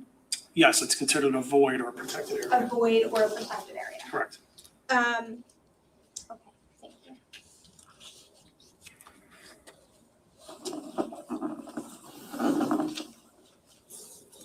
I mean, all we do is With respect repeat. to the fire itself.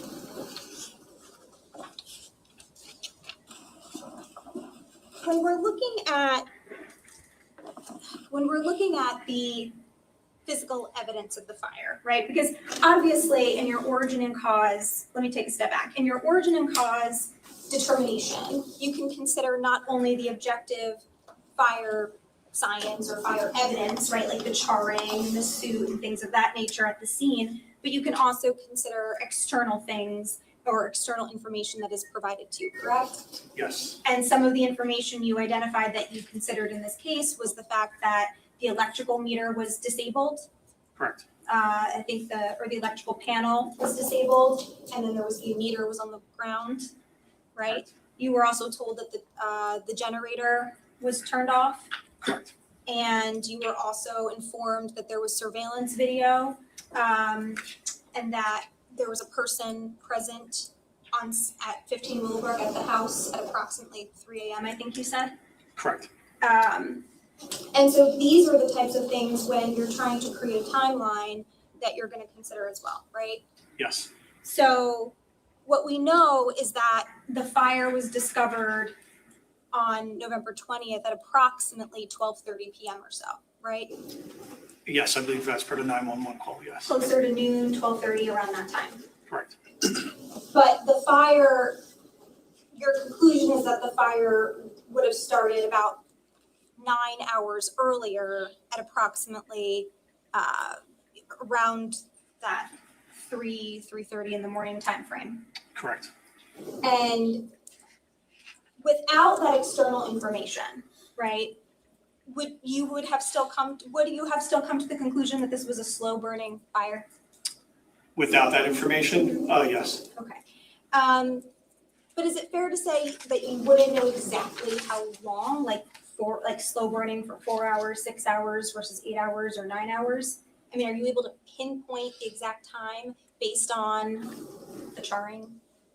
I wouldn't say the exact time, but you would utilize the 911 call at a minimum, which with a structure fire, you would expect a 911 call to The come one in. at 12-ish, 12:30-ish? Correct. Okay. Yes. But without the external information about the generator and the electrical meter and the person on scene, if you determine this was a slow burning fire, you may not know whether it started at 3 a.m. or 4 a.m. or 5 a.m. Is that fair to say? Yeah, it would be very difficult to do that, yes. Okay, all right. So we know it's slow burning, right? We just don't know, again, without that external information. We know it's slow burning, but we just may not know exactly how long it's been slowly burning for. That's correct.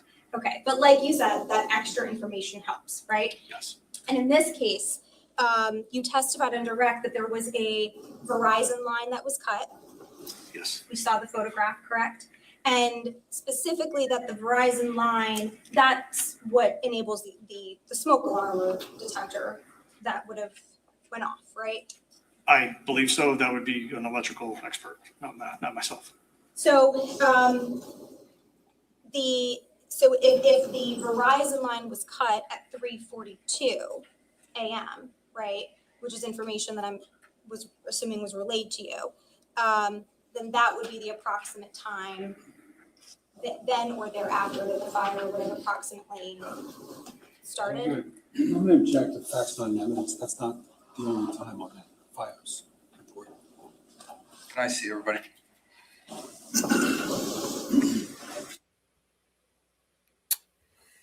Sometimes she's able to connect it, but she takes way too much time getting there. And sometimes I don't know what she's trying to do. And this time they're not denying it was arson. At least I don't think they're denying it was arson. It seems that what they want to do is say it was Paul. So I don't know why we're spending all this time with this stuff, because whether it was Keith or whether it was Paul, the information about the fire is the same, at least as I see it. If she's going to claim that the information about the fire is different, if it were Paul, I said Keith, I didn't mean Keith, I meant Corey. If she is going to claim that the information about the fire is different with Corey, she could get to it. The only thing that I can hear her say that arguably moves there is she may be contesting the time that the fire was set to suggest that Paul wasn't there. But even so, it's taking her forever to do it. And we're guessing while she's doing it.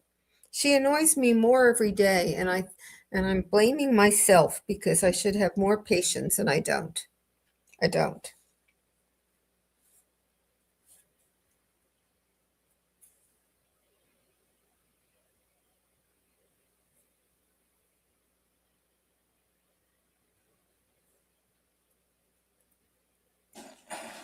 I'm going to overrule the objection. Go ahead, counsel. Thank you. A lot of the information that you received in this case was through the major crimes detectives, correct? Outside information, yes. Yes. Yes. And specifically, I think you received information, a lot of information from Detective Wayne Rayner. Yes. And did you receive information from Sergeant Mueller? He may have disclosed information too. I don't exactly recall what, but yeah. What about Detective Petrozello? Yeah, I may have spoken to him too. I don't recall exactly. And Detective Zerillo? Possibly, yeah, from Colson, Okay. it's possible. So, assuming you were informed that the Verizon terminal network was terminated at approximately 3:42 a.m., that would indicate that the fire was started thereafter. Otherwise, the alarm would have gone off, is what I'm asking. Those are assumptions, and I hate to rely on assumptions. We also, once again, we take into account the information from the outside, in addition from the scene evidence. There is scene evidence that would indicate that that fire was burning for a while. I wouldn't expect that amount of damage, especially to the structure and the collapse and the decay, to happen that quickly unless there was obvious accelerants and things of that nature that would cause that. So based on the size of the room of the area of origin, that fire was burning for a little bit, in my opinion. But obviously the outside information does assist with establishing that timeline. Okay, so let's agree it's burning for a while. Let's agree it's a slow burning fire, right? And it's slowly progressing. I guess my question is, you would agree that the fire would have started after the Verizon line was cut, because otherwise the alarm would have gone off and we would have known a lot sooner about the start of the fire. Is that fair? Yes. So why do we need all this? Why do we need to know who the detectives were she talked to? I mean, there's a lot of information that she gets out and repeats, and it's nothing to do with the point she gets to.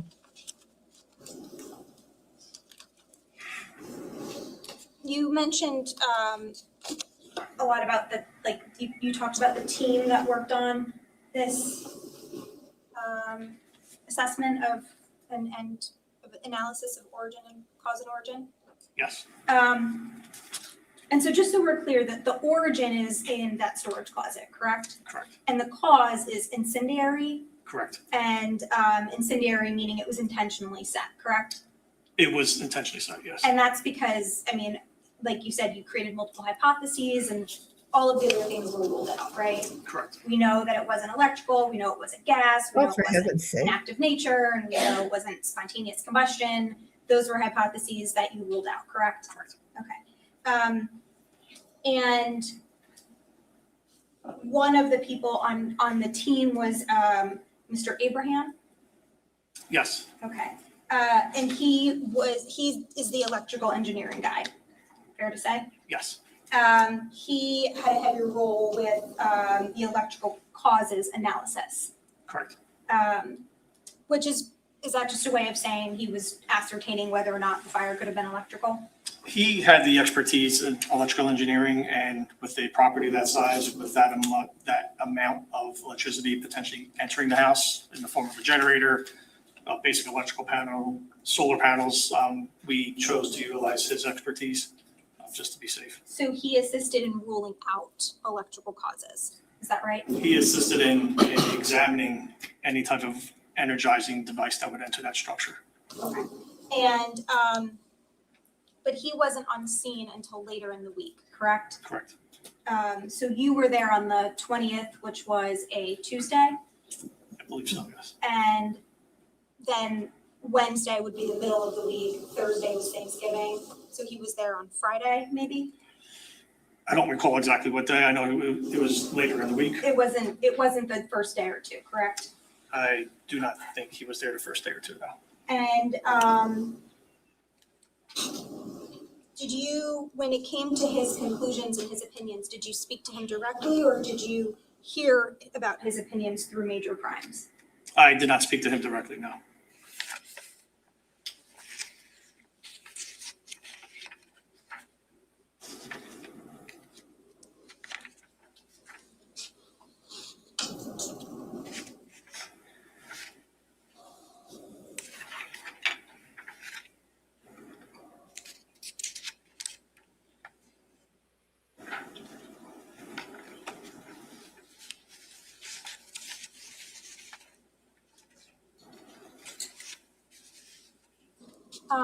Just one other question is, we talked earlier about blood transfer, right? Obviously, depending on what's happening, blood can transfer from any person to another surface, correct? Correct. And maybe even from surface to surface, right? It's possible. So just for example, if I have blood in my hand and I touch this, right? And then someone else touches this and then touches the railing, then blood can be transferred in different ways, right? Yes, as long as that blood is still in liquid form and Right. has the ability, yes. And so, and obviously blood carries DNA, right? Potentially, yes. You can transfer, like we saw in the kitchen, blood from a person onto a cabinet, onto a stool, right? Correct. Onto clothes, perhaps, Possibly, yes. and into a car, if that person got into a car. No objection, this is beyond the scope of the testimony he's giving today. He can't. It's an expert judge. Sir, I don't know if you can answer the hypothetical that you're being asked about blood being transferred from a location into a car. If you can, then go ahead. Is it possible that if blood is transferred onto an individual and that individual gets into a car? Speculation. Sustained. That question is sustained based upon the form of that question. Speculation. Blood can transfer from a person into a vehicle if there's blood on the person. Or- As long as a person or thing has blood on its surface, there is the possibility of a transfer, correct? Thank you. He's done? Sir, any redirect? Judge, I have no redirect. Okay. I Sir, you can can't step down. believe it. Thank you. Thank you. I thought we were going into tomorrow with this. Now, all those questions about the detectives he talked to and everything had no purpose whatsoever. You can't just get to the question she needs. She has to have a long preface that's 10 times longer than the questions that get to her point. They should put her on a word count.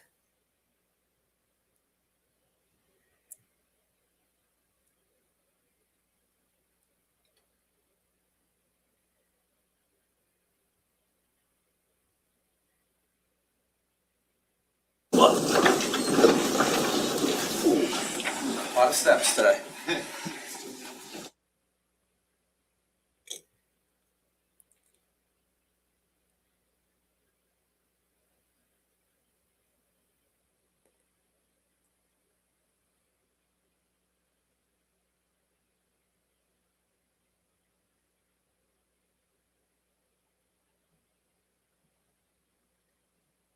Okay, we're ready. Thank you, Judge.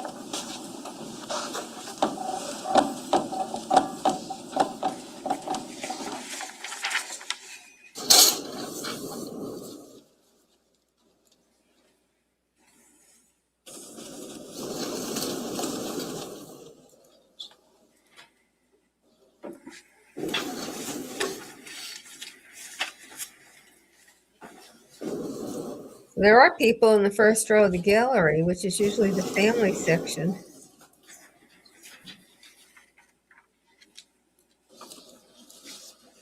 See two women. And the defense lawyers are blocking who's sitting to their right, if anyone.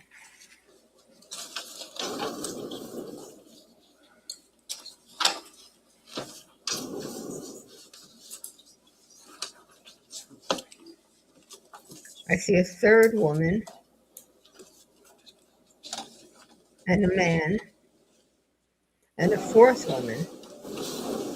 So there are 4 women in a row and then a man at the aisle. But I don't know who any of them are. But that is the family row. If they're ready, they can come right back out. They're either family or reporters, and they don't look like they're taking oaths of doing anything the reporters would do, so.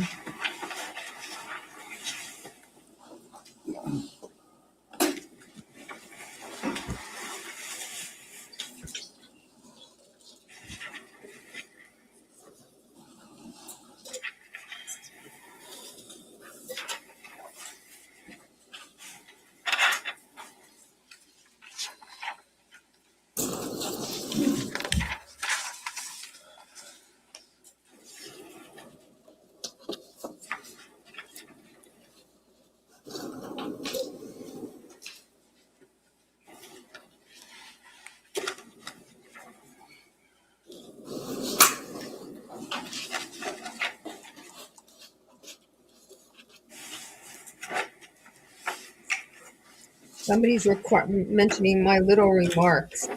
Yeah, I shouldn't do them, but I do. I need to control myself better.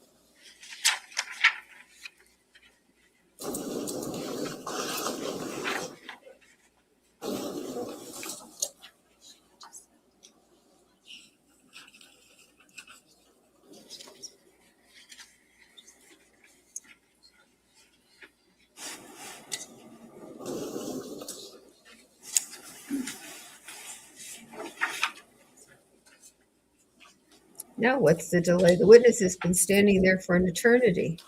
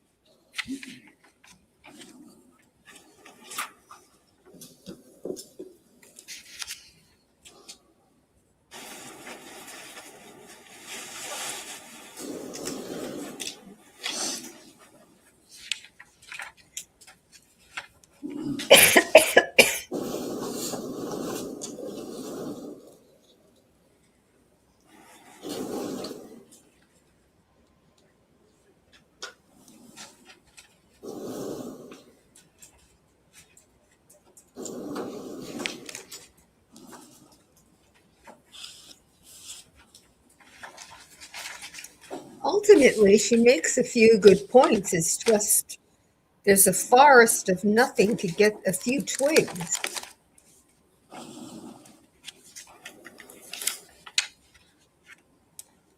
She's not getting paid by the word. She's not getting paid by the hour, not when she's at trial. Judge, you ready? Yeah. Or not likely when she's at trial anyway.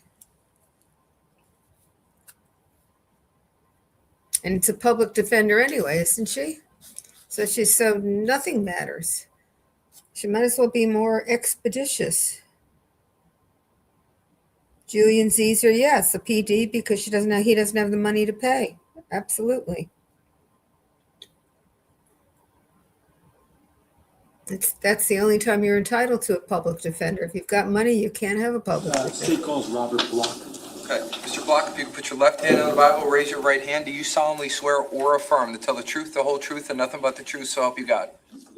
Okay, once you sit down and you're comfortable, can you state your full name for the record and spell your last name, please? Yeah, Robert Block, B-L-O-C-K. All right. Prosecutor, when you're ready. Mr. Block, good afternoon. Can you tell us what you do for a living? Currently, I'm a professional services engineer at Fortinet. Now, I want to take you back to the time frame of, say, 2018. Remember that time and where you were working at? Yeah. Where'd you work then? Square One. Okay. Now, Square One, what does Square One do? We're an information technology company, integrator, reseller. And did you work in a specific location or context within Square One back in 2018? Well, I worked as a senior systems engineer. Went to clients, worked from home sometimes and in the office. Now, where was the office back then in 2018? Asbury Park. Had it always been there? No, no, when I started in 2004, it was in Homedale. So approximately how long as of November 2018 had you worked for Square One? 14 years. Now, who was in charge of Square One? Who owned it? Well, Keith was the president and Paul was the vice president. Okay, when you say Paul, what are you talking about? Paul Caneiro. And you're nodding in that direction. Is Mr. Caneiro in the room? Yes. And could you just point him out? Sorry. It's identifying the defendant. Now, taking you back to time frame of November 2018, I want to ask you about prior to that time period specifically, had you done anything with respect to infrastructure at Keith Caneiro's home? Yeah, I helped out with setting up some switches, firewalls, servers, things like that. And why were you helping out there? Because I worked for the company. Was it all company infrastructure? Yeah, that was company related. Yeah, I mean, he had two firewalls. One was kind of private for his private link. The other was for their companies. Okay. Now, did you in 2018, did you install some additional security devices or the like within the infrastructure in Mr. Caneiro's basement, Keith Caneiro? I think we replaced some stuff. I mean, it's hard, it's a while ago. Sure. Yeah, so I mean, just like upgrade some things, maybe move some things we had moved from Homedale, obviously I think that was 2012, a lot of stuff. Okay. From the Homedale office to his basement. Was there a point in time that you put in some monitoring software within? Yeah, somewhere, infrastructure? somewhere around 2016 maybe. Now, what was the reason for doing that? Just so because we had a web server, so there was a web server running. I think at that time, I don't think there was any email, it was just a web server, and then we had some other new database. And it was to monitor that hardware, because there was an issue where the UPS had a bad battery maybe, I'm trying to remember. Yeah, it was a bad battery, and so when he lost power to the house, it would take 20 seconds for the generator to kick in, maybe 15 seconds. So the power went out completely one time because the generator took over, but it was like that delay because the UPS didn't kick in. So the batteries were replaced after that, and then we started monitoring. Just so we all understand, what's a UPS? An uninterruptible power supply. Okay. So were these things that you replaced or upgraded in prior to 2018 in Mr. Caneiro's basement? Yes. Okay. Now, with respect to the monitoring software, were you able to, once that stuff was installed, were you able to, check in on the firewall and make sure everything was all right? Well, yeah, we'd get an email alert if there was a problem, like if there was a power failure or if there was some other network connectivity issue, or, maybe we did some other like monitoring, some what's called like SNMP, maybe it was simple network management protocols that we use to monitor devices and things. Okay. Now, I want to draw your attention to the morning of November 20th, 2018. Do you recall waking up that morning? Yeah. Okay. Do you recall whether or not you received an email with respect to something work-related? Yeah. So the Pulseway was the cloud-based monitoring tool we used, and that basically, there was an alert that there was an alert that the server was offline by the firewall. I don't remember exactly, but it was basically when I got up to get ready for work, I noticed the email. Now, based upon receiving that email, did you do anything? Yeah, I text Paul just to ask him if he knew if there was a power out issue at Keith's house. And Now, with respect to getting that email, do you recall approximately what time you actually saw that email? I don't remember off the top of my head. It was sometime in the early morning because, I was getting ready to go out to a customer, so that would be when I saw the email. I mean, woke up, probably checked the email, maybe after I got a shower. I don't remember exactly. Now, when you received that email, was it an email that had just come through, or did it come through prior It to came you through seeing it? early in the morning. It probably came through sometime in the early AM. I don't know, 4:30 maybe, 4:30, 3:30. I don't remember. Sure. Now, do you recall back in 2018, or actually early 19, whether or not you were interviewed by detectives about Yes. some of this information? Yeah, I think that was early 2019. Okay. Do you recall giving a statement that was typed out? Yes. I'm just going to approach you and show you what the mark is, S346. Do you recognize what that is? Yeah. Okay, and what is it? A statement. Okay, and a statement of who? For me. Okay. Now, does it have your signature on the last page, page 5? Yes. Okay. Now, I just gonna direct your attention to page 2. And I just want you to take a look, maybe read the first few sentences to yourself, and then I'll ask you a question.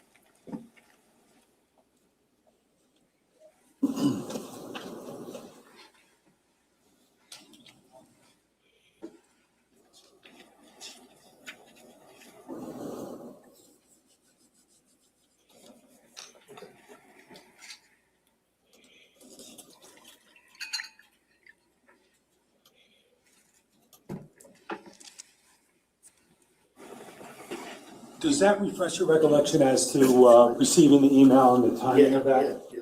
Okay. And do you recall approximately what time you saw the email based upon having your recollection refreshed? It had to be around 7:30, I guess, based on this.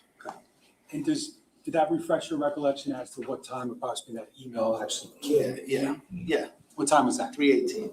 Okay. Is that AM? Yes. That was November 20th of 2018? Yes. Now,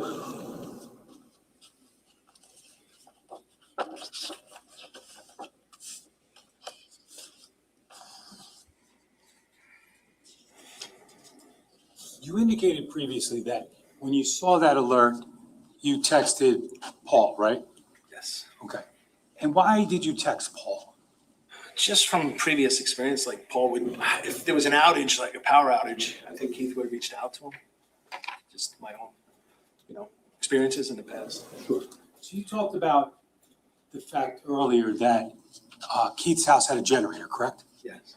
And did that assist with ensuring that power didn't go down often at that house? Yeah. That's the idea. Yeah. And so assume for a second that power goes out to the residents from the street, like the actual power goes off. Prior to the generator kicking on, what is the UPS's function? Just to keep the gear, live, give power to the supply power to the, has a battery in there that basically would run when there's no line from the utility. So it would run for, I think what we had in there, maybe it could have ran for like 10 minutes. I'm not sure. I don't remember. It wasn't designed to run for extended period. It's just to really handle that transfer from the line to the generator. Now,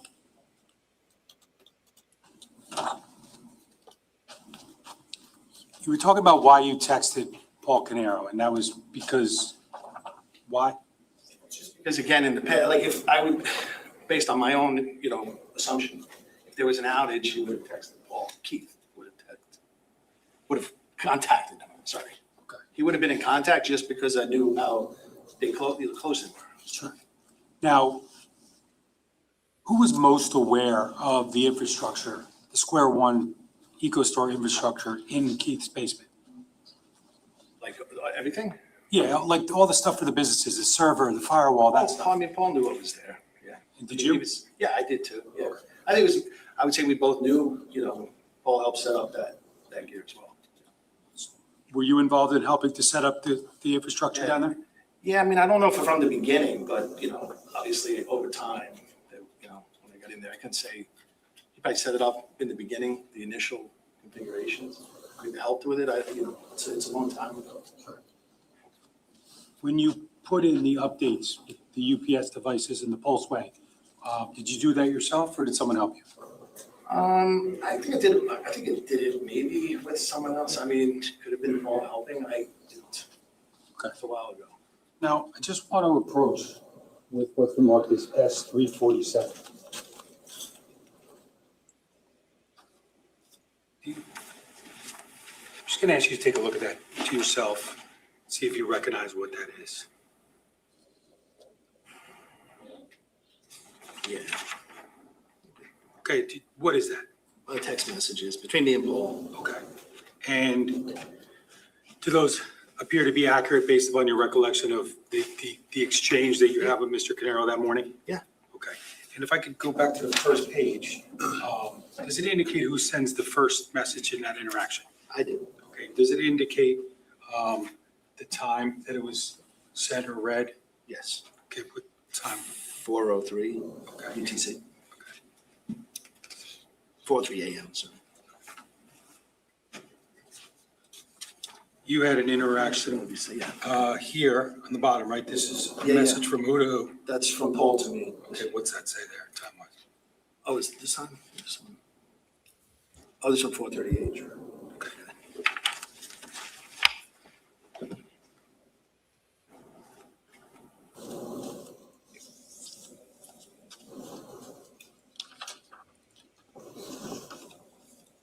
Just gonna show you again.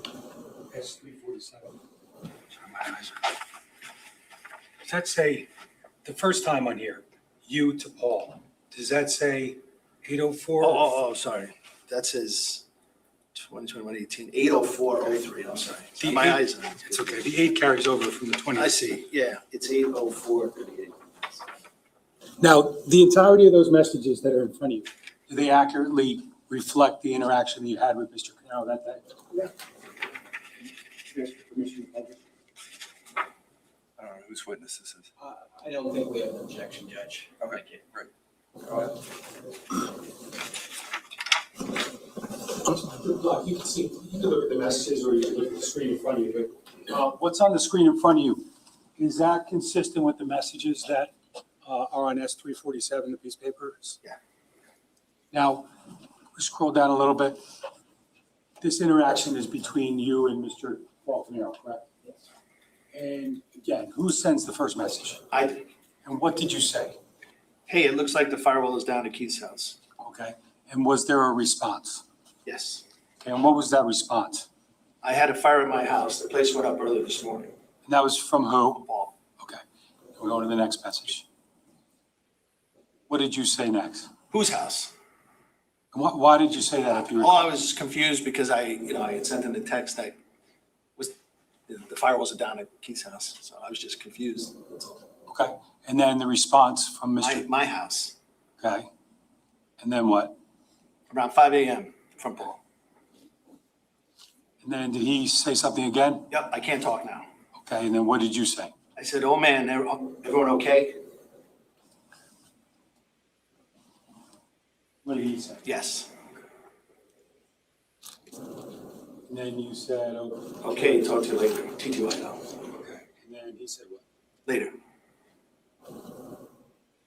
and then what was the last message Mr. Paul Caneiro sent you? I'll let you know when I hear from Keith.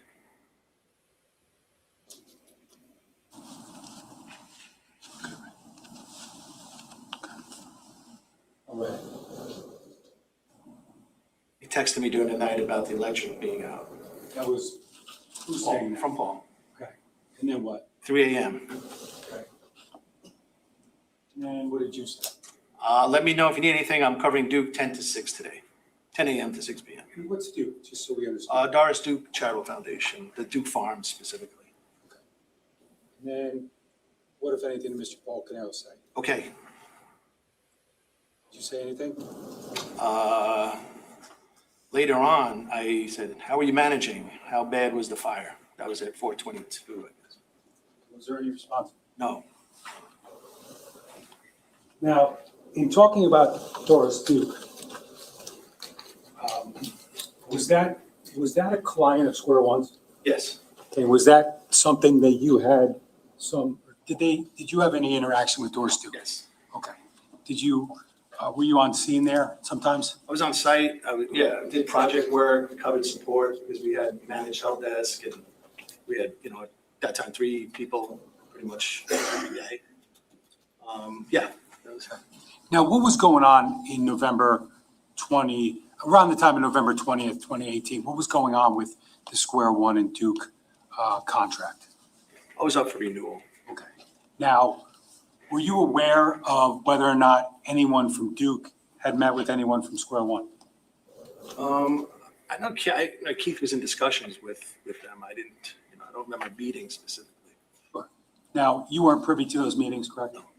And do you know who Keith was interacting with specifically from Duke? Uli Basu.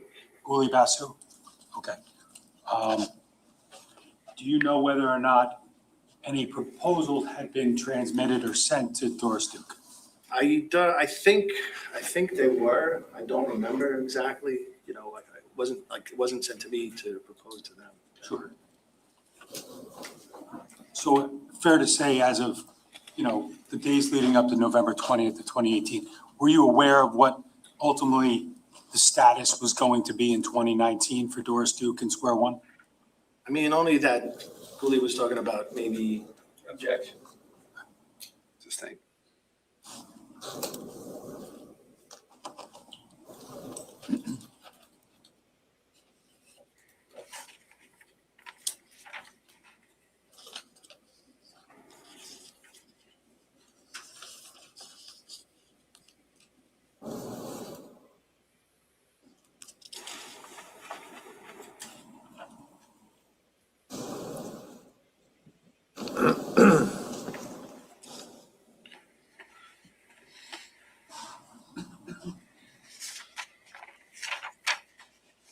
I have no further questions. Prof?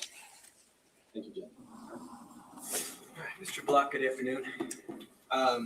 So basically, Keith had the servers for the businesses in his basement. Okay.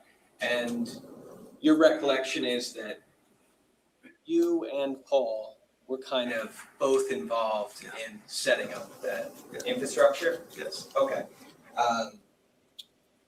Now, I heard you answer before about being at Keith's house for work purposes or other purposes. The firewalls that you were setting up, did you set up both the firewall for the businesses and his personal firewall? I mean, I think I did the business, and it could have been Paul set up the personal one. I mean, but I had, access to it and, could manage it if needed to make changes. Okay. So, I mean, I can't really remember who set up. Right. If I had to, this goes back probably 10 years, more. So Right. I think it could have been Paul who set them up initially.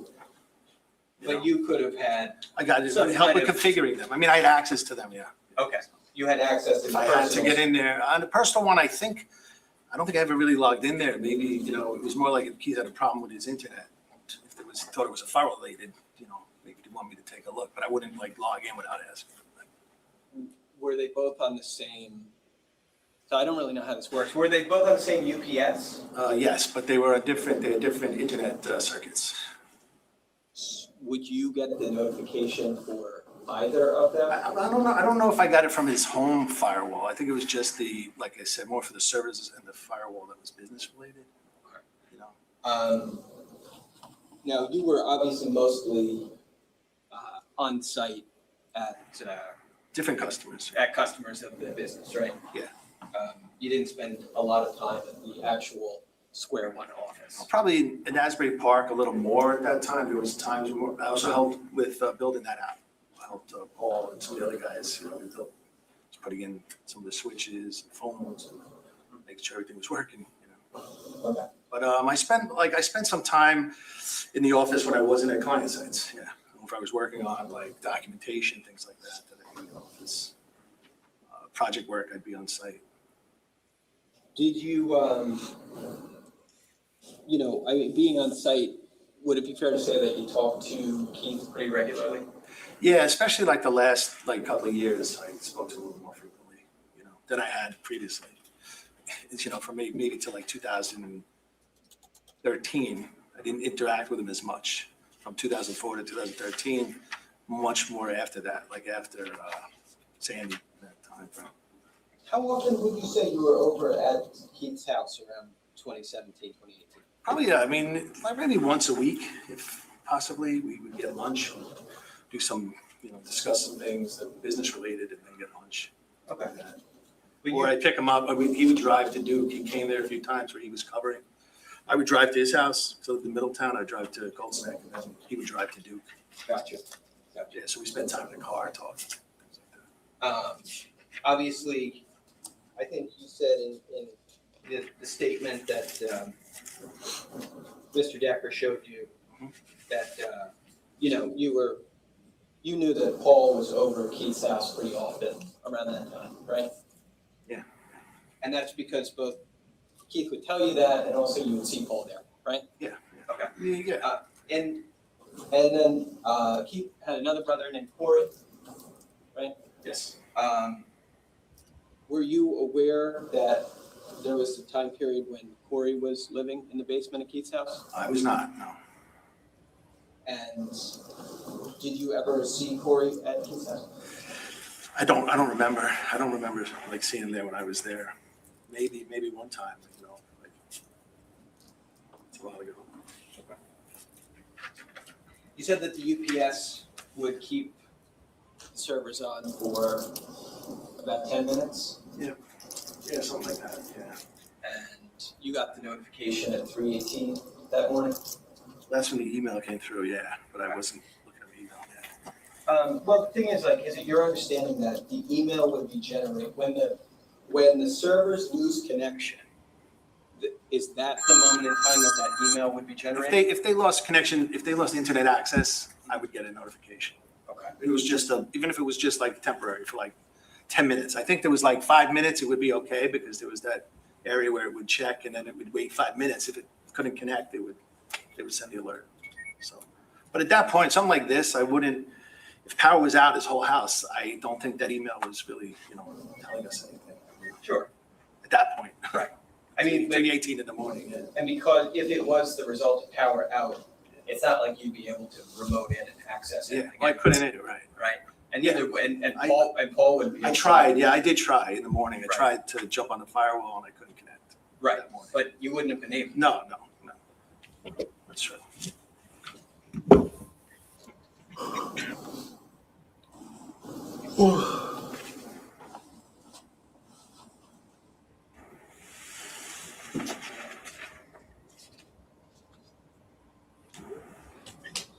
And just to clarify this, it sounds like you were aware that in 2018, November 2018, there were ongoing contract negotiations between Square One and Duke? Yeah. Okay. And those were,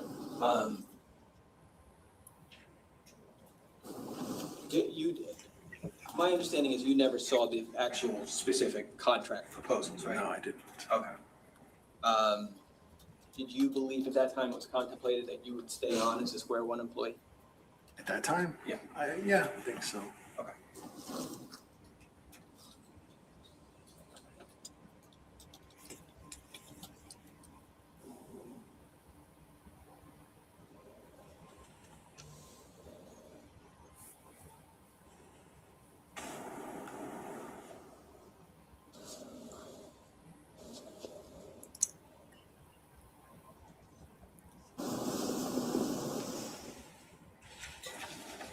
Okay, Mr. Black, thank you. I have nothing further. Thank you. Mr. Decker? No, sir, thank you. Sir, you can step down. Thank you, sir. You need this? Just give that to Mr. Decker. Thank you. Mr. Decker, you want to call your next witness? Yes, sir. Sorry, Sergeant Matthew Cockney.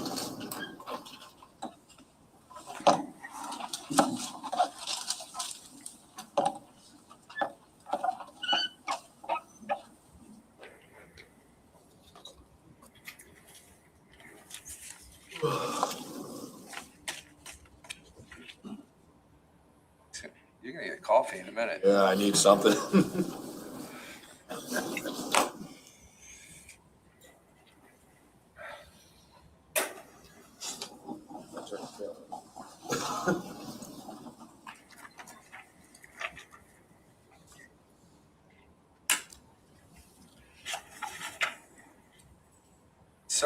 call an audible on you if you don't mind hanging out for a second. We're going to take our 15-minute break. I want to make sure that we're good to go. So we're going to do it now. We'll start back up at 3. I apologize. You can hang out in here, though, if you want. Please don't discuss. All right, so we have another break.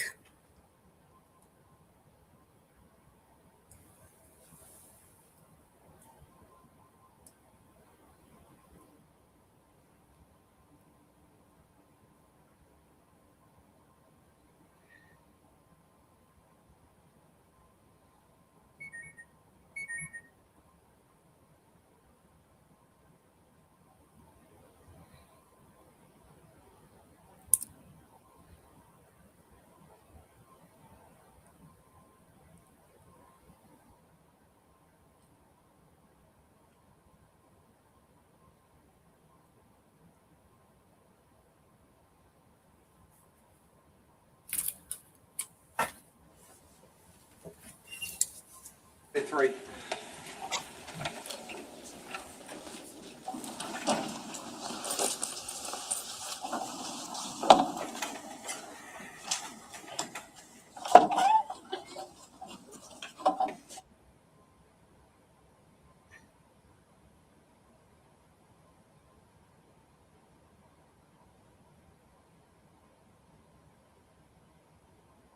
I don't see any questions, so we're kind of on a break for 15 minutes.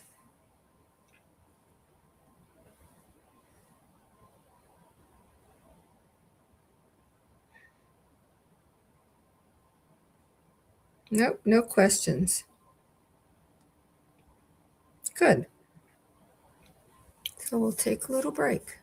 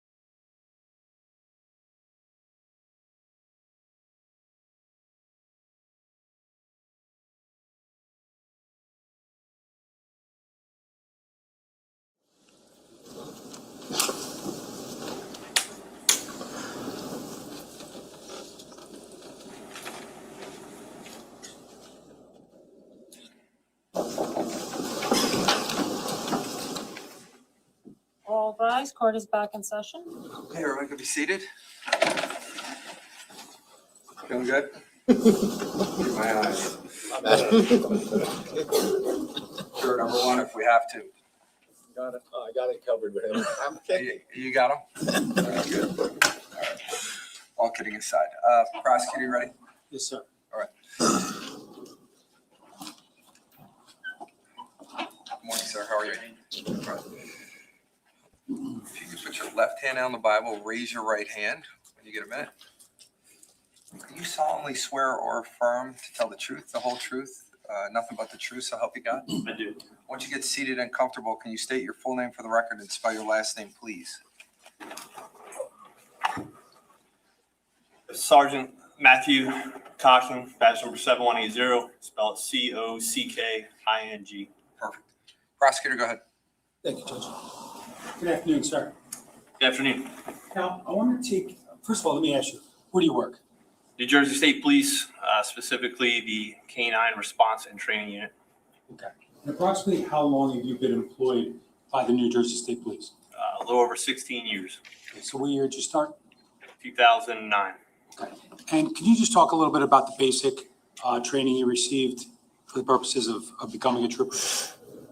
Basic Academy. Basic Academy, yes. 6 months training, Seagirt Training Academy, followed by on-the-job training once you get out. Okay, when you come out of the academy, did you have a specific assignment that's unrelated to what you do now?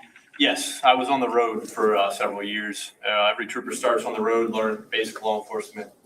Started in Port Norris, transferred to Bridgeton Station, was there ultimately until I got to my present assignment. Okay. And your present assignment in the canine context started when? I interviewed and got selected to go to K9 in 2013. Initially went to the K9 South Squad. Are you just apprised of regions, North, Central, South, and a training academy? I worked the South Squad for from 2013 to approximately early 2022. I was then transferred to the training academy where my primary assignment is now, training canines. Now, just want to approach, I want to show you what the mark is, S435. Just going to show you what the mark is, S435. Do you recognize that, Sergeant? Yes, sir. And what is it? It's a basic outline of my canine career resume for my one specialty of human remains detection, specifically cadaver. Does that resume, does it delineate dogs that you've had, related to your patrol? Yes, in the canine unit, many of us have multiple canines. I started with just one canine, one specifically. I have two currently, different disciplines. This resume in particular is for human remains detection or cadaver. I've worked that since I came to K9 in 2013. Now, does that resume, does it ultimately document some of the uses of the canine for cadaver detection? Yes, it goes a brief history of my experience and background, including what partners I've been assigned, jobs that he's been on, training, successes. Okay. Now, with respect to this particular incident, can you tell us the name of the dog or the canine that you were utilizing at the time? Canine Creed is my first partner. And your first partner was at approximately 2013? I got him, yes, end of would have been August timeframe, July of 2013. We went through initial training, which was patrol class, and then followed by his scent discipline, which was cadaver. Finished that up in June of 2014. How long is that scent discipline, the cadaver training? Cadaver specifically? Sure. That was scent class. I went through Bergen County Training Academy. It was 10 weeks, approximately over 400 hours of training. Various different types of environments pertaining to that specific odor. You want to get detail with that? Well, you mentioned that part of the training was different environments, correct? That's correct. What types of environments are we talking about? When I say HRD, it's human remains detection. These my questions at HRD doll specifically could be almost any environment, from outside, indoor building, collapsed structures, fire scenes, individual rooms, vehicles, natural accidents, Boats, water, boat, basically anywhere where there could be injury or trauma to a human being. Okay. And can you tell us about, based upon your experience at that academy, how you go about training the canine, in this case Creed, to be able to delineate the odor of human remains? He's trained on just that, human remains. It starts with the imprinting process. We imprint the dog on the odor, teach them how to find that specific odor. Then over the course of the 400 hours and 10 weeks, we do multiple different levels of the odor. Threshold, i.e. being threshold meaning all the way down to a small drop of blood to a whole human being in varying environments.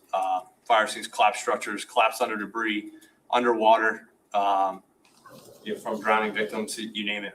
All different levels of that decomp.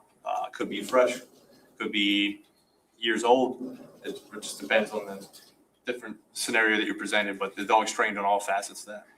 And ultimately, is there any sort of certification or testing procedure that happens during that Sen Academy? At the completion of the class, yes, you're certified, and then we're required to do AG, Attorney General guidelines, determines K9 guidelines in New Jersey. We have to do a minimum of 6 trainings a year, 2 biannual recertifications, so twice a year you're being recertified in that particular odor. Additionally, on here, the USPCA Scent Trials, this is an outside entity, K9 certification. You go through that trial, you get an outside entity, certify the team as well. Just another way of saying the dog knows the odor. Now, was there a point in time, specifically in November, particularly November, I think it was the 20th, 2018, where you became aware of an incident in Monmouth County? Yes. Okay. Was there a point within the coming days when you were contacted by somebody from the Monmouth County Prosecutor's Office in order to potentially deploy Creed at a particular location? If I recall, it was the night prior, I was requested to come assist the day that you noted. Now, did you ultimately, as part of this case, did you ultimately respond to a location in Ocean Township, New Jersey? Yes. Did you recall the address? You don't, that's okay. I'll say if you have my report, I have. Sure. I'm going to show you what's been marked as S436 for identification. Thank you. Do you recognize that document? Yes, sir. It's my report that I wrote after the incident. And if you looked at the top of the report and read it to yourself, would it refresh your recollection as to the address Yes. you initially responded to? 27 Tilton Drive. Okay. Now, to be clear, your response to 27 Tilton Drive, was that the first location that Creed was utilized for purposes of this investigation? Yes, that's correct. And when you responded there, did you meet with personnel from the Monmouth County Prosecutor's Office? That's correct. And was there a point in time when you were specifically asked to deploy Creed in a particular location outside of the home? Yeah, that day I deployed to multiple locations, that being the first one. It was just, all it was related to me was they had a suspicious fire, suspected possible criminal in nature, and just asked me to assist finding any evidence that could assist the case at multiple different locations. Do you want me to go through? So specifically, I'm going to ask you about a vehicle that was located in the driveway of 27 Tilton Drive. Do you recall making observations of the vehicle there? Yes. Okay. And does your report indicate the actual specifics of the vehicle? Yes. Will that refresh your recollection? Yes, sir. Yeah, Tilton Drive, that was the first place I went. Ultimately, I was asked to use my partner to search the vehicle, the exterior of the property, and the interior of the property. I started with the vehicle first, which would be a white Porsche, New Jersey registration, Delta Charlie Juliet 3105. Now, how do you go about or prepare Creed in order to deploy him in a vehicle like this one on that day? Day of, or are you referencing training? No, I'm sorry. Yeah, I should be more specific. You bring the dog to that location. Oh, for the search. Yeah, for the search. Understood. That white Porsche Macan. How do you actually deploy Creed there? Yep. First thing I do is I gathered all the information like we spoke. I then do a quick safety walk, mainly just to make sure it's safe to deploy my partner. He's not going to injure himself. After that, I typically standard 5-foot lead, unless I need a long lead, job specific. I put an orange vest on him. It's just a visible orange vest that he uses when he's working. Okay. And ultimately, where does he start with respect to that vehicle on this date? I think it's November 23rd of 2018. Yep, on this date, I decided to do the exterior first.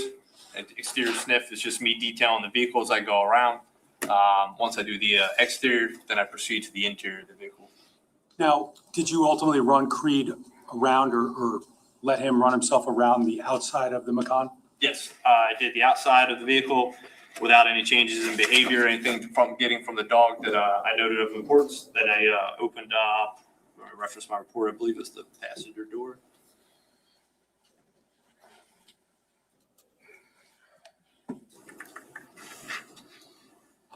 His partner, he calls him his partner. It's interesting. Passenger side front door. Let him do the interior of the vehicle. I did that off lead. Reason being, obviously the lead would just prevent him as I'm standing outside from doing his job. Once he finished the passenger compartment of the vehicle, the front seats, back seats, and he can get to and pull them out. Then we went to the rear of the vehicle. I opened the rear cargo hatch and deployed him inside of there. Now, just to be clear, it might be obvious, but just to be clear, what's the difference between on lead and off lead? On lead is controlled. I can, depending on how long the lead is, I control where he goes and I detail him. I prefer off lead as much as possible just because it allows the canine to work without me interfering with what he's doing. And ultimately, my job is just to read his behavior and observe what he's doing during the searches. There's a multitude of different things I'm looking for in his behavior when he's doing his job. So that's strictly all it is on lead, off lead. When you talk about there's a multitude of things that you're looking for, is that based upon your and Creed's training and experience? Yes, sir. Okay. And what types of things are you looking for when Creed is actually deployed? Biggest thing you're looking for is most commonly that the general public knows is what we call the final train response or final alert. In his case, he was an aggressive alert, meaning he'll scratch. It's the least important thing of everything he displays to me. Not that it's not important. I don't want to take that out of context. It just means it's the least important in the steps of it. When he's searching the dog as they're trained during his 400 hours and 10 weeks of training, he has multiple days on the odor and being rewarded for finding that particular odor. So when a dog gets an odor of something he knows he's going to be rewarded for, the endorphins, everything in his brain start to drop, and he has physiological changes that he can't hide. And you guys have pets, think about, you get a treat, or your toy, his favorite toy, whatever it is, they get excited, right? It's no different here. He starts getting an odor of what he's trained and imprinted on. There's things he can't hide. His tail starts wagging. First thing dogs do is they close their mouth because they pant when they're worried. When they start taking the odor through their nose, the first thing they do is close their mouth because they're taking all available odor through their nose because they're trying to differentiate what they're smelling. That's called they do shallow breaths. It gets real fast rather than when they get excited. Another thing they do, the tail wag. They start bracketing, head spin when they go by on odor. All those physiological changes a dog cannot fake. They can't make it up. It's not nothing they can control because the endorphins are now taking over. In their mind, they're getting close to their reward. So that's the order of things that I'm looking for as a handler. Dog may be interested in something, he'll move on. If it's an odor he's trained on, he's trained to go to source, and he'll follow all the way as close as he can get to source before you'll ever see that final or trained response. Does that answer your question? Certainly. Now, you deployed him, I think you said next, into the rear cargo area of the push Macan. And what, if any, behavioral changes did you observe at that point in time? I'm going to reference the report again, if that's okay. I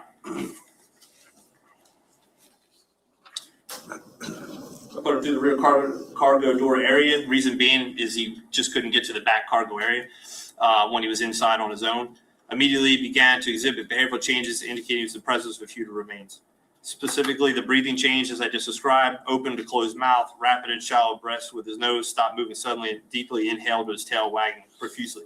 It's indicative of physiological changes he exhibits on the presence of human remains. Creed then began scratching at the cargo floor on the driver's side of the vehicle, a spot in which he had pressed his nose while deeply inhaling. I noted at the crime scene. That in itself just told me the dog was an odor of some form of human remains. It could be anything from fluid, drop of blood, just odor there. My job at that point is to turn it over to crime scene, to just know what the dog looked at. Now, based upon your training and experience with Creed in particular, can the odor be enough? Like just odor as opposed to something physical like blood or some sort of stain or? Yes, we call it transfer odor. Now, based upon Creed's actions and physiological changes in the driveway of 27 Tilton, did you relay those observations or what they meant to you to the other detectives that were there? Yep. Now, was there a point in time that you decided to deploy Creed to a different part of the property outside? At the conclusion of the vehicle. Yes. Yeah, once we finished with the vehicle, we proceeded to the rear yard of the property. I did an off-lead search the backyard, shed, and back deck area. The goal being I wanted to finish the exterior of the property before I moved inside. Were there any physiological changes that you observed from Creed in the rear yard of the property? Nothing outside, no further negative. Now, at that point in time, did you proceed to enter the actual structure inside of 27 Tilton? Yes, sir. We proceeded to the front door of the residence where I was going to start my search of the interior. Now, searching a house like that, is that something that you would do, you and Creed would do the same way every time, or does it depend on a variety of factors? The environment dictates the layout of the house, damage in this case. But I do it systematically floor by floor. I'll search a room the same way, but in the order that I do it, based on also debris and change. But each particular floor, no, it doesn't necessarily have to be the same. I come up with a plan where I ensure that I get adequate coverage of everything inside and out. Okay, you referenced damage, correct? Yes, sir. Was there damage that even before you went in that you were made aware of? I obviously knew it was a fire scene, which changes things a little bit because obviously safety for the dog. In this instance, my goal is I'm going to do everything that was easier for him to traverse and then end where the damaged area. Had Creed ever been deployed in a home that had suffered fire damage? Absolutely, yes. Now, can you just tell us generally or specifically how, excuse me, how you deployed Creed at 27 Tilton interior? Yep. So first thing I did was go to the front door. Prior to even starting, I observed what appeared to be what appeared to be a blood smear on the wood trim below that front door. I noted that to crime scene, let them do their thing. Once we proceeded, I then deployed Creed for an off-lead search of the interior of the residence. Again, preferably off-lead, just because it allowed him to work on his own, unimpeded by me holding him up with a lead. We did the first floor. I just assisted detailing him. What I mean by detailing is I let the dog go in, do a search. If I feel like there's somewhere he didn't get to, I will go in and actually detail, just direct him to areas. I do this to ensure adequate coverage that he didn't miss anything within a particular room and or building. We did the first floor. Then we proceeded to the second floor. I ended up doing all the bedrooms and the bathrooms. I made a note that the master bedroom and bathroom sustained minor damage as a result of the fire. Completed the search of the second floor without any changes in behavior. Then I proceeded back down the first floor to end at the basement. Okay, so do you recall how you actually, entered and deployed Creed into the basement? Yes. How was that? Stopped at the top of the basement steps. Obviously knew that there was debris down there just from what I could see. At the top of the steps, set him down off lead on the steps. Reason being, let him go down, do his thing. I can kind of watch, and then I followed him down once he got started. Okay. Now, do you recall where Creed went upon kind of getting to the bottom of the basement stairs and into the basement? Yep. Yes, sir. Immediately began searching the rubble in the southeast corner of the basement, which is the heaviest damaged area. He went through on his own first. Okay. And did you follow him there? Yeah, yes, sir. I could see him from where I was at, and then I proceeded to him, yes. Okay. And what, if any, observations did you see within Creed's behavior? Again, I noted in my report, it was what was perceived to be the origin of the fire. He immediately began behavioral changes indicating the presence of human remains. And I'll repeat them for you guys. It was breathing change, open to closed mouth, rapid and shallow breaths, while there was rapid bracketing the pile. What I mean by bracketing, when a canine gets an odor, they will work it. And a bracketing, like if the wind was blowing in my face here and your odor was coming from that wall, the dog is going to get to the edge of the odor cone, go back to the other edge of the cone, and they're going to keep bracketing back and forth until they get the source. And you should see that get smaller and smaller. He was bracketing the pile of debris. When they're trained to get to source and you have if there was odor under my hat, you might see a dog kind of circle it. And they're trying to find other avenues in to get all the way to that source. That's another form of bracketing. He did that on the debris. He then buried his head into the debris, pulled it out, and began scratching at the pile. His final trained alert, as I said to you guys earlier, is a scratch. That was indicating to me that he has got as close as he could get to source or was on source of that odor. At that final alert, that's his final alert to source of human remains. As a result, me and Detective Catalona started sifting through the debris where he alerted. It was a mess, fire debris mess. It was kind of all melted together, fire debris, if you can imagine, and the water has kind of frozen. You would keep describing that sort of work, Bill? No, I just want to show you what's been marked as S1. It's A. Slide 111. I'll show you. Slide 111. Do you Yes, sir. recognize what that depicts? Yes, sir, basement. Okay. Is that the area that Creed ultimately detected the presence of human remains? Is that depicted in that photograph? Yes, sir. So specifically remember all the feathers and from a pillow or whatever that had been.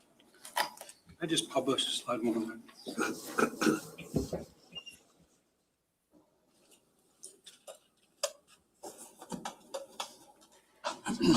The photo that's on the screen, is that the photo I just showed you? Yes, sir. Okay. And again, could you just, there's a little pen up there, a stylus. Should be in front of you. Okay. Could you just kind of circle the area based upon your observations of where Creed was ultimately showing those signs of interest? Yes, sir. I just touched the screen. Yes, you can. Sorry, I'm a dog guy.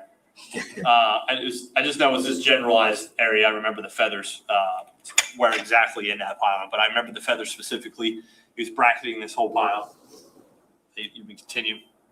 Yeah, I mean, if you'd like further explain that. No, I at that point, I noted it to the crime scene detective. We started sifting through, and ultimately what he was alerted, we found a piece of a plastic container. Again, it was all melted together from the heat and frozen with the water from the firefighters putting the fire out. The plastic container, we observed a piece of plastic with a blanket and clothing within the burned rubble, which had melted and frozen together in the fire. It was determined the clothing appeared to be jeans with possible blood stains on it. Detective Catalona photographed and documented the area. I directed Creed to search the remainder of the basement and completed the remainder of it without any further changes in behavior. Can we keep going? No, I think after the dog had indicated to that area, was there a point in time where the pile of debris was actually taken by Detective Catalona, I believe, somewhere else? Yes, sir. I went back upstairs to the first floor with Creed. The only thing we had left was the garage. We completed that search of the residence. That way it was completely done. Search of the garage was completed without any changes in behavior. When I say without any change in behavior, so you guys understand, the behavior change like I described is what I'm watching. So when the dog doesn't respond at all, it tells me there's no odor available for him to smell in that particular area. We move on from that area. So we finished the garage. Detective Catalona and Trooper Kyle, who was there assisting me, they moved the pile of frozen and the debris in which he had earlier alerted into the garage where it could be analyzed further. There's two reasons. One, to analyze it further. Two, I wanted to bring Creed back down to the basement after we had that known odor, removed it to see if he would find anything else. And did you do that? Yes, sir. What happened when you brought him down to the basement? I'm sorry. What happened once you brought him back down to the basement? I brought Creed back to we did the garage. I brought Creed back in the garage, released him for another off-lead search. Creed began searching the garage, clearing the exterior walls. Again, we brought that known in. I did the entire room again. He did the walls, brought him back over to, after clearing the exterior walls, he approached the debris on the floor again and provided the same physiological alert as he did when he was downstairs. So at that time, pulled him off, got the same alert as I got before. In order to ensure that nothing of evidentiary value was missed, or we removed debris, I brought Creed back in the basement and same was searched a second time. He provided the same physiological alert, the same area of the basement that I have circled here. He was secured in my assigned troop car, and crime team started doing their thing, analyzing the clothing further. In the basement, didn't surprise me, alerted again. So odor travels, especially on a fire scene like this, odor will travel with water. It's melted, so that whole area may smell like odor. He's gonna alert to it again. It didn't surprise me at all. At that time, crime scene decided they took over to see if there's anything else and any further evidence. So he didn't alert to the blood on the That- landing or the kitchen. What you just described about the actions at 27 Stains. Did that ultimately culminate after taking him back down to the basement? I Was understand. that, I'm sorry, once you took Creed back Yes, sir. down to the basement, was he done? Oh, yes, at that specific address? Yes, sir. Now, I think just for purposes of understanding, That's right. Someone in the chat said this is Paul's house. We're gonna mark this as S1A, slide 111.1. Thank you. Your Honor, at this time, I have no further questions for this room. I once watched a cadaver dog in action, finding a real cadaver, not blood or clothes with blood on them. I'll tell you the story sometime. So I thank you for sending Creed's resume. It looks like Creed is actually very good locating human remains. That's right. Or I just would be retired now. And I noticed that there were several instances you mentioned in the resume where Creed had alerted during the searches of vehicles. And that specifically, on May 11th of 2018, Creed alerted to the floor mat of a vehicle that he was searching. And that area was later confirmed to contain trace amounts of human blood. What was that date, sir? That was May 11th, 2018. You're referencing the Newark Police Department investigating. I am, yes. Okay. So it looks like that was an event that you referenced in the resume where Creed alerts to the floor mat of part of the carpet area, the driver's seat. Yes, sir. And then it's determined that Creed was actually right to look to that location because trace amounts of human blood were located there. Yes, sir. And then in March 20th of 2017, you were involved with the Missing Persons Unit and the Atlanta County Prosecutor's Office, it looks like.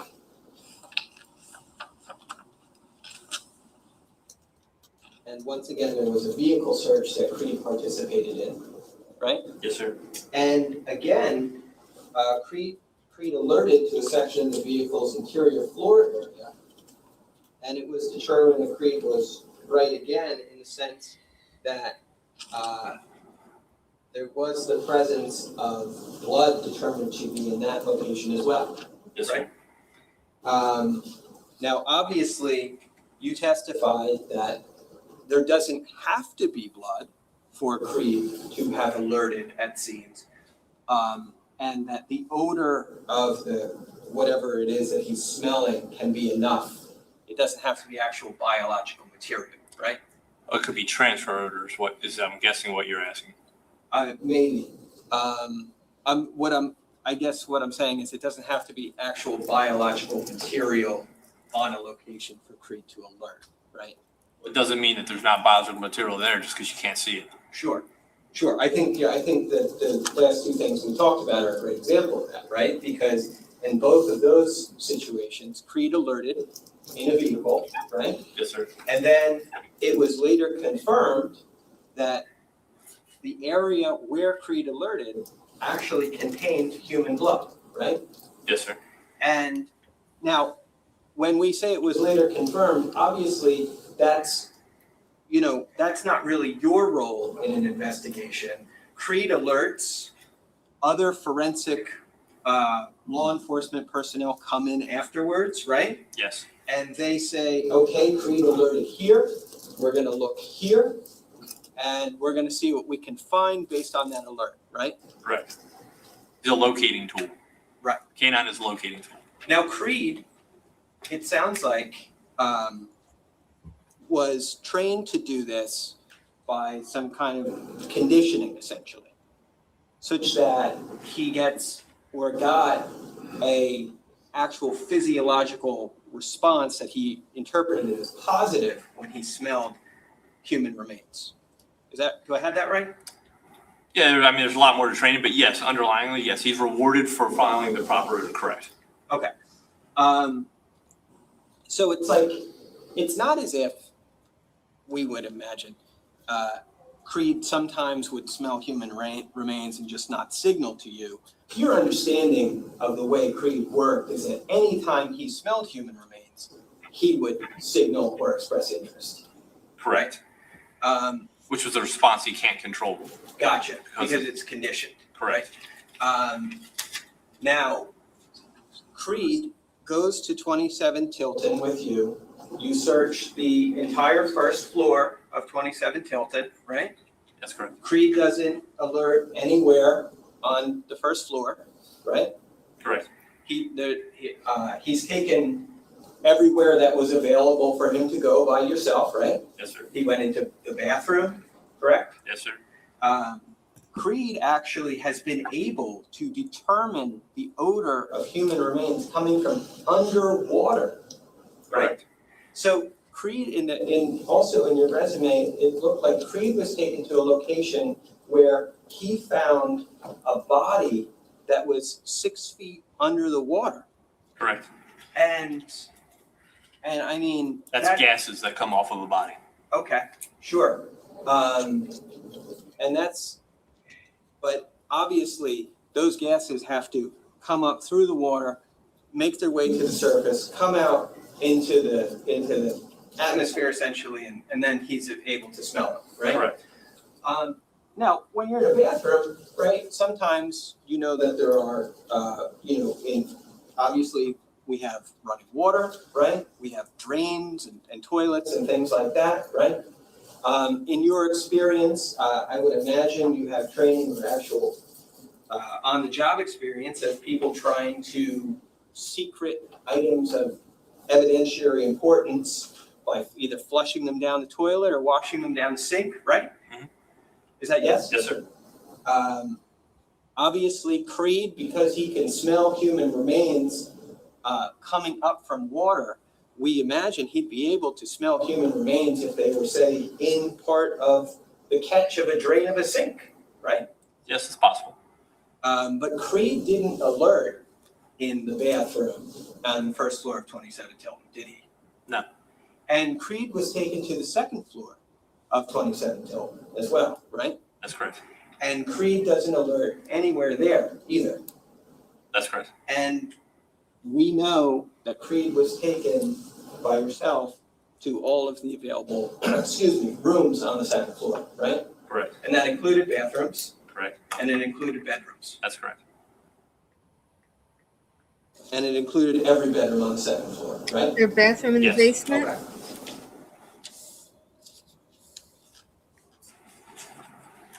Did we know? We had that tour of the basement by one of the police officers. Was there a bathroom down The there? term that you had used was, I believe, bracketing for Creed's. It's one of his physiological signs, yes. And that's actually where he's physically interacting with an item, or? No, as I explained before, bracketing is when a dog hits the edge of an odor cone, left and right. Or example, like I said, if it was under my hat and he was trying to get the source, he could circle all the way around it. That's also a form of bracketing. They're trained to go to the source of the odor when they get the odor. Gotcha. Odor has to be available for them to smell. So once they're in odor, that's when you're going to see that bracketing. Okay. In this case, he actually was, when he was in the basement, in the area of the fire, and we saw that debris pile in S1S slide 111 that you looked at just now, right? He actually, you were watching his behavior change, right? Correct. You're watching him, his mouth is no longer open, it's closed. He's breathing through his nose, right? Correct. He is bracketing around this area of debris, right? And he's actually putting his nose into that area of debris, right? Yes. Okay. you and Officer Catalona are looking at that debris pile, and it appears to you to be just it's a highly disorganized, disordered pile of textiles and various objects, right? It's a fire scene. Right. But you have to take that pile and actually bring it upstairs. Yeah, pile being the items that he put his nose on. Right. And gave a final response to. Right. Yes. And do you remember what you used to carry those items? That's a crime scene question. I was just there working the dog. Okay. All right. So do you recall whether Detective Catalona took like a plastic tub from the basement and put those items in it to take it upstairs? Again, I'm not crime scene, sir. I just worked the canine. I don't know how they moved. I'm just asking if you were there, if you recall. I don't recall that. Okay. Again, not my job.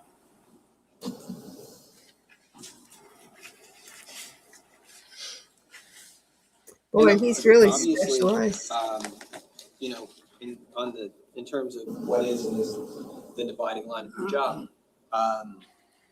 When Creed alerts, that's it, obviously an area of interest, but that from that point on, it would go to other forensic personnel, right? Yes, sir. I viewed it. I try to observe what he's alerting to, but at the end of the day, the dog's a locating tool. Sure. I said, hey, you located this. He's alerting to this here. And I turn that over to crime scene for them to determine. I'm not a crime scene specialist. I'm a canine handler. No, I understand, and I think that makes perfect sense, because obviously you can't say that just because Creed alerts, there's gonna be DNA in a certain location, right? I can tell you he provided alert to the odor he was trained on, and I turn it over to crime scene professionals to take it from there. Right, because you can't say whether there's DNA, right? That's No, someone I- else's job, That's not my job. and it's not your job to say whether there's blood there, right? Again, I have advised the dog alerted to what I believe to be the presence of human remains, and I turned it over to crime scene. This is asked and answered and asked and answers. Please, Rob. I think that's fairly self-explanatory. We need other people to make these confirmation assessments after the fact, right? I'm not sure what you're asking me. What do you want to say, that I'm not a crime scene guy? No. I'm confused what you're asking me. No. I'm just trying to say that what you are not is a DNA analyst, right?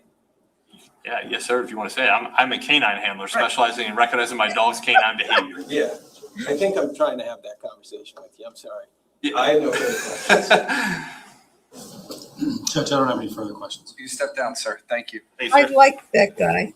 He was Can we leave amusing. these here?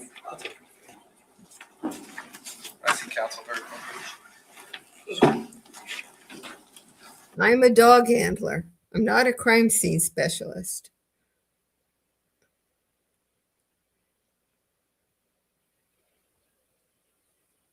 I never got his name. It sounded like Cotton, but I'm not sure. He and his partner. It's too bad we didn't get to have the prosecutor put the partner on the stand.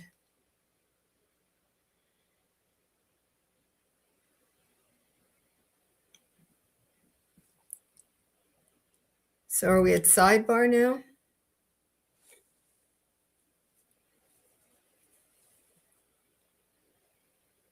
So when I was in the prosecutor's office, That's more bad news. Essex, Don't do it again. You're done for the day. for heaven's sake. So, and I don't want you to look at that as a bad thing. We're on track. We're actually doing extremely well. But, you know, the way that our schedule got messed up this week, this is the way that we got set up here. So you're done for the day. You will be back tomorrow morning. We'll start right on time. We'll go through the day, and then we'll see where we are at the end of the day tomorrow. So don't discuss this case. Don't do any research. I'll have you back tomorrow. Have a good night. Be safe. Be careful of the ice. God help us. Have a good night. All these short days, we're never going to get finished with this trial. Never. Short days and repetitive questions, a very bad combination. Somebody should do a song about it to a sort of a little drum beat cadence.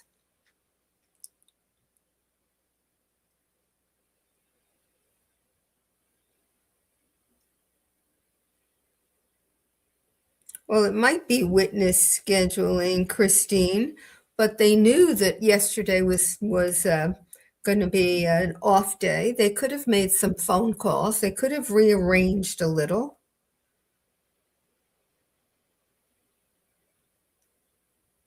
So three French hens says if we're on track, why does he or she feel a month behind? Because we're going so slowly. Their track is a slow track. That's why. We should have been nearly done with this trial by now, in my opinion. Of course, I don't know who else they have to call, but we should be a week ahead of where we are. So are they going to do anything else? Or are we finished? Are there questions here? So I will say, please subscribe. It's free. All right. Hit like. Put on the record. Hit share. I don't know the difference between share and like, but apparently there's something good that happens for me if you do that. And hit hype once you're off this feed. That's what it's called.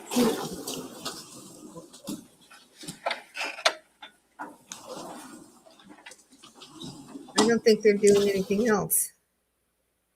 They're not. The judge left. Okay. Are there any questions? I will tell you about my cadaver dog experience. When I was in the prosecutor's office in Essex County, which is a county in New Jersey that covers Newark, they had information about an organized crime hit that had happened several years before. And the reason why they got information was that there had been a leak in the organized crime group. Let's call them a group. And the leaders of the organized crime group thought that a particular individual was the one who was leaking and talking to the police. So they decided to kill him. And they called him out to an area in New Jersey. How do you find as to the count of the indictment charging Melanie McGuire with the murder of William McGuire between on or about April 28, 2004 and on or about May 5th?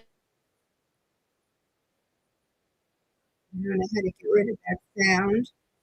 There must be a way to get rid of the sound.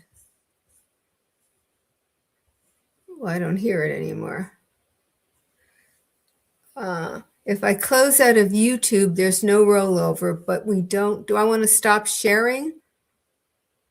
Close out of YouTube. Well, how do I do that? Let me think. I think I do this. Okay. I think I did it. Thank you. So they decided they were going to kill the person they thought was the informer, and they invited him out to this. At the time, it was a completely undeveloped area in New Jersey.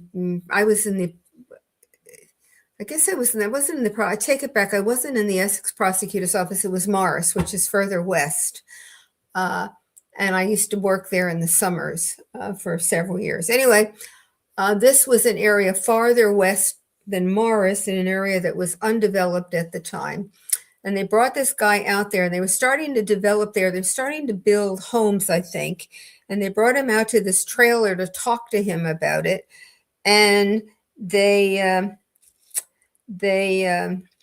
killed the guy and rolled him up in a tarp and buried him out there. And then over the years, that area was developed. And so it didn't look the way it did at the time of the killing.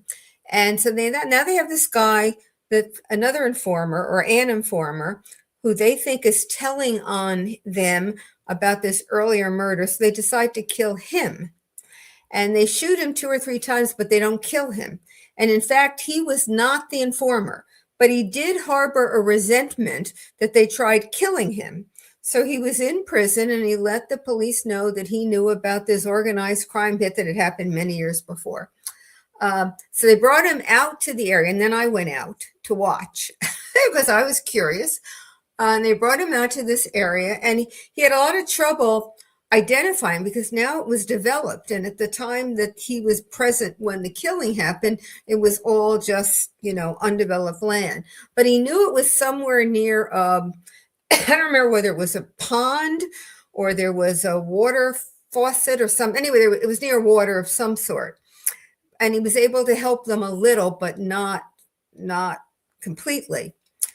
And so they brought the cadaver dog out. They had this big, is it a backhoe? They started with they got to an area where they thought this was the area the guy was talking about. They started with a backhoe, and then they went to a smaller piece of equipment, and then to a smaller piece of equipment as they're digging. They finally ended up with a teaspoon and a toothbrush as they're trying to get to where they think the cadaver is. So they had the cadaver dog, and at the point at which they're on the ground and they see a little bit of rug, the cadaver dog alerted. Now, I thought at the time, and I still think, that if the cadaver dog was unable to identify the body until they were at the point where they could see that little piece of rug, they didn't need him at all, because they knew the body had been rolled up in a rug, and now they see a piece of a rug in this area. So then they proceeded to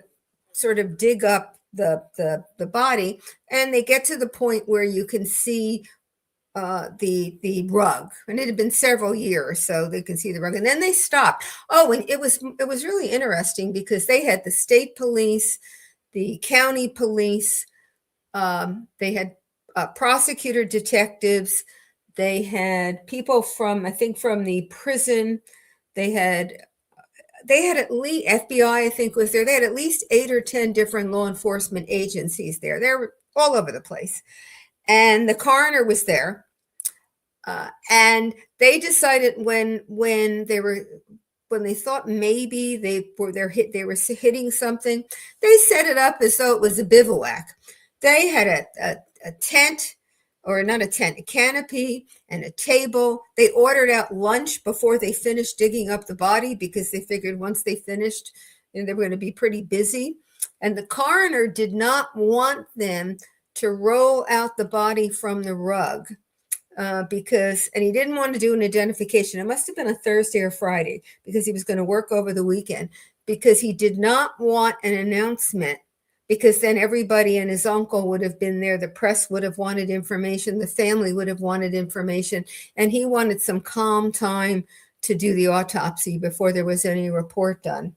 So it was really very interesting when they were so organized. It was like, you know, those old Westerns where you're mining for gold. That's what they were doing, because when they got down to where the body was, now they wanted to see if there was any evidence. So they were using a colander, not a smaller, a little net thing, pulling everything up and then putting everything that they found on another big, I don't know what, maybe it was a big tarpaulin. So I watched for quite a while. It was really pretty interesting. And then they continued to work, and I left for the day. So that's my story of the cadaver dog. He did alert. He was able to identify human remains, but by the time he identified them, they'd already found the human remains. Now, I suppose I should give the dog his due. It may be that, the body had been buried so long that the odor would have been much decreased. And it may also have been that since it was buried, that it was harder really to detect. I don't know. But in any event, the detectives and the state patrol and the FBI and the detectives from the prosecutor's office, they were all really impressed by that dog. I think I was the only one there who harbored some skepticism about it. So that's my story. Any questions about today? As I said, Matt Murphy will be on at 5, and he's going to talk about this case. He's going to talk about the case he's currently defending on, that somebody in the chat wanted him to talk about. I still don't know the name of the police officer, and I tried checking and couldn't find it. But he is going to talk about that case. He's going to talk about Aaron Spencer, and he's going to talk about Timothy Busfield. That's the agenda. I don't know if we'll be able to get to everything, but I assume that we will be able to get to everything. And if not, I'll have him back on to finish up at some point. I will do a wrap up at 7 tonight on today for anybody who wants to hear a wrap up. And then I think we will probably do one more maybe 2 wrap ups this week, not on Friday. I can't do Friday. and maybe one more, session with a guest, or maybe I'll do one alone on something. And then, as I said, next February 3rd, I believe, is Charlie's appeal. As I said earlier today, I thought it was in the morning, but on STS last night, they thought it was the afternoon. So once I know, I'll let you know. And I did say, I believe that I did a video on Charlie Adelson's, the issues in Charlie Adelson's appeal that we released about 3 weeks ago, maybe a month ago, and it's posted. And so you can, if you want to refresh yourself on the issues in that case before the appeal, that video, I think, will do a good job. And then for my members, we will be doing a meet and greet on Sunday at 6. I posted the briefs in the Murdaugh trial because you all wanted to review that case and actually read the documents. So I edited them down and posted them on the channel site and YouTube site, and we will do that beginning at 6 on Sunday. So I think that's everything. Let me see if there are any questions here. Okay. I see. Oh, here's one. Taterbug wants to know why I think they're not calling Corey to the stand. I saw somewhere in here that somebody had seen the witness list and Corey is not on it. I don't know what Corey has to add. The defense is pointing a finger at him. I don't think the state needs to cooperate in that by putting him on the stand to give more fodder to the notion that maybe he is the arsonist and killer when the evidence is pointing towards Paul. So I think that's probably why. The defense could always call him if they wanted to. And you recall last week, they talked about third-party culpability, and they were talking about what would be permitted or not. And it has to be Corey that they're talking about. So I don't know. Maybe the defense is going to call Corey. I have no idea whether they are or they're not, but that's a possibility in here. So it looks like that. Taterbug said, couldn't the defense call him? Yes. Now, if he does have some exposure, he can claim a Fifth Amendment privilege.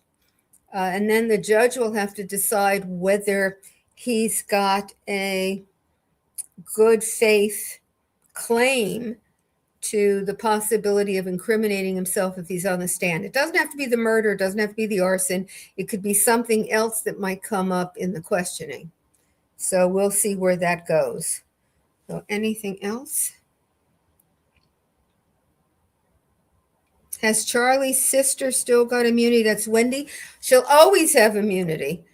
She testified and got immunity. Otherwise, she could have gotten on the stand and refused to answer. So she's got to be treated as though she never answered anything. The immunity has to be as broad as the privilege not to speak at all under the Fifth Amendment. So, okay, looks like that's it. What do you know about that? No, very few questions. Oh, Cynthia earlier wanted to know if I knew how long the defense lawyer has been practicing. I assume you mean practicing law and not practicing in the sense of trying to get ready. No, I do not know. Okay. Anything else? I see no more questions, and I don't see. Okay, well, thank you, Cynthia. I enjoyed being on STS. Okay, Nikki, I did tell you about the cadaver dog and the cadaver. That was really very, very interesting to see it. And really, what I thought was most interesting really was how they set it up. They had this canopy and tables, and they ordered in pizza. Who knows? They were taking orders for lunch. It was quite the experience, I must say. Okay, well, I hope some of you. Oh, here's one more question, and then I'll stop. Kristen TD, could the prosecution call Corey's wife or in-laws to confirm his presence, et cetera? They could. They can call anybody that has relevant information. There are no rules about it. Relevant information and no privilege not to talk. Those are the only two considerations. Okay, so I hope some of you will want to listen to Matt Murphy at 5, and maybe some will want to hear the wrap up at 7. And if not, for those of you who have no interest in doing either, please hit subscribe, like, hype, and share. I got them all 4. Okay. Ciao a tutti.